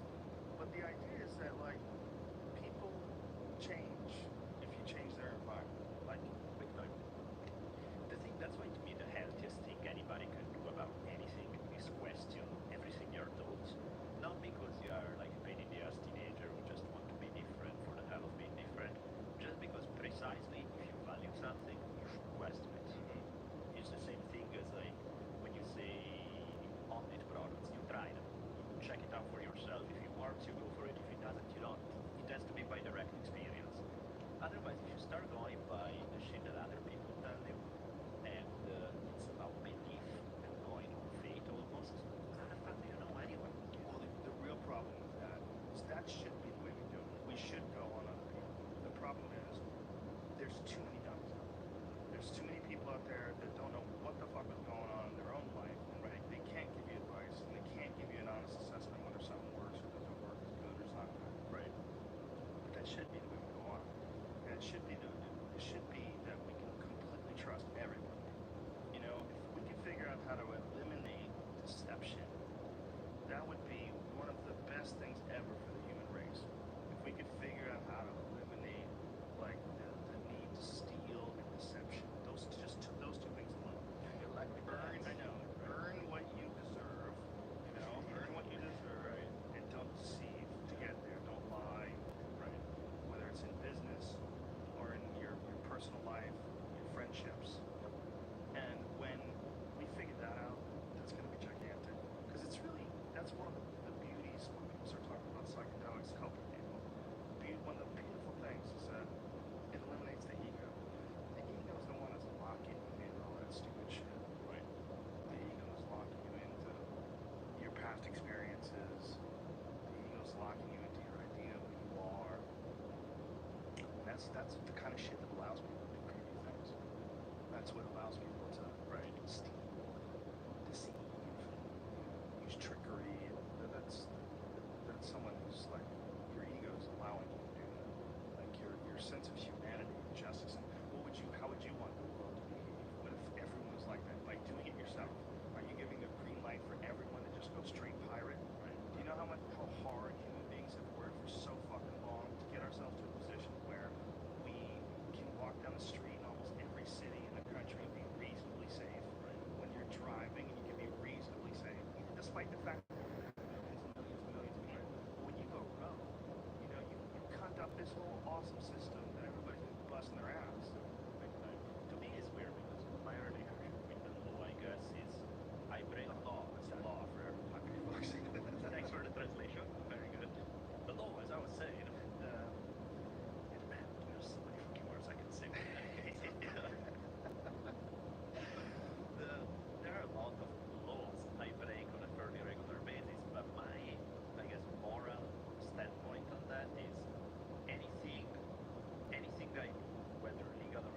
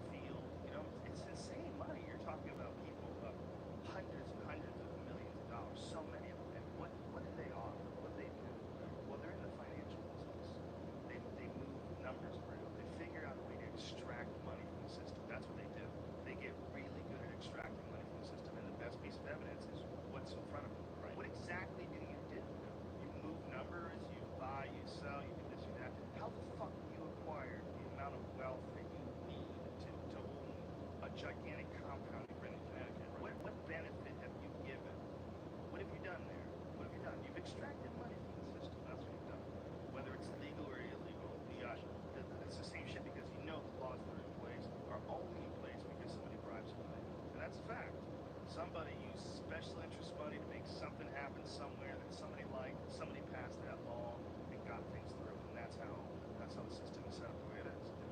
That's right. I mean, if you're gonna be in the game anyway, then I have no problem breaking certain laws, but I don't break my own laws. You know what I mean? Yeah. Social laws, I mean, whatever.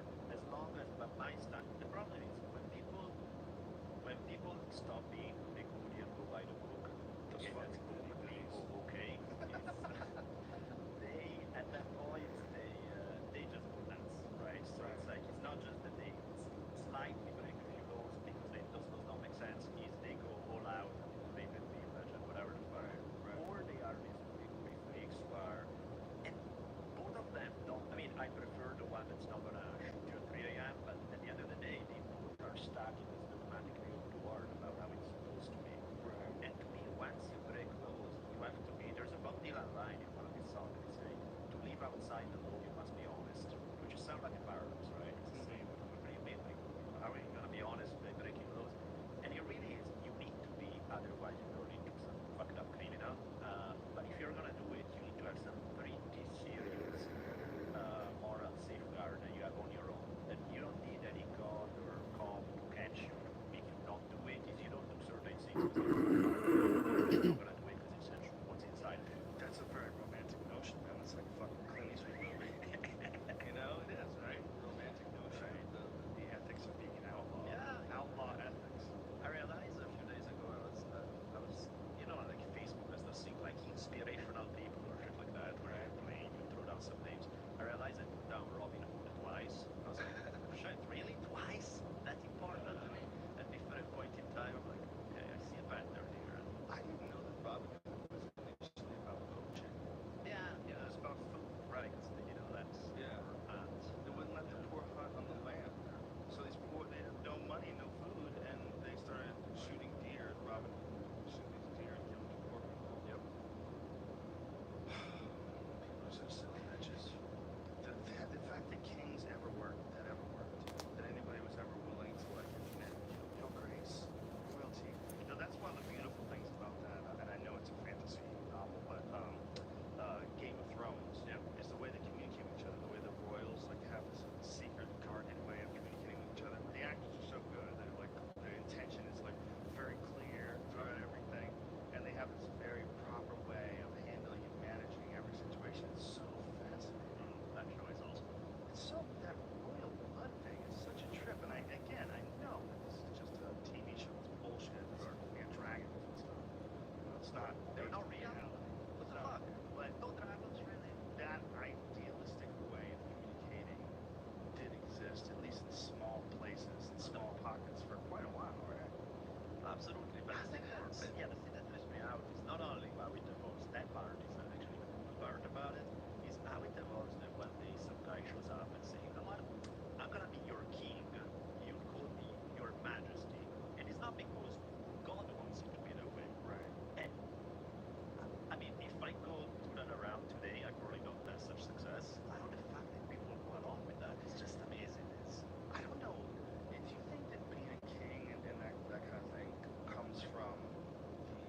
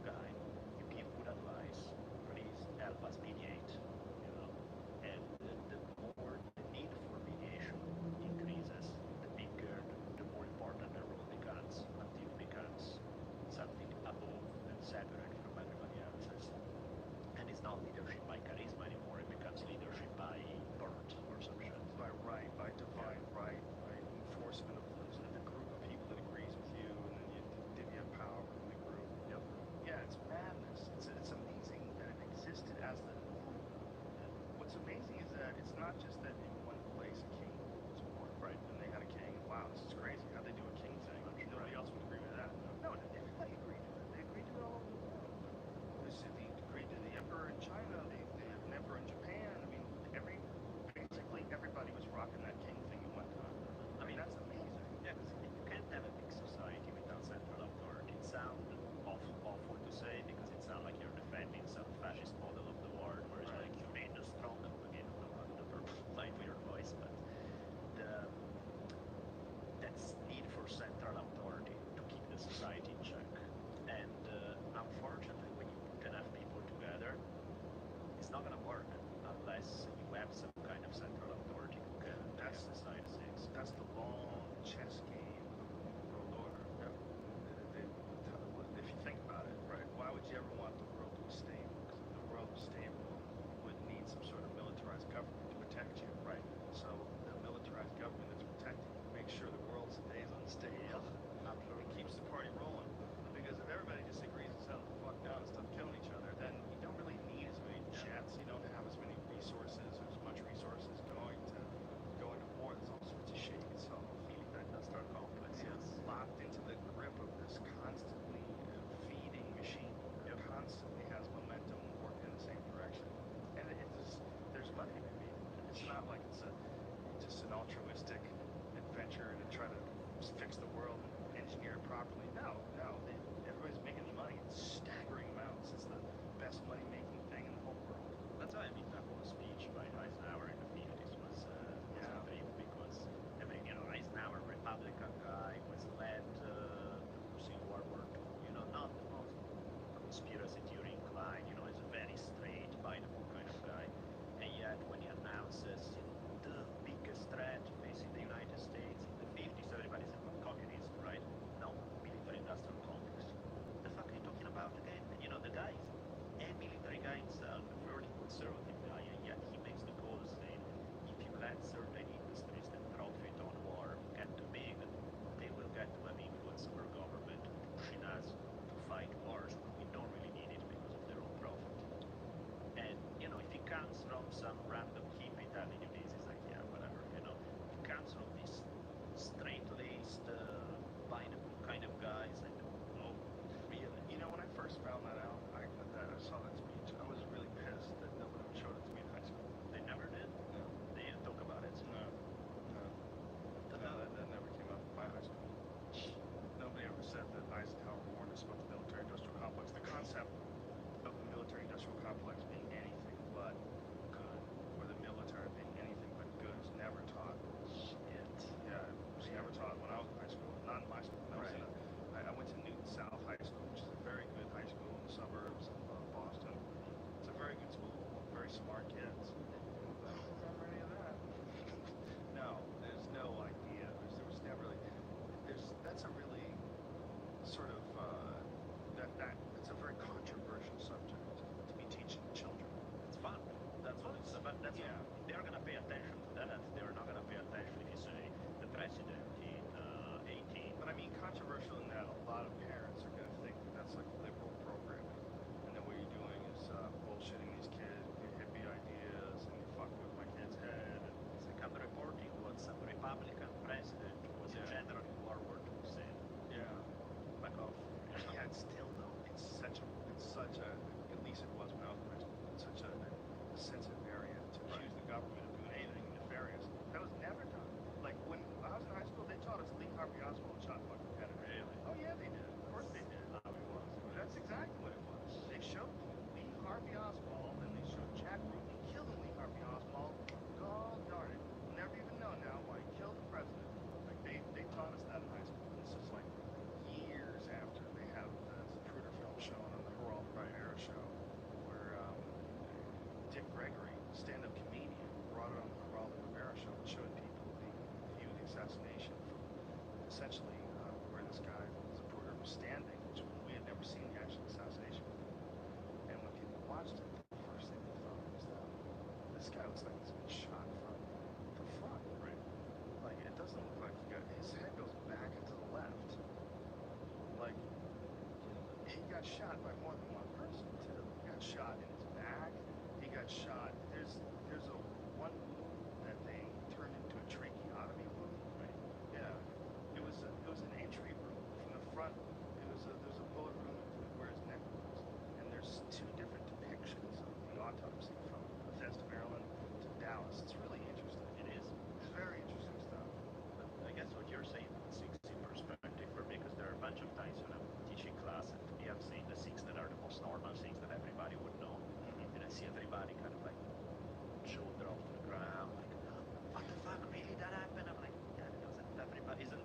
stuff that you normally teach? And I guess no, it's not. No, it's not at all. No, the normal in school you're taught no conspiracy theories. You're taught no variations of the truth. You know, you're taught nothing. As the most controversial of cats is Nixon was involved in a scandal of Watergate. You know, they tell you Nixon. That's good profession. Yeah, they got rid of Nixon. They did a bad thing. This guy apparently Nixon had loose morals. Did you ever listen to all those Nixon tapes? Like, there's like hundreds and hundreds of hours of tapes because they had every single thing mic'd in the whole entire place. Right. And there's like things where like he talks about abortion. I just heard this on Opie and the other day. There's like parts where he's talking about abortion and stuff like that. You know, just in case it's like, just listen to it. It's crazy. He said a lot of creepy shit. Creepy shit. Yeah, he was a creep. He was a creep. And they found out about it by you know, tapping into his fucking his way of the president. Oh yeah.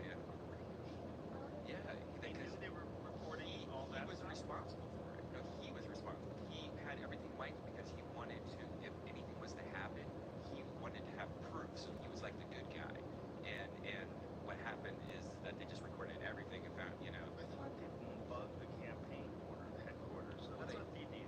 What these guys did, they bugged the Democratic campaign headquarters. Right. And in order to find out what they were saying, and when they got busted, that was the scandal. Because like you authorized backing up, and that's totally illegal. Right. And he said, no, it wasn't me, and then eventually came out that it was exactly the recording where there's a lot of evidence of what Nixon was actually saying that he did do that shit. People need to know if their president's a pro.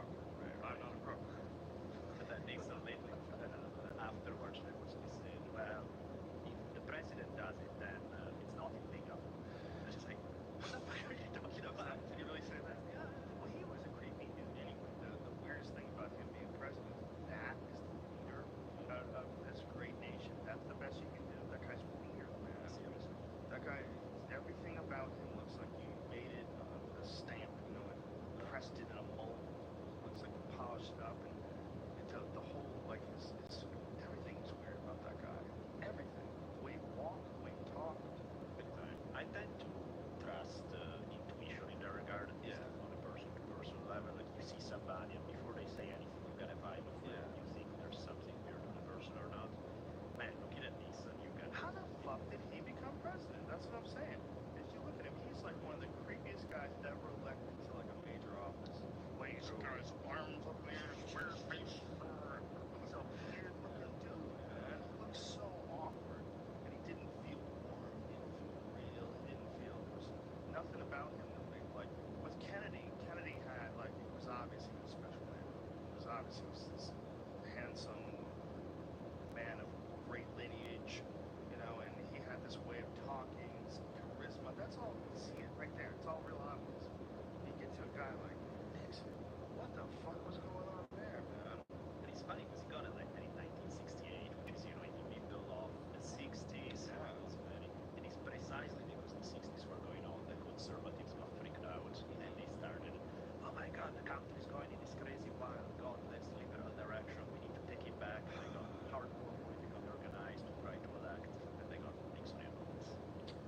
Yeah, but yeah, man, Nixon is they say that the election of 1960 was the first election where they had the debate was on TV, and they had they say that they were listening on the radio to the debate, think that Nixon had done pretty well, but then people who watch it on TV, they overwhelmingly thought Kennedy dominated. Because he's so handsome. Exactly, Kennedy looked good by comparison, whereas Nixon was like this weird looking troll who was scary as hell in so many ways, and so anybody watching on TV was like, fuck, not that guy, he was sweating like a pig, he was doing all that. It's like, that's instinctive. It shouldn't be, but it's instinctive. I mean, it's not even an appearance thing, because Rodney Dangerfield was kind of an ugly dude, but he was so lovable and warm, you know what I mean? I mean, if Rodney Dangerfield had the creepy behavior of Nixon, he would be just as creepy. Of course. It's like Nixon lacked any charisma. When you tell people, you trust first impressions, they were like, that's superficial, you're only looking at somebody's good looking or not. It's not even about that. There's a vibe. To me, I'm a big believer that I don't know exactly what you see. I don't know if it's some specific body language, I don't know what it is that you see, but to me, is everything you've ever gone through is written on your skin.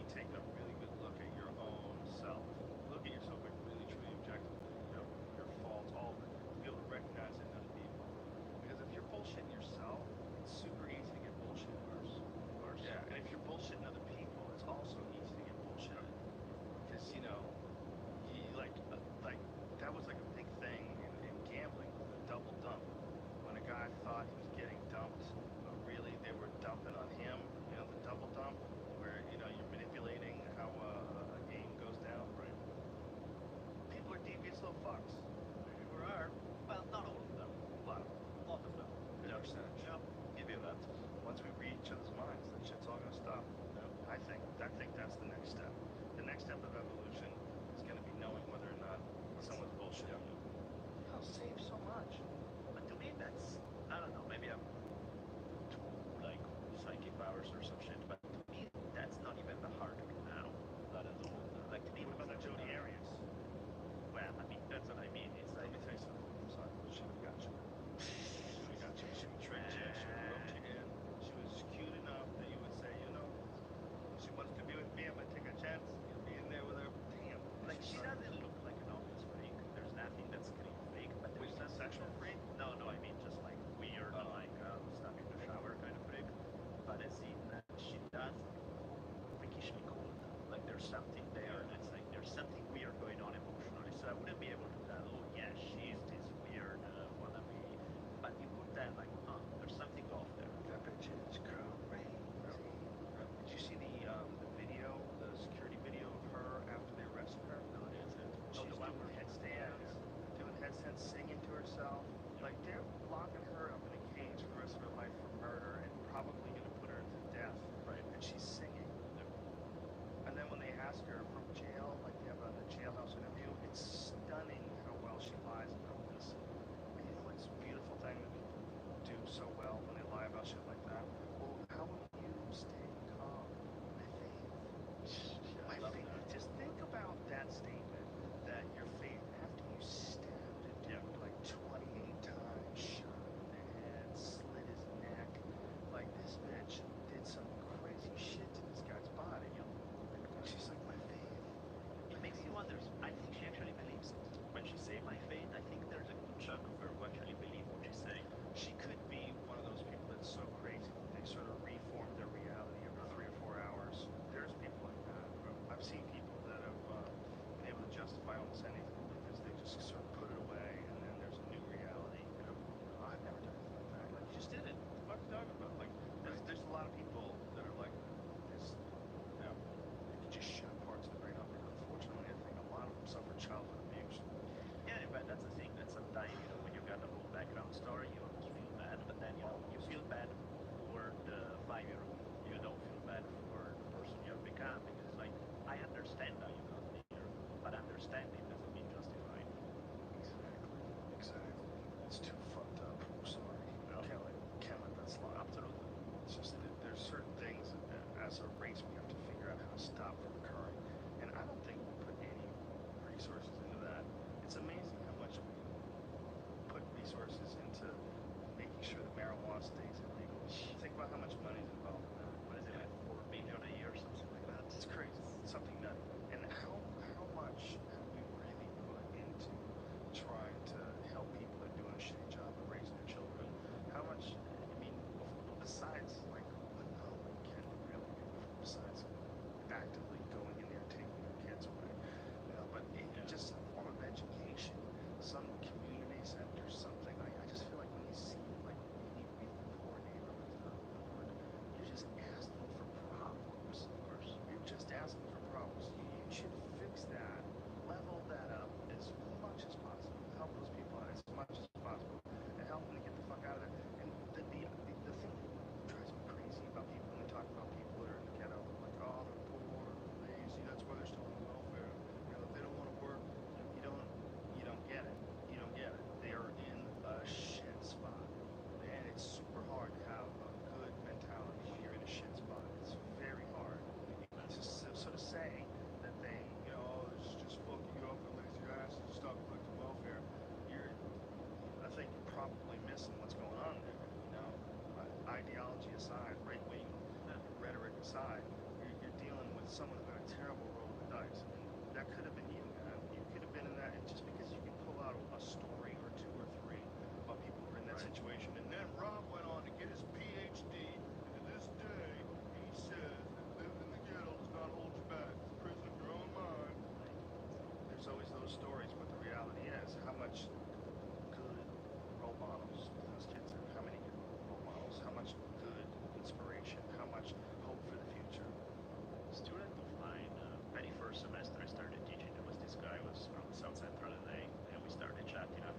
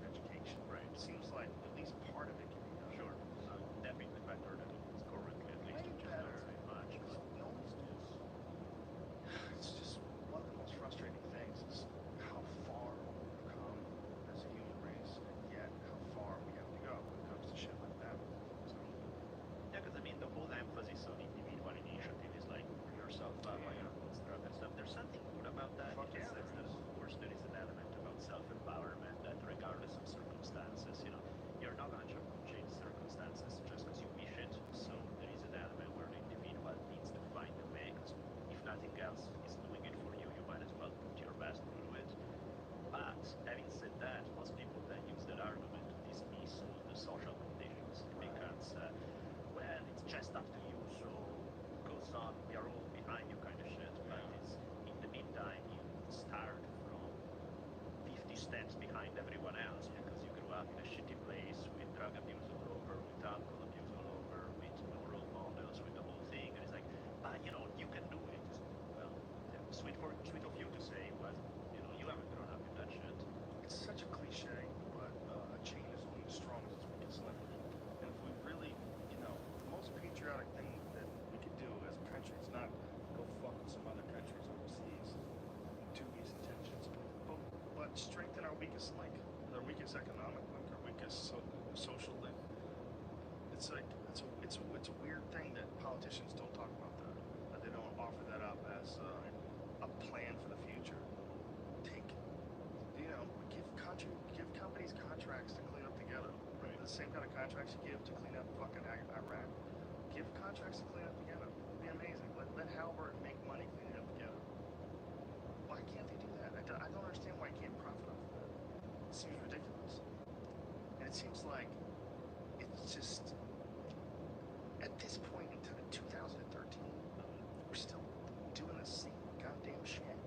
Still going over to countries, getting involved in dubious shit. Right. Somehow or another, it can or can't be tied to resources and oil and this and that. And it's conspiracy theory. We're over there to stop Islam from taking over our underwear. But whatever the fuck it is, it's like the same goddamn shell game. I mean, in fact, that's what's funny. I guess I keep bringing you up today, but that's because you started on it with that card, and I was getting to be serious about the Roman Republic. Yeah. And it was hilarious because it was the same exact dynamics you see them today. Yeah. By the book, exactly. It's unavoidable. It's unavoidable. We're stupid. We're broken. We're broken little crazy animals. We don't know how to keep it together. We get it together for a certain amount of time, and then we fucking spiral out of control. We're slamming into the rocks. That's fucking weird because I don't know. I mean, I notice when I look at myself and I analyze where I'm at, I'm happy with me or not. I see so much fucking room for improvement. There are lots of times I'm like, I'm glad you see it because I've been meaning to talk to you about your No, I'm glad. I see a lot of it. I like myself. There are good things, but I also see this thing is not so good. This thing, it's so weak. Then I look at everyone else and I'm like, fuck, I'm a god. And it's not that's gonna be a meme on the internet for sure. Then I look at everyone else and I'm like, fuck, oh my god. That is a meme and a half, son. You just fuck yourself. You just fuck yourself hard. You better hope and pray you don't say anything stupid for the next 3 years. Okay? That's how long you remember me for. That's so good. That's good. And I look at everyone else and I'm like, fuck, oh my god. No, but the thing that's funny is it's not that I become bad, because when I look at objectively just me, I do see so many places where I could improve. But then, the bar is so fucking low on average. The average human being, there are so many fucked up shit that people do that I'm like, okay, please. Right. When you think that you're a loser because you can't pay your credit card, you hear about this guy in Cleveland that's kidnapped 3 women for 10 years, and you go, I'm not really a bad person. Right. It's like, okay, it's... Yeah, I mean, that's why it's important to surround yourself with bad motherfuckers. It's very important. To surround yourself with cool people. Like, one of the things that I've gotten really good at as I've become an adult is I collect cool people. I know how to collect cool friends. I got a bunch of cool people that have managed to sneak into my life. That's very important because when you have questions about something, when you want to talk to something about something, I can resource the database of cool, intelligent, level-headed, healthy, good people. That's super important. It's so hard to find. It is.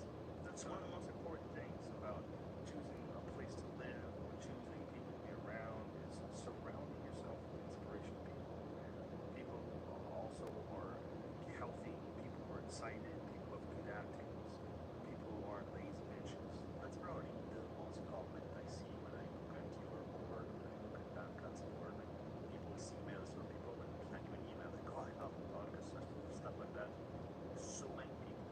exact same thing you're saying, which is, Jesus Christ, I can't find around me the kind of conversations that you guys have on the podcast. Man, I wish that's why I listen, because I can't find it around me. And, it's amazing, it's inspiring to be reminded that all of humanity is like that. Well, you know what it is? There's a lot of people that think like us out there, but they weren't connected by like a show. It's like they were all floating around, and you sort of locked into certain ideologies. And sometimes you could listen to this kind of a show or that kind of show, but it never, didn't get locked into like where you could all meet up. It's almost like you need a spot where you meet up, and then everybody goes, "I'm not alone. I'm not crazy. I'm not alone. Yeah, this world is fucked. Thank you." Because I get up every day and I look at my alarm clock and I go, "What the fuck is the point? Going to my whack ass job. This is a crazy, fucked up world. It doesn't make any sense at all. And I'm just stuck in the system, which eats up most of my time, and therefore leaves me no time to really think about what I'm doing. So I'm just caught in a creature of momentum, floating down the river of life, trying to figure out a way to get to the lily pad. Just catch a breath. Fuck me. Fuck, man. So, that's one of the best things about living in LA, is that I know so many cool people that live around here. It's one of the only things that keeps me around. It's so important. It's so important to do it through podcasts too. When we do it, when we bring you these people, you guys out there listening, we bring you these people like Daniele Valandi, Joe Diaz, Dr. Trussell, that stuff, when it spreads like that, like it's good for everybody. It's good for all of us. Because imagine you're the guy when you see the town of 2,000 people in Nebraska or something. Yeah. And you are everybody you relate to feel like they living in part of the universe. And you feel like you're the weird. Before internet, you can be really fucked. With internet, you can have access to a whole other world out there where like, okay, not just the only crazy one in town. There really is something different. And you can share it with other people in your town too.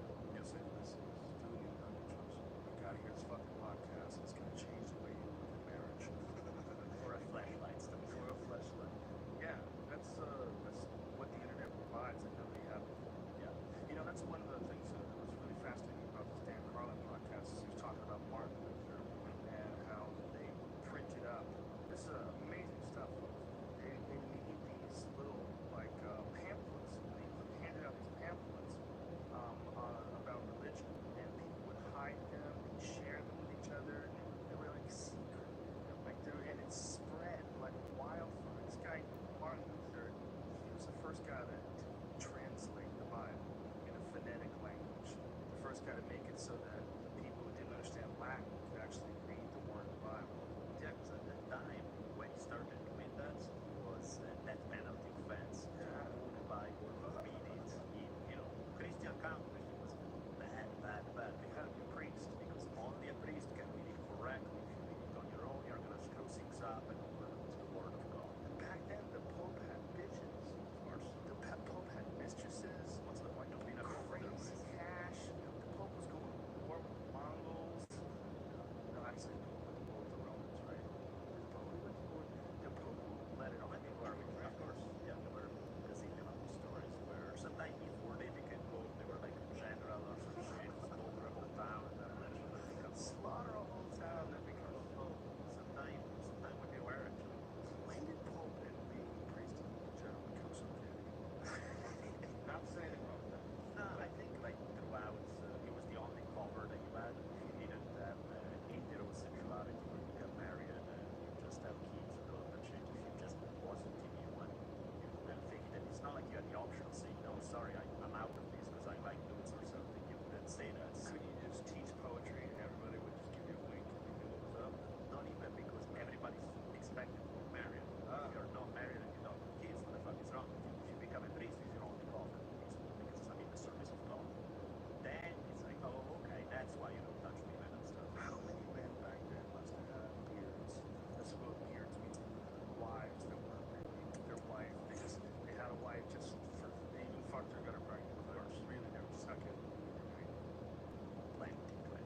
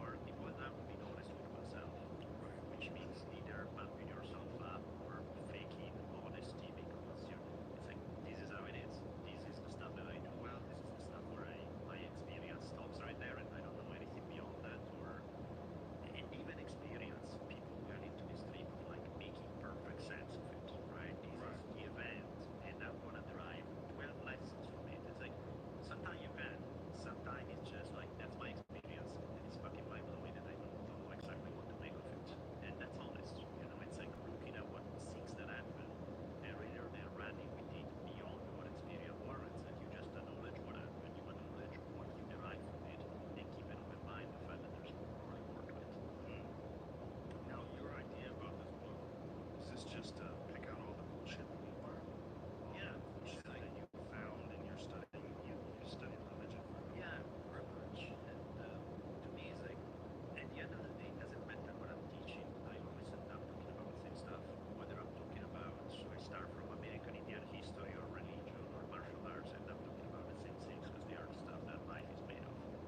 The common topics, sex, gender roles. Talk about about sex and gender roles.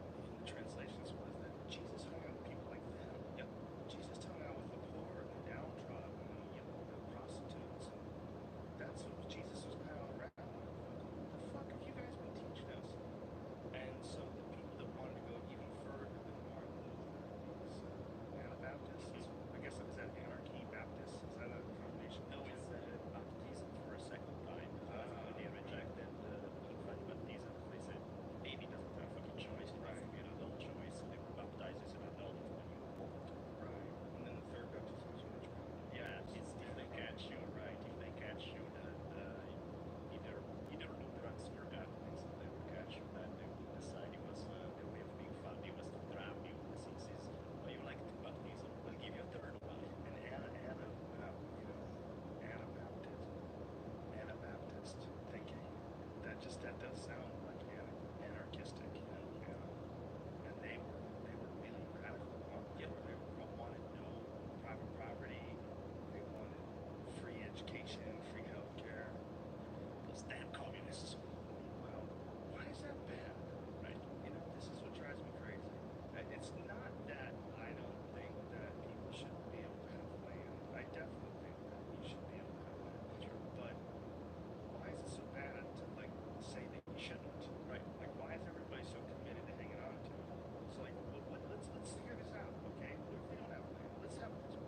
What if the world consists of Jamie, Brian, you, and me? Okay, we're the only 4 people left in the world. There's no one left. Okay, but the good news is we're on Catalina Island. That's all there is. Can we just share it? What the fuck? I'll put my house over here. You put your house over there. I'll say hi. We got a house on this spot of dirt. That gets problematic when you get into the 300 million people range. That's the fucking problem. The problem is there's too goddamn many of us, and everybody would want a house right by the lake. By the lake. There's too many of us, dude. You can't have a house by the lake. Come on, man. Well, we were here first, so this is our land now. We have a house by the lake. Man, that's fucked up. This is our world. We're all in this together. It is all in this together. But I was born in 1947, and I've got this house by the lake. You don't even know my fucking house by the lake, right? Can I use your house by the lake? Yeah, bitch, I'll shoot you. The problem is there's too many of us, and there's not enough cool spots. Right. That's the real fucking problem. It's not private property. Right. Because really, it'd be perfect if we all, if we all had use of everything. That would be amazing. You don't have, it's not my laptop or my table. It's the table. It's the laptop. Is there a laptop I can use? Yeah, I can use that laptop.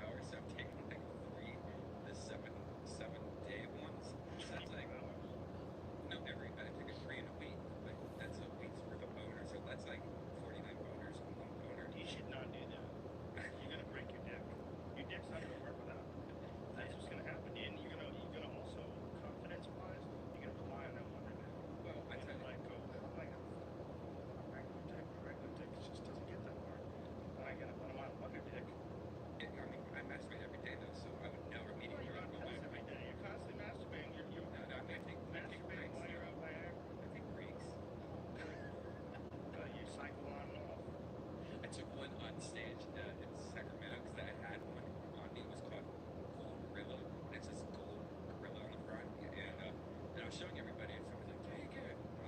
Or I'll take it. I open it up and I put it in my mouth, and it accidentally breaks in my mouth. You know how like the capsule was boner, like I couldn't talk because there was so much powder just exploded in my mouth. And it was the most disgusting thing ever. But then I had like a crazy boner for like three days. Isn't it amazing that they're still killing rhinos to give Chinese dudes boners? Do they not know about boners? Do they not know about Viagra? Is that possible? What's that horny gut seed all about? Like kill goats? Horny goat weed. I don't know. I think that's a movement. No, let's go with that. I don't want to read that. I've never taken horny goat weed in any mass quantities. I've taken it once or twice as an ingredient in something else. Right. Yeah, they've been knocking them down a lot lately, though. There's been at least 10 different companies that have been hit by that thing where they made them pull the pills because there was Viagra in them. So what is it? Trademark infringement or something? No, they're selling prescription drugs mixed with like apples. Where it's like yeah, just a supplement. It's called epimedium. Horny goat weed. Horny goat weed is, yeah. It's called, E-P-I-E-P-I-N-E weed. And it's also known as Baron Hort, Bishop's Hat, Fairy Wings, Horny Goat Weed, Rowdy Lamb, or Randy Beef Grass. It's all horrific stuff. Yeah, you see what that's It's a genus of 60 or more species of flowering plants in the family of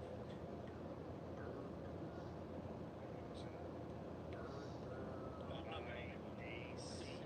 This is a hard one. Well, let's try this. Berberinaceae.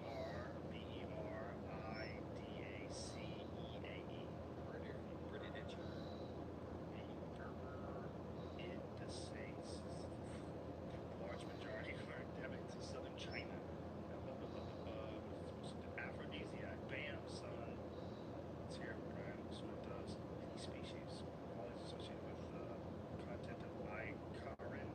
According to legend, this property was discovered by a Chinese goat herder who noticed the sexual activity in his flock. See, same story as the fucking the cordyceps mushrooms. It's probably a bullshit story. It's probably some marketing shit from the 1400s. The mushroom men with this horny goat weed.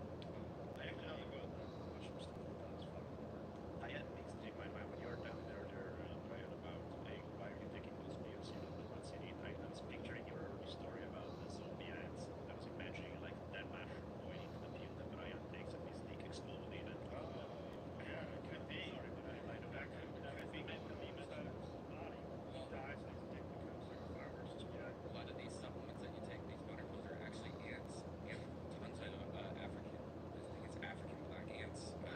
Yeah, we've talked about this before on the podcast. Where Boner pills? yeah, a lot of them. Because if you just type in boner pill ant, you'll have a bunch Oh, of. that's right. We did talk about that, but I think we got sidetracked and never came to a rational conclusion. Yeah, because It was one of those. one of the pills that was pulled by the FDA last week was even called something like boner ants or something. This is I'll give you the rundown scientifically if anybody gives a shit. It actually apparently does have a similar effect to nitric oxide supplements, which also give you boners, which is also one of the reasons why Viagra is a performance-enhancing supplement. A lot of athletes, I think it's banned from the Olympics. I think you can't use Viagra anymore. Why? Because it gives you a boost, an athletic boost. I think it's an endurance boost. Same thing it does when it's crazy fucking grinder dick. It also does that for the rest of your body. Like it increases blood flow or something. Yeah. Recycling your blood in parts of your body. Something around what he said with some science. None of us really know. So this stuff, like sildenafil,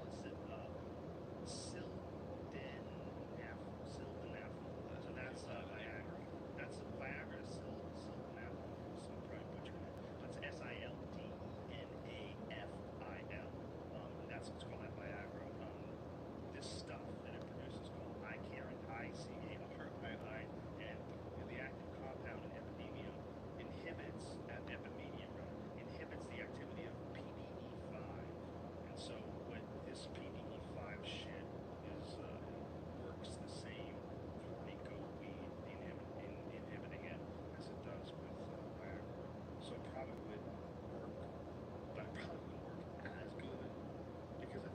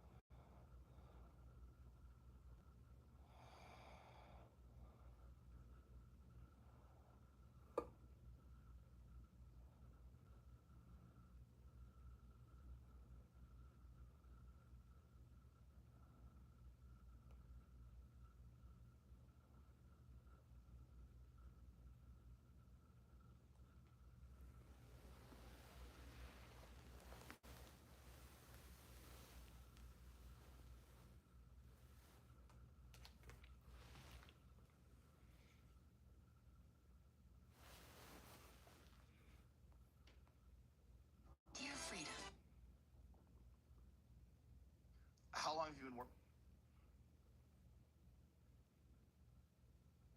been working in artificial intelligence? My whole life, I think. Really? When I was a kid, I wanted to become a psychiatrist. I wanted to understand the human mind. I think the human mind is the most beautiful mystery that our entire civilization has taken on exploring through science. I think you look up at the stars, you look at the universe out there, you had Neil deGrasse Tyson here. It's an amazing, beautiful scientific journey that we're taking on and exploring the stars. But the mind, to me, is a bigger mystery and more fascinating. And it's been the thing I've been fascinated by from the very beginning of my life. And just, I think all of human civilization has been wondering, what is inside this thing? The 100 trillion connections, they're just firing all the time, somehow making the magic happen to where you and I can look at each other, make words. All the fear, love, life, death that happens is all because of this thing in here. And understanding why is fascinating. And what I early on understood is that one of the best ways, for me at least, to understand the human mind is to try to build it. And that's what artificial intelligence is. It's not enough to sort of from a psychology perspective to study, from a psychiatry perspective to investigate from the outside. The best way to understand is to do. So you mean almost like reverse engineering a brain? There's some stuff, exactly, reverse engineering the brain. There's some stuff that you can't understand until you try to do it. You can hypothesize we're both martial artists from various directions. You can hypothesize about what is the best martial art. But until you get it in the ring, like what the UFC did, and test ideas, is when you first realize that the touch of death that I've seen some YouTube videos on, that you perhaps cannot kill a person with a single touch or your mind or telepathy, that there are certain things that work. Wrestling works, punching works. Okay, can we make it better? Can we create something like a touch of death? Can we figure out how to turn the hips, how to deliver a punch in a way that does do a significant amount of damage? And then at that moment, when you start to try to do it, and you face some of the people that are trying to do the same thing, that's the scientific process. And you actually begin to understand what is intelligence. And you begin to also understand how little we understand. It's like Richard Feynman, who I'm dressed after today. Are you? He's a physicist. I'm not sure if you're Sure, familiar yeah. with him. Yeah, he always used to wear this exact thing, so I feel pretty badass wearing it. If you think you know astrophysics, you don't know astrophysics. That's right. Well, he said it about quantum physics, Quantum right? physics, that's Yeah. right. That's right. So he was a quantum physicist. And he kind of, I remember hearing him talk about that understanding the nature of the universe, of reality, could be like an onion. We don't know. But it could be like an onion to where you think you're studying a layer of an onion, and then you peel it away and there's more. And you keep doing it and there's an infinite number of layers. With intelligence, there's the same kind of component to where we think we know, we got it, we figured out how to beat the human world champion in chess. We solved intelligence. And then we try the next thing. Wait a minute, Go is really difficult to solve as a game. And then you say, okay, I came up when the game of Go was impossible for artificial intelligence systems to beat, and have now recently have been beaten. Within the last 5 years, right? The last 5 years. There's a lot of technical, fascinating things of why that victory is interesting and important for artificial intelligence. It requires creativity, correct? It does not. It just exhibits creativity. Oh. So the technical aspects of why AlphaGo from Google DeepMind, that was the designers and the builders of the system, that was the victor, they did a few very interesting technical things where essentially you develop a neural network. This is this type of artificial intelligence system that looks at a board of Go has a lot of elements on it, is black and white pieces, and is able to tell you how good is this situation and how can I make it better. And that idea, so chess players can do this. I'm not actually that familiar with the game of Go, so I can speak to, I'm Russian, so chess to us is romanticized. It's a beautiful game. Uh, I think that you look at a board and all your previous experiences, all the things you've developed over tons of years of practice and thinking, you get this instinct of what is the right path to follow. And that's exactly what the neural network is doing. And some of the paths it has come up with are surprising to other world champions. So in that sense, it says, well, this thing's exhibiting creativity because it's coming up with solutions that are something that's outside the box thinking from the perspective of the human. Why do you differentiate between requires creativity and exhibits creativity? I think one, because we don't really understand what creativity is. So it's almost it's on the level of concepts such as consciousness. For example, the question which there's a lot of thinking about whether creating something intelligent requires consciousness, requires for us to be actual living beings aware of our own existence. In the same way, does doing something like building an autonomous vehicle, that's the area where I work in, does that require creativity? Does that even require something like consciousness and self-awareness? I mean, I'm sure in LA, there's some degree of creativity required to navigate traffic. And in that sense, you start to think, are there solutions that are outside of the box and AI system used to create? It's once you start to build it, you realize that to us humans, certain things appear creative, certain things don't. Certain things we take for granted, certain things we find beautiful, and certain things we're like, yeah, that's boring. Well, there's creativity in different levels, right? There's creativity like to write The Stand, Stephen King novel. That requires creativity. There's something about he's creating these stories, he's giving voices to these characters, he's developing these scenarios and these dramatic sequences in the book that's going to get you really sucked in. That's almost undeniable creativity, right? Is it? Is So it? yeah, it's he's imagining a world. Mm-hmm. What is it? Always set in New Hampshire, Massachusetts. A lot of it's Maine. Maine, that's right. So he's imagining a world and imagining the emotion of different levels surrounding that world. Yeah, that's creative. Although there's a few really good books, including his own, that talks about writing. Yeah, he's got a great book on writing. And it's actually called On Writing. On writing. Yeah. If there's anyone who can write a book on writing, it should be Stephen King. Mm. I think Stephen Pressfield, I hope I'm not saying The War of Art. The War of Art, beautiful book. And I would say, from my recollection, they don't necessarily talk about creativity very much. That it's really hard work, putting in the hours of every day, of just grinding it out. Well, Pressfield talks about the muse. Pressfield speaks of it almost in like a strange, mystical sort of connection to the unknown. Because he almost, I'm not even exactly sure if he believes in the muse, but I think if I could put words in his mouth, I have met him, he's a great guy. He was on the podcast once. I think the way he treats it is that if you decide the muse is real and you show up every day and you write as if the muse is real, you get the benefits of the muse being real.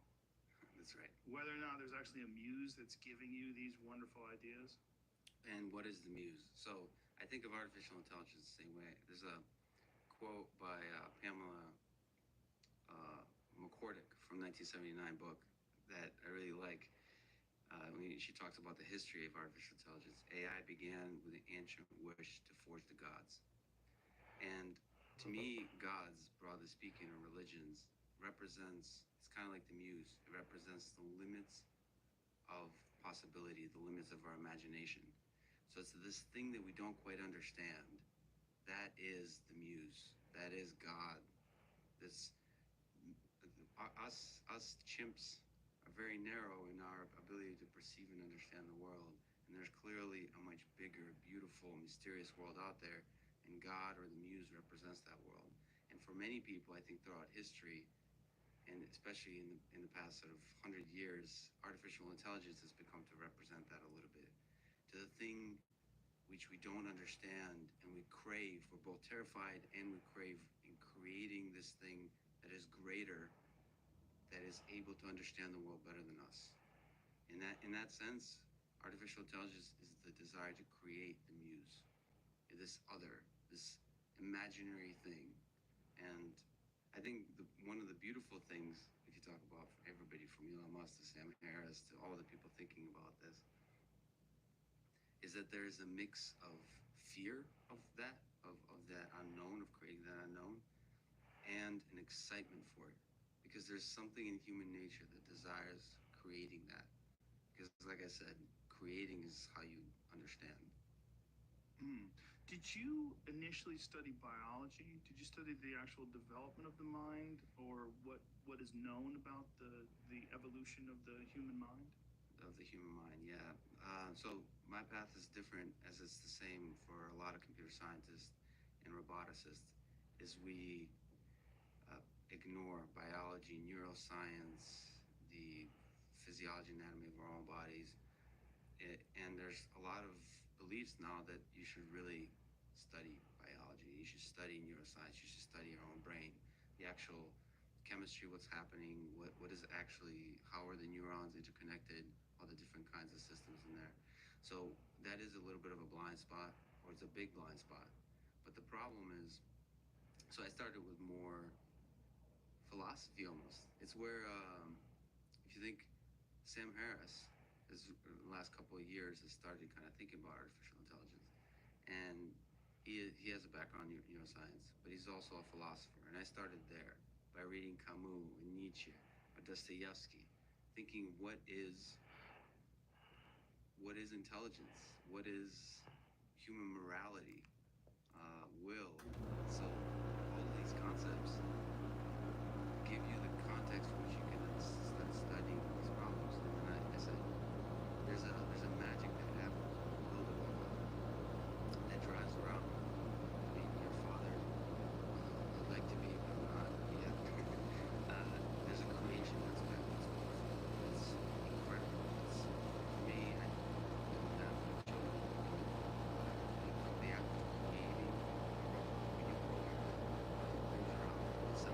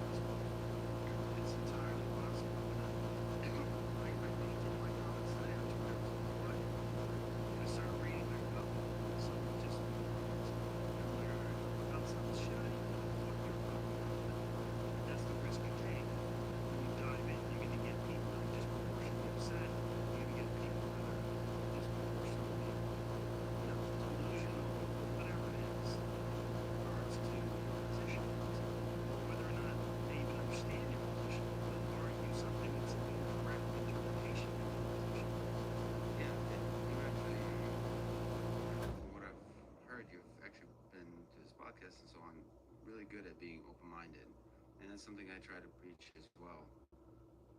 So in AI discussions, when you're talking about AGI and talking about, so there's a difference between narrow AI and general artificial intelligence. Narrow AI is the kind of things that are the kind of tools that are being applied now and being quite effective. And then there's general AI, which is a broad categorization of concepts that are human level or superhuman level intelligence. And there, when you talk about AGI, artificial general intelligence, there seems to be two camps of people. Ones who are really working deep in it, like that's the camp I kind of sit in. And a lot of those folks tend to roll their eyes and just not engage into any discussion of the future. Their idea is saying it's really hard to do what we're doing, and it's just really hard to see how this becomes intelligent.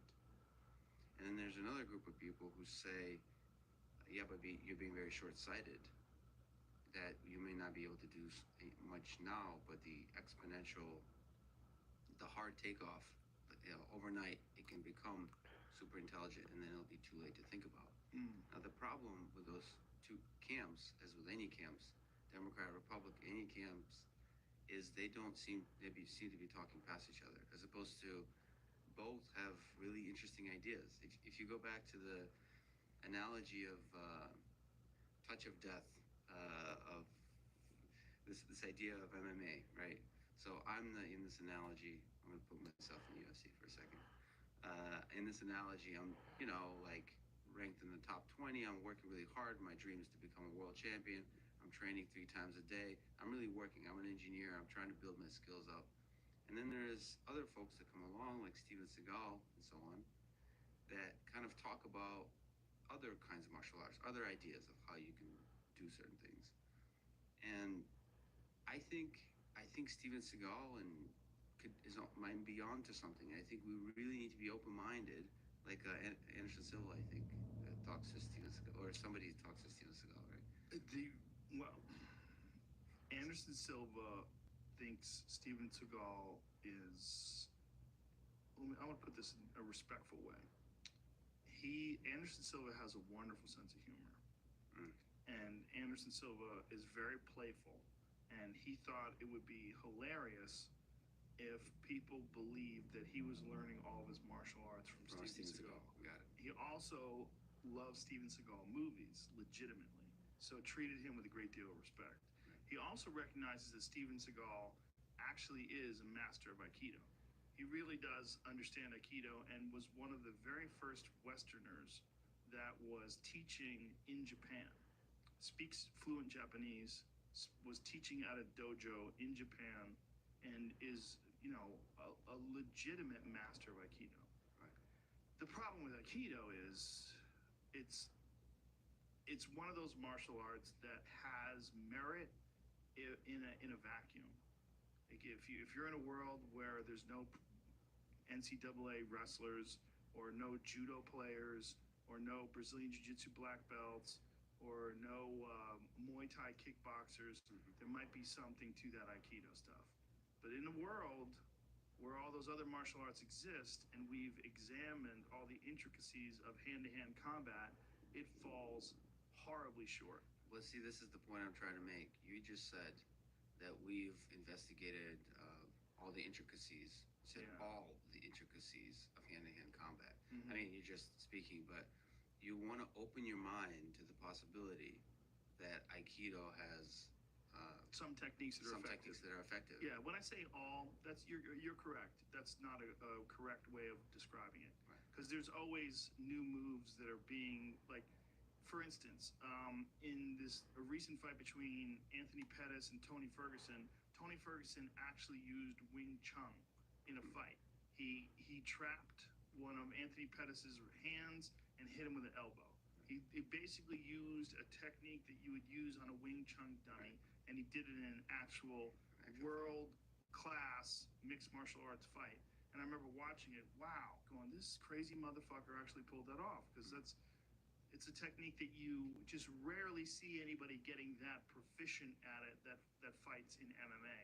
And Ferguson is an extremely creative and open-minded guy, and he figured out a way to make that work in a world-class fight. So, And let me then ask you the question. There's these people who still believe, quite a lot of them, that there is this touch of death, right? It's possible. Do you think it's possible to discover No. through this rigorous scientific process that is MMA, that started pretty recently? Mhm. Do you think, not the touch of death, but do you think we can get a 10x improvement in the amount of power the human body can generate in punching? No, Not certainly not 10x. I think you can get incremental improvements, but it's all based entirely on your frame. Like if you're a person that has very small hands and narrow shoulders, you're kind of screwed. There's not really a lot of room for improvement. You can certainly get incremental improvement in your ability to generate power, but you'll never be able to generate the same kind of power as, say, a guy with a very big frame like Brock Lesnar or Derek Lewis or anyone who has. There's like classic elements that go with being able to generate large amounts of power. That's right. Wide shoulders, large hands. There's a lot of characteristics of the human frame itself. Those people, there's only so much power you can generate, and we pretty much know how to do that correctly. So the way you're talking about as a martial arts expert now is kind of the way a lot of the experts in robotics and AI talk about AI. And when the topic of touch of death is brought up. Now, the analogy is not perfect. I tend to use probably too many analogies, because we maybe know the human body better than we know the possibility of AI. I would assume so, right? Because the possibility of AI is basically limitless once AI starts redesigning itself. It's not obvious that that's true. Our imagination allows it to be true. When I'm of two minds, I'm both. I can hold both beliefs that are contradictory in my mind. One is that idea is really far away, almost bordering on BS, and the other is it can be there overnight. And I think you could believe both those things. So there's another quote from Barbara Wooden. It's a poem I heard on a lecture somewhere that I really like, which is, it's from the champions of the impossible rather than the slaves of the possible that evolution draws its creative force. So I see Elon Musk as a representative of the champion of the impossible. I see exponential growth of AI within the next several decades as the impossible. But it's the champions of the impossible that actually make the impossible happen. Why would exponential growth of AI be impossible? Because it seems inevitable to me. So it's not impossible. I'm sort of using the word impossible meaning magnificent. Yeah, it feels very difficult. Very, very difficult. Like we don't even know where to begin. Grand. Yep, like the touch of death actually feels. Yeah, but see, the touch of death is horseshit. But see, you're an expert. Someone's like, ha, and they touch you in the chest. But we don't have the ability in the body to generate that kind of energy. How do you know that? That's a good question. It's never been done. We understand so much about physiology. How do you know it's never been done? Okay, there could be someone out there with magic that has escaped my grasp. No, you've talked about with Graham Hancock. You've talked about the history. Maybe it was in Roman times. That idea was discovered and then it was lost. Because weapons are much more effective ways of delivering damage. Now I find myself in a very uncomfortable position of defending the concept as a martial artist, defending the concept of this. What martial arts did you study? Jiu-jitsu and judo and wrestling. Those are the hard ones. Jiu-jitsu, judo, and wrestling. Yeah. Those are absolute martial arts, in my opinion. This is what I mean. Like, if you are a guy who just has a fantastic physique and incredible speed and ridiculous power, you just can generate ridiculous power. If you just are you know who Deontay Wilder is? Yes. Heavyweight champion of the world boxer. He's you have what's his name? Tyson Fury. Tyson Fury on tomorrow. Tomorrow, yes. Two undefeated guys, right? Yes. Oof. Deontay Wilder has fantastic power. I mean, he just knocks people flying across the ring. I think Deontay Wilder, if he just came off the street, if he was 25 years old and no one ever taught him how to box at all, and you just wrapped his hands up and had him hit a bag, he would be able to generate insane amounts of force. Now, if you were a person that really didn't have much power and you had a box with Deontay Wilder and you were both of the same age and you were a person that knew boxing and you stood in front of Deontay, it's entirely possible that Deontay Wilder could knock you into another dimension, even though he had no experience in boxing. If he just held on to you and hit you with a haymaker, he might be able to put you out. If you're a person who is, let's say, built like you, a guy who exercises, who's strong, and then there's someone who's identically built like you, who's a black belt in Brazilian Jiu-Jitsu, and you don't have any experience in martial arts at all, you're fucked. Right? Yes. If you're a person who's built like you, who's a guy who exercises and is healthy, and you grapple with a guy who's even stronger than you and bigger than you, but he has no experience in Brazilian Jiu-Jitsu, he's still fucked. Yeah. That's the difference. That's why I think Brazilian Jiu-Jitsu and Judo and wrestling in particular, those are absolutes in that you have control of the body. Yes. And once you grab a hold of a person's body, there's no lucky triangle chokes in Jiu-Jitsu. That's right. Right? But I think I would say Jiu-Jitsu is the highest representative of that. I think in wrestling and Judo, having practiced those, I've never been quite as humbled as I have been in Jiu-Jitsu. Yeah. Especially when I started, I was like powerlifting. I was a total meathead. And, you know, a 130-pound guy or girl could tap you easily. Yeah, it's confusing. It's very confusing. In wrestling, you can get pretty far with that meathead power. Yeah. And in Judo, a little bit less so at its highest levels.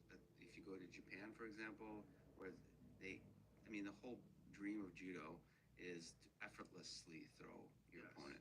Yeah. But if you go to gyms in America and so on, there is some hard wrestling style gripping and just beating each other up pretty intensely, where we're not talking about beautiful ichimaras or these beautiful throws. We're talking about some scrapping, some wrestling style. Yeah, no, I see what you're saying. Yeah, my experience with Jiu-Jitsu was very humbling when I first started out. I had a long background in martial arts and striking, and even wrestled in high school. And then I started taking Jiu-Jitsu, and a guy who was my size, and I was young at the time, and he was basically close to my age, just mauled me. And he wasn't even a black belt. I think he was a purple belt. He might have been a blue belt. I think he was a purple belt. And he just destroyed me. Just did anything he wanted to me. Choked me, armbarred me, and I remember thinking, man, I am so delusional. I thought I had a chance. Right. Like, I thought just based on taking a couple classes and learning what an armbar is, and then being a strong person who has a background in martial arts, that I would be able to at least hold him off a little bit. No. And this is, that's so beautiful that I feel lucky to have had that experience of having my ass kicked in Philadelphia is where I came up with. Because in science, you don't often get that experience. In the space of ideas, you can't choke each other out. You can't beat each other up in science. And so it's easy to go your whole life, have so many people around me telling me how smart I am. There's no way to actually know if I'm smart or not, because I think I'm full of BS. And in the same round is fighting. There's no, it's what Hicks and Gracie said, it's some nerves that doesn't lie. There's this deep honesty in it that was really grateful. It's like wanting, you talk about bullies, or you talk about, or even just my fellow academics, with the benefits of it, training with them. I think so too. It's a beautiful thing to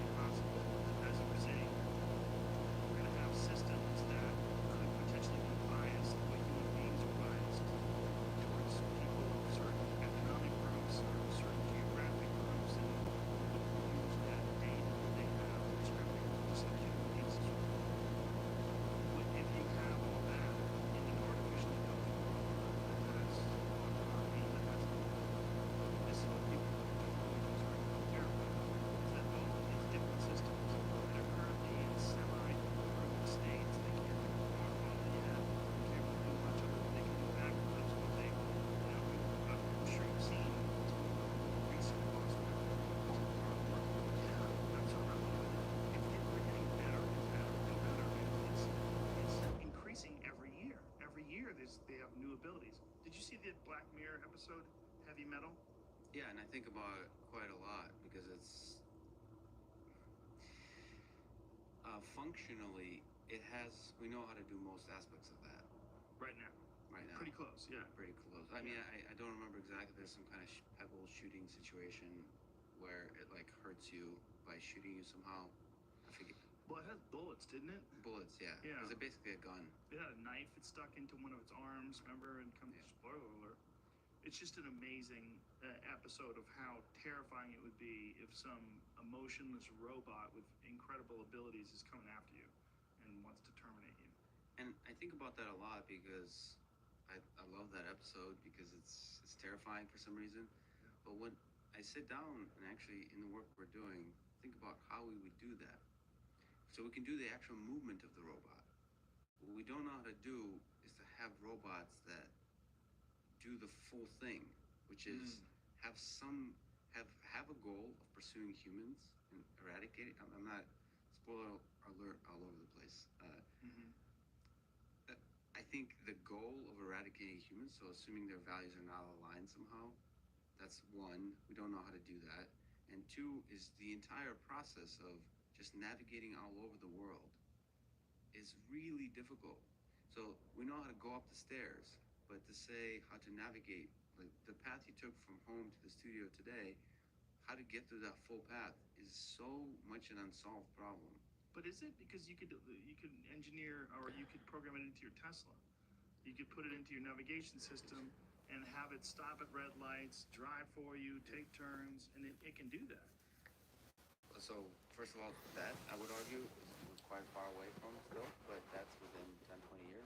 Well, how much can it do now? It can stay inside the lane on the highway or on different roads, and it can change lanes. And what's being pushed now is they're trying to be able to enter and exit a highway. So it's some basic highway driving. It doesn't stop at traffic lights. It doesn't stop at stop signs, and it doesn't interact with the complex, irrational human beings, pedestrians, cyclists, cars. This is the onion I talked about. Is we first in 2005, the DARPA Grand Challenge. DARPA organized this challenge in a desert. It says, let's go across the desert. Let's see if we can build an autonomous vehicle that goes across the desert. 2004, they did the first one, and everybody failed. We're talking about some of the smartest people in the world really tried and failed. And so they did again in 2005. There's a few, Stanford won. There's a really badass guy from CMU, Red. I think he's like a Marine. He led the team there. And they succeeded. The 4 teams finished, Stanford won. That was in the desert. And there was this feeling that we solved autonomous driving. But that's that onion. Because you then, okay, what's the next step? We've got a car that travels across the desert autonomously. What's the next? So in 2007, they did the Urban Grand Challenge, the Urban Challenge, DARPA Urban Challenge, where you drove around the city a little bit. And again, super hard problem. People took it on. CMU won that one. Stanford second, I believe. And then there was definitely a feeling like, yeah, we've got a car drive around the city. It's definitely solved. The problem is those cars were traveling super slow, first of all, and second of all, there's no pedestrians. It wasn't a real city. It was an artificial. It's just basically having to stop at different sides. Again, one other layer of the onion. And you say, okay, when we actually have to put this car in a city like LA, how are we going to make this work? Because if there's no cars in the street and no pedestrians in the street, driving around is still hard, but doable, and I think solvable in the next 5 years. When you put pedestrians, everybody jaywalks. If you put human beings into this interaction, it becomes much, much harder. Now, it's not impossible, and I think it's very doable, and with completely new, interesting ideas, including revolutionizing infrastructure and rethinking transportation in general, it's possible to do in the next 5, 10 years, maybe 20, but it's not easy, like everybody says. And does anybody say it's easy? Yeah, there's a lot of hype behind autonomous vehicles. Elon Musk himself and other people have promised autonomous vehicles that timeline has already passed.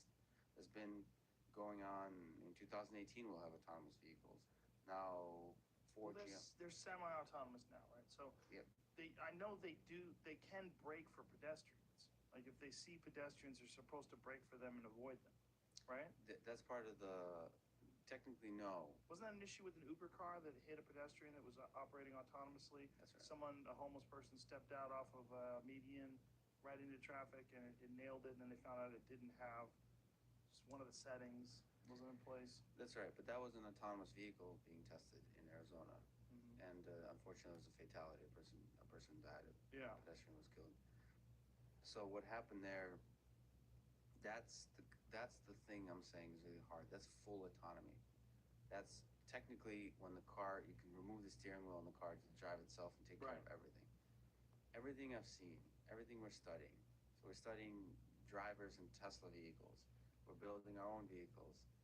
It seems that it'll be a long way off before we can solve a fully autonomous driving problem. Because of pedestrians. But two things, I mean, pedestrians and cyclists and the edge cases of driving, all the stuff we take for granted. The same reason we take for granted how hard it is to walk, how hard it is to pick up this bottle, our intuition about what's hard and easy is really flawed as human beings. Can I interject? What if all cars were autonomous? That's right. If we got to a point where every single car on the highway is operating off of a similar algorithm or off the same system, then things would be far easier, right? Because then you have to don't deal with random kinetic movements, people just changing lanes, people looking at their cell phone, not paying attention to what they're doing, all sorts of things that you have to be wary of right now with driving and pedestrians and bicyclists. Totally, and that's in the realm of things I'm talking about, where you think outside the box and revolutionize our transportation system. Mhm. That requires government to play along. Seems like that's going that way, though, right? Do you feel like that one day we're going to have autonomous driving pretty much everywhere, especially on the highway? It's not going there in terms of it's very slow moving. So government does stuff very slow moving with infrastructure. One of the biggest things you can do for autonomous driving will solve a lot of problems is to paint lane markings regularly. Right. And even that have been extremely difficult to do for politicians. Right, because right now there's not really the desire for it. But to explain to people what you mean by that, when the lanes are painted very clearly, the cameras in the autonomous vehicles can recognize them and stay inside those lanes much more easily. Yeah, there's two ways that cars see the world. Three, different sensors. The big ones for autonomous vehicles is LiDAR, which is these lasers that are being shot all over the place in 360, and they give you this point cloud of how far stuff is away.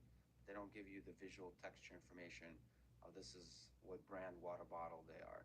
Mm-hmm. And cameras give you that information. So what Tesla is using, they have 8 cameras, I think, is they perceive the world with cameras.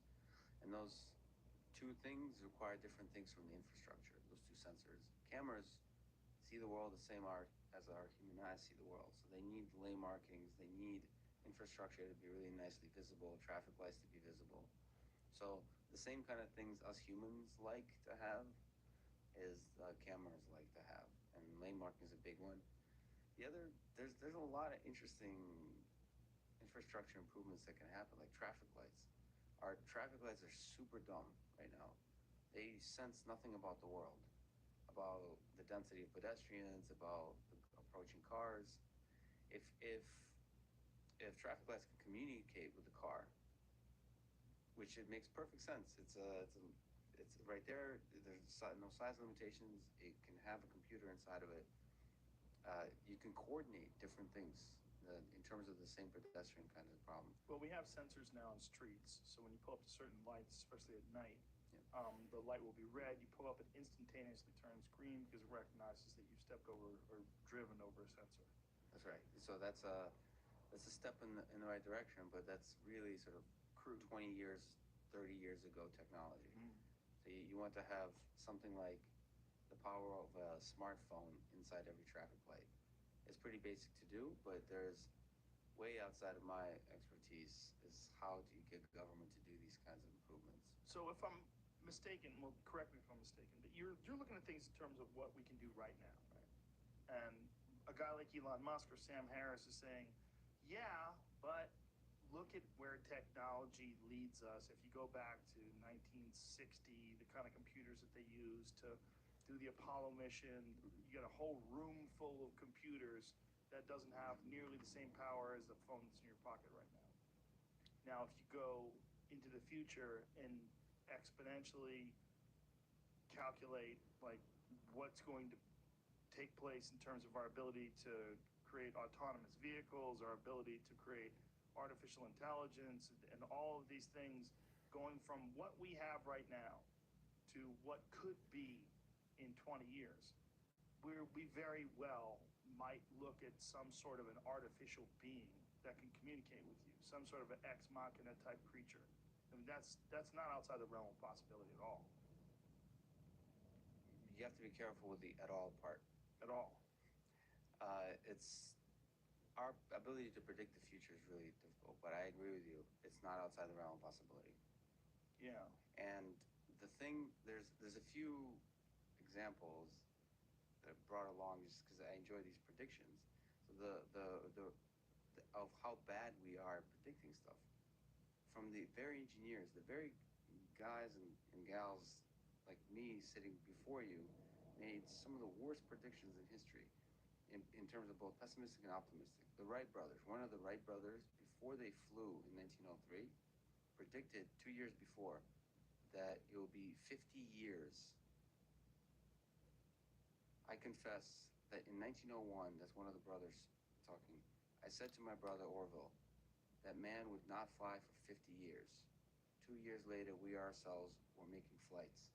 This demonstration of my inability as a prophet gave me such shock that I have ever since distrusted myself and have refrained from all prediction.